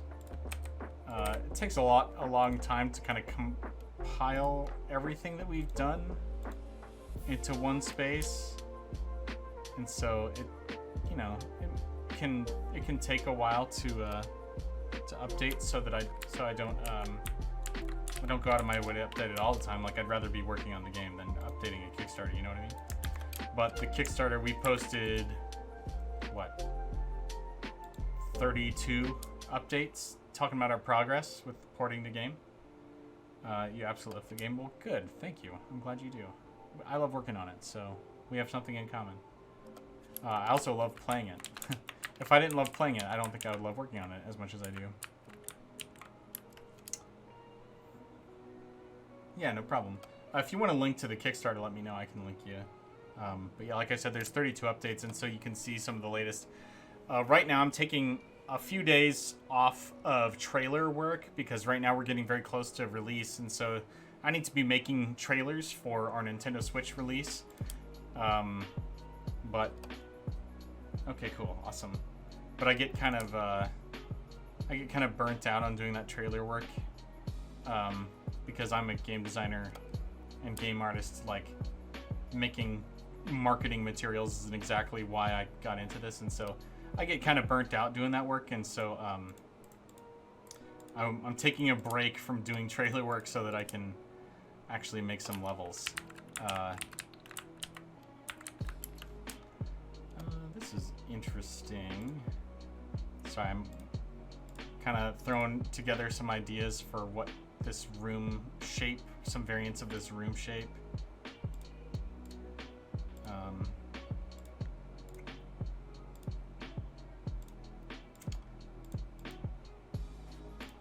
But yeah, so while I'm taking a break from trailers, I'm working on the swamps and adding a ton of variety to the level design for the swamps. I already did this for the mines. It's not released yet, so if you played the game right now, you would not see these changes. But I added about 200 levels to the mines, and so there's a lot more variety in the mines now than there was, I guess. And I've just noticed the game is way more fun with the new levels in it, and so I'm continuing to add those levels to the rest of the game, one tile set at a time, and that starts with the mines. Thank you for your work. Oh, well, thanks, Shax. I really appreciate that. Well, I also test them. Yes, I did some playtesting at the end of the day yesterday. Yeah, it's really kind of you to say. I appreciate that.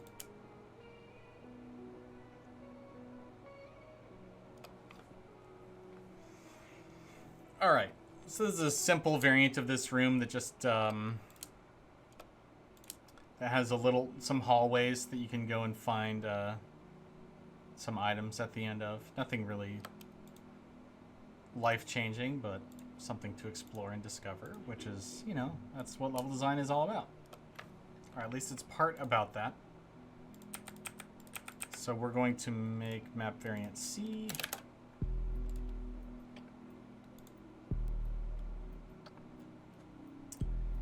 And who knows what's going to be in variant C.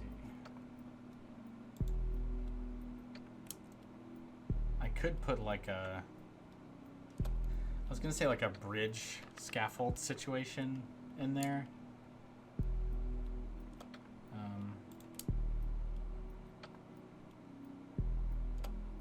I don't know, why not, you know?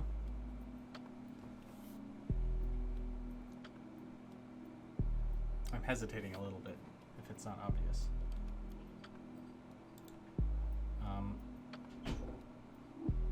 I could put some arrow traps.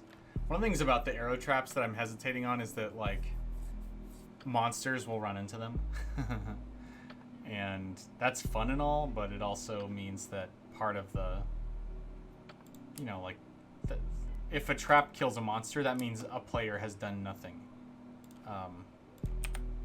You know, like, the game played itself. Scaffolding is consistent in swamps and lots of traps too, yeah. For sure, dude. I'm with you. Given the structure of this, we've got these middle three.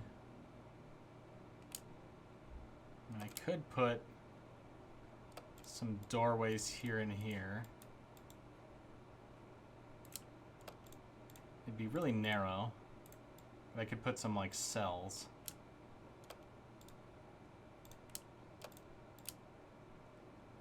I guess there's no reason why we can't have one of them be like that.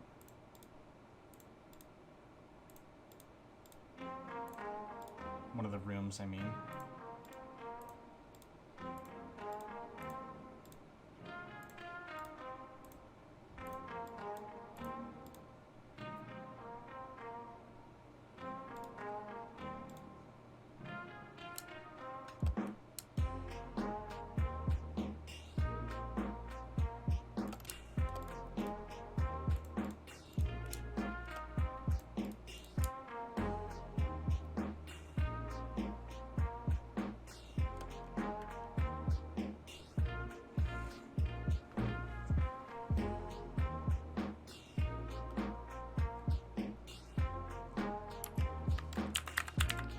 So this ends up being a pretty narrow variant, which means I would want something interesting in these rooms to kind of justify how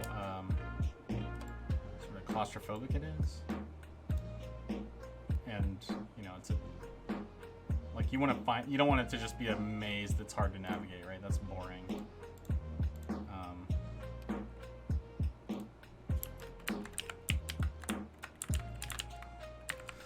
So this high ceiling here is pretty deceptive too, in terms of, like, there could be traps hiding up there, so we don't, when it's that narrow, it's really hard to see, so let's avoid that too by having lower ceilings. Let's go ahead and keep the theme of this stone for this room. Okay, so are these, I was gonna ask, are these cells? If they're cells, then that means they need to open automatically when I get close, because otherwise there's no way to open them. I like the gnomes. I hate that maze. I understand what you mean. Yeah, it's kind of it's a headache to navigate.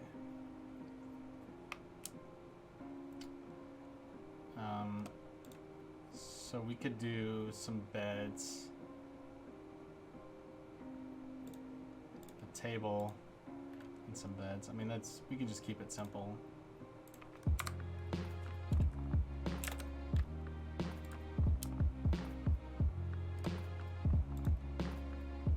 Put item here, item here. Oh, we already did an item on the other one. We can do something a little more than just an item, I suppose, like chest. Let's not do any chairs. 0 chairs. We can do one random chair in a place we know won't be disruptive. Like here. Okay. And then I guess we want a light. We want doors, that's for sure. Let's put some doors here. Ding dong. And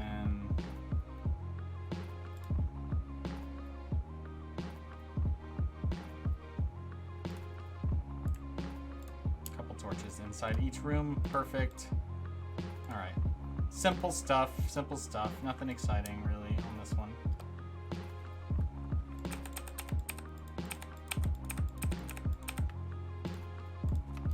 Map D. Okay. Save as. Map D. All right. I'm hesitating on the scaffolding because it's a really narrow room, but I think that's okay, honestly.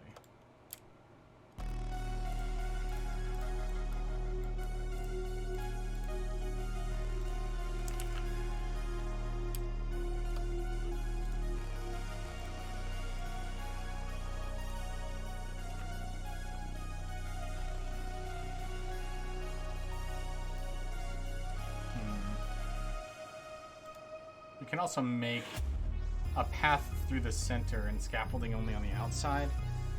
But why would we do that? What reason would we give the player to do anything other than go through the middle?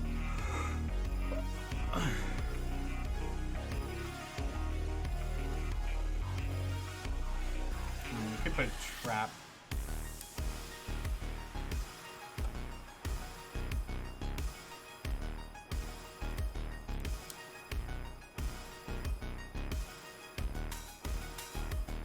So here's an idea.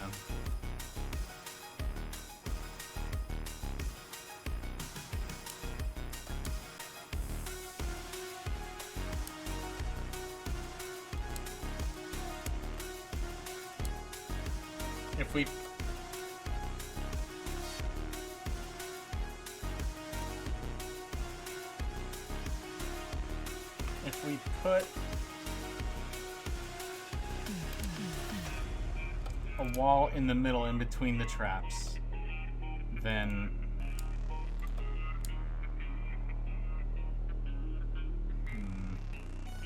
no, that's not an option. What is an option is we can put a wall behind each of these traps. Even that doesn't really work, does it? Dang it. I'm trying to think of a rationalization here. That's so... I'm obviously messing this up.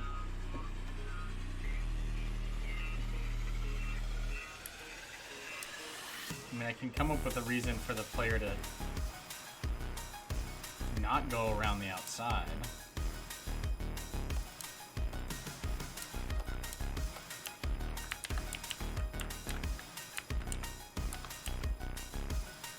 So let me explain. So these traps look like they can fire in any direction, right? In any 4 cardinal directions. And so I was thinking, I guess I could just have one trap.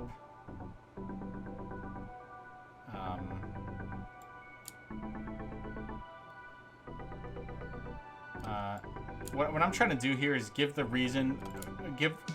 player a reason to go the long way. That's what I'm trying to do. And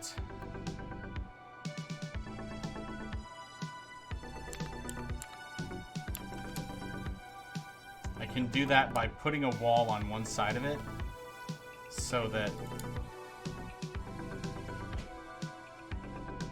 well, like if I have a path going through the middle here, but it's trapped, then you want to go all the way around to avoid the trap. That's the idea. But with the limited amount of squares I have to work with, it's kind of a struggle making that happen.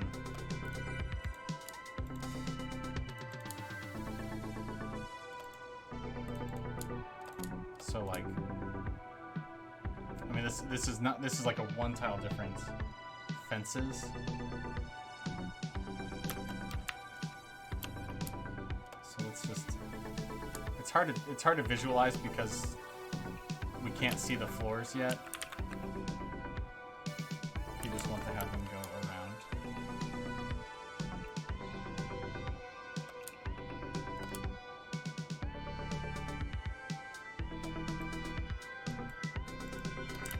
I could put it up against one wall.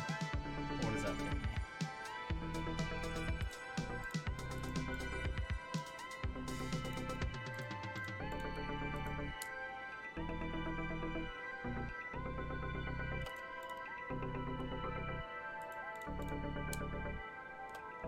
What's up, Malthea?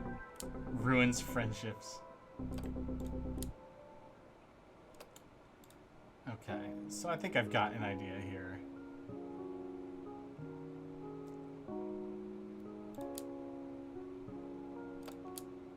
Okay. So just to help us visualize here.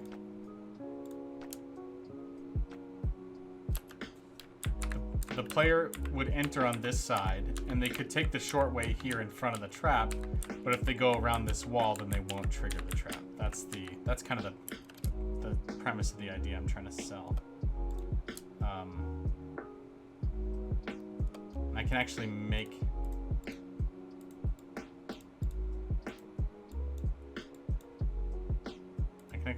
this further back here, so it's less obvious what I'm expecting you to do. If you're a tinkerer,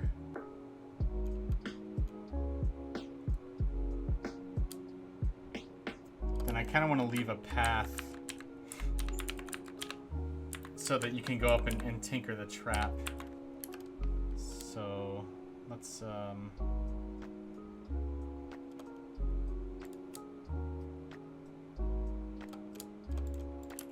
something like that. Okay, I think I've got this figured out. It took me some, you know, when you got so few squares, it's almost like a puzzle game, right? There's a way you can do what you want most of the time, but because you're starting with no limitations, it's a little hard to recognize at first what the correct solutions and wrong solutions are. Okay, so what we do is we put trap tiles here, here, here, and here, so that if you're anywhere in front of this, then the arrow will shoot at you. I mean, in theory, we could put the trap all the way to here, so it would shoot, but just hit the wall instead, but I don't... That just wastes the trap's arrows, and I want the player to be able to go all the way around the other side, and then... Or...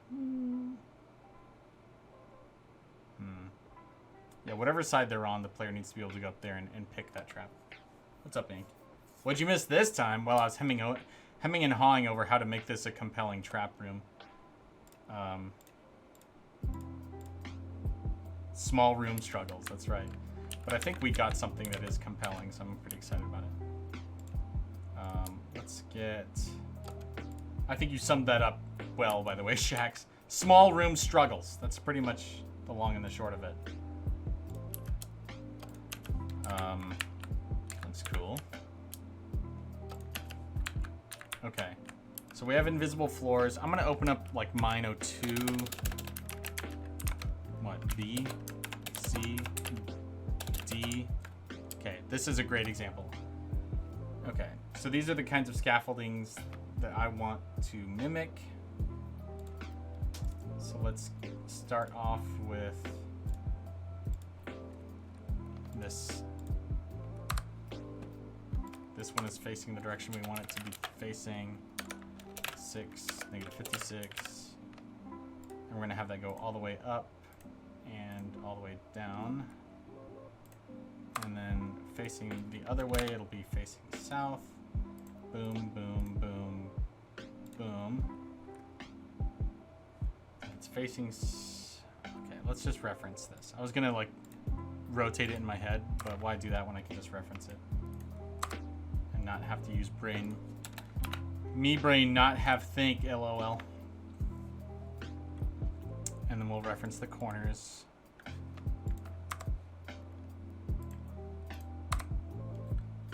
Three, 6, 12. And then this one over here. Excuse me. And I think we will make some creaking sounds. This one's facing east. Is that right? Yes, it is right. Love being under a big blanket after an exhausting day. I hear you, dude. Love them snuggles. It's Snuggletown, USA, as they say. Everyone be saying that. Okay. So we have an arrow trap that you can avoid or pick or just get hit by if you just don't care. Let's go ahead and throw a torch on it. And let's throw on a couple of creaky sounds because we love those creaky sounds. One here. Let's just do one. Because it's too close here. I can't make that one work.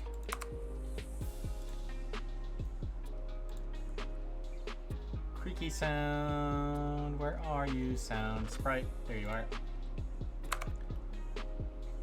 Alright, 513, 175. I'm gonna have no activation delay.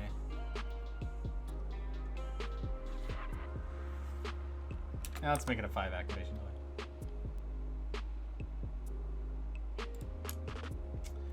Alright. It looks like nothing in here. But it's something, trust me. I did the math. It's something. D. Alright, let's open C. Yep. B. Yep, simple. A. Even simpler. Okay, one more room. No snuggles for me. I'm not married. I hear ya. Alright, let's open up B and make our last one of these. Save as E. And we're gonna go Swamp 21. This is the base room we're referencing.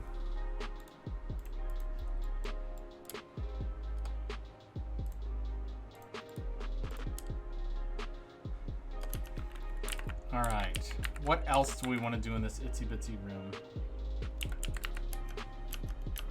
Never let my wife hear me say what.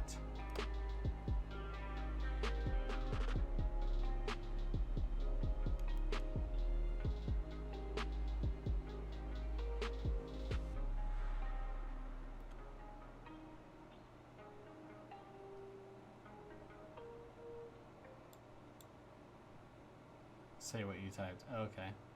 Sure.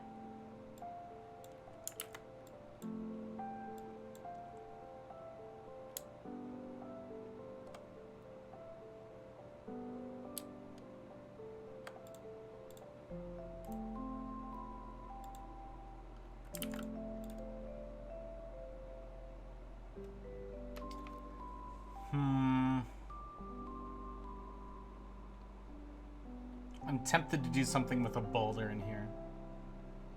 I look like my eyes are tired. Well, they kind of are. See you next time. All right, Shax. Thanks for stopping by. You have a good one.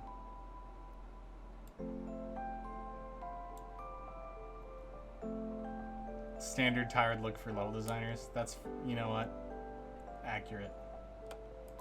Love you. Bye. Alright, so something we could do is we could have a boulder push situation. Where, like, this is just a straight hallway, but if you push a boulder, you can get some treasure or something.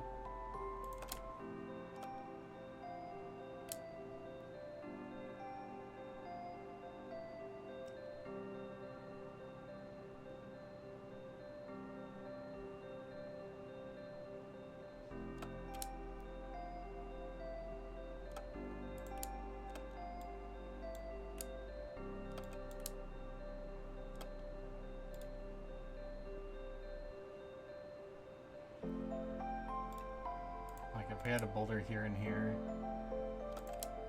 and then had like a hole here.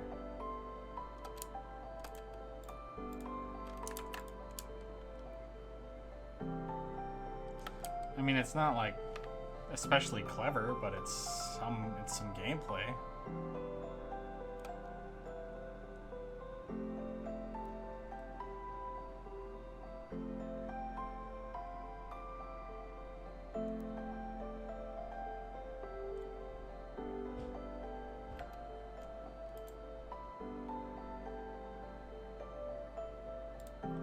Get rid of the symmetry and have like a little puzzle where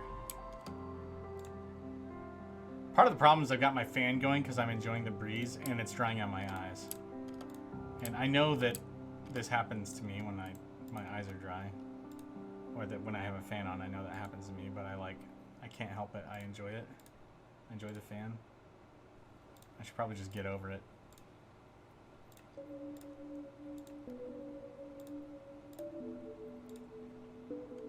So here's the idea.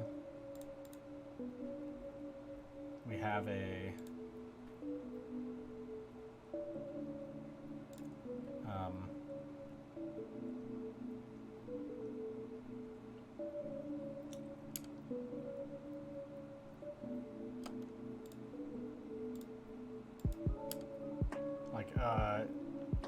a hallway where there's a switch at the end, and you can only get to that switch if you can push a boulder. And when you throw the switch, it opens this gate that otherwise does nothing. So let's take a look.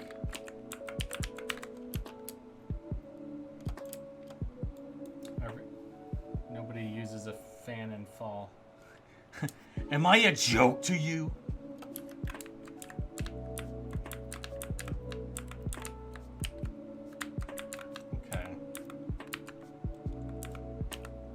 So yeah, you throw the switch, then you go back, and this door is opened. I mean, that's kind of fun, right? So then inside this room, we have like, I don't know, a bookcase and a treasure.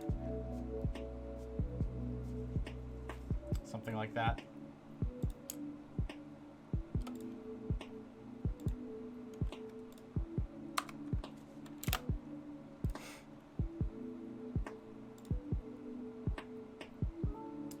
We'll go ahead and put like a torch over here so that it entices the player's attention that there's something in that room. And we might as well put like an item right here as well. So the player's gonna go by, see that they can't. They either can or cannot get through this area with the boulder, and then they'll look to the right and see that there's a treasure room.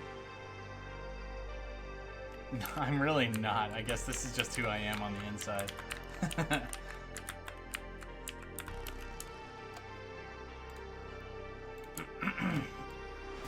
It's pretty funny, though.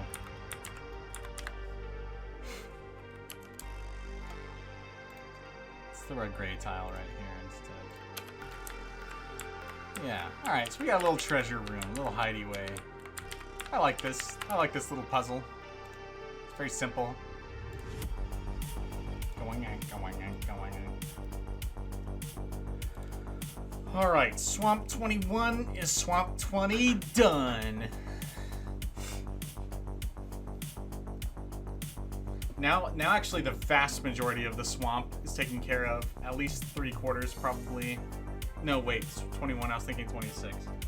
So, more like 2/3. Still the vast majority.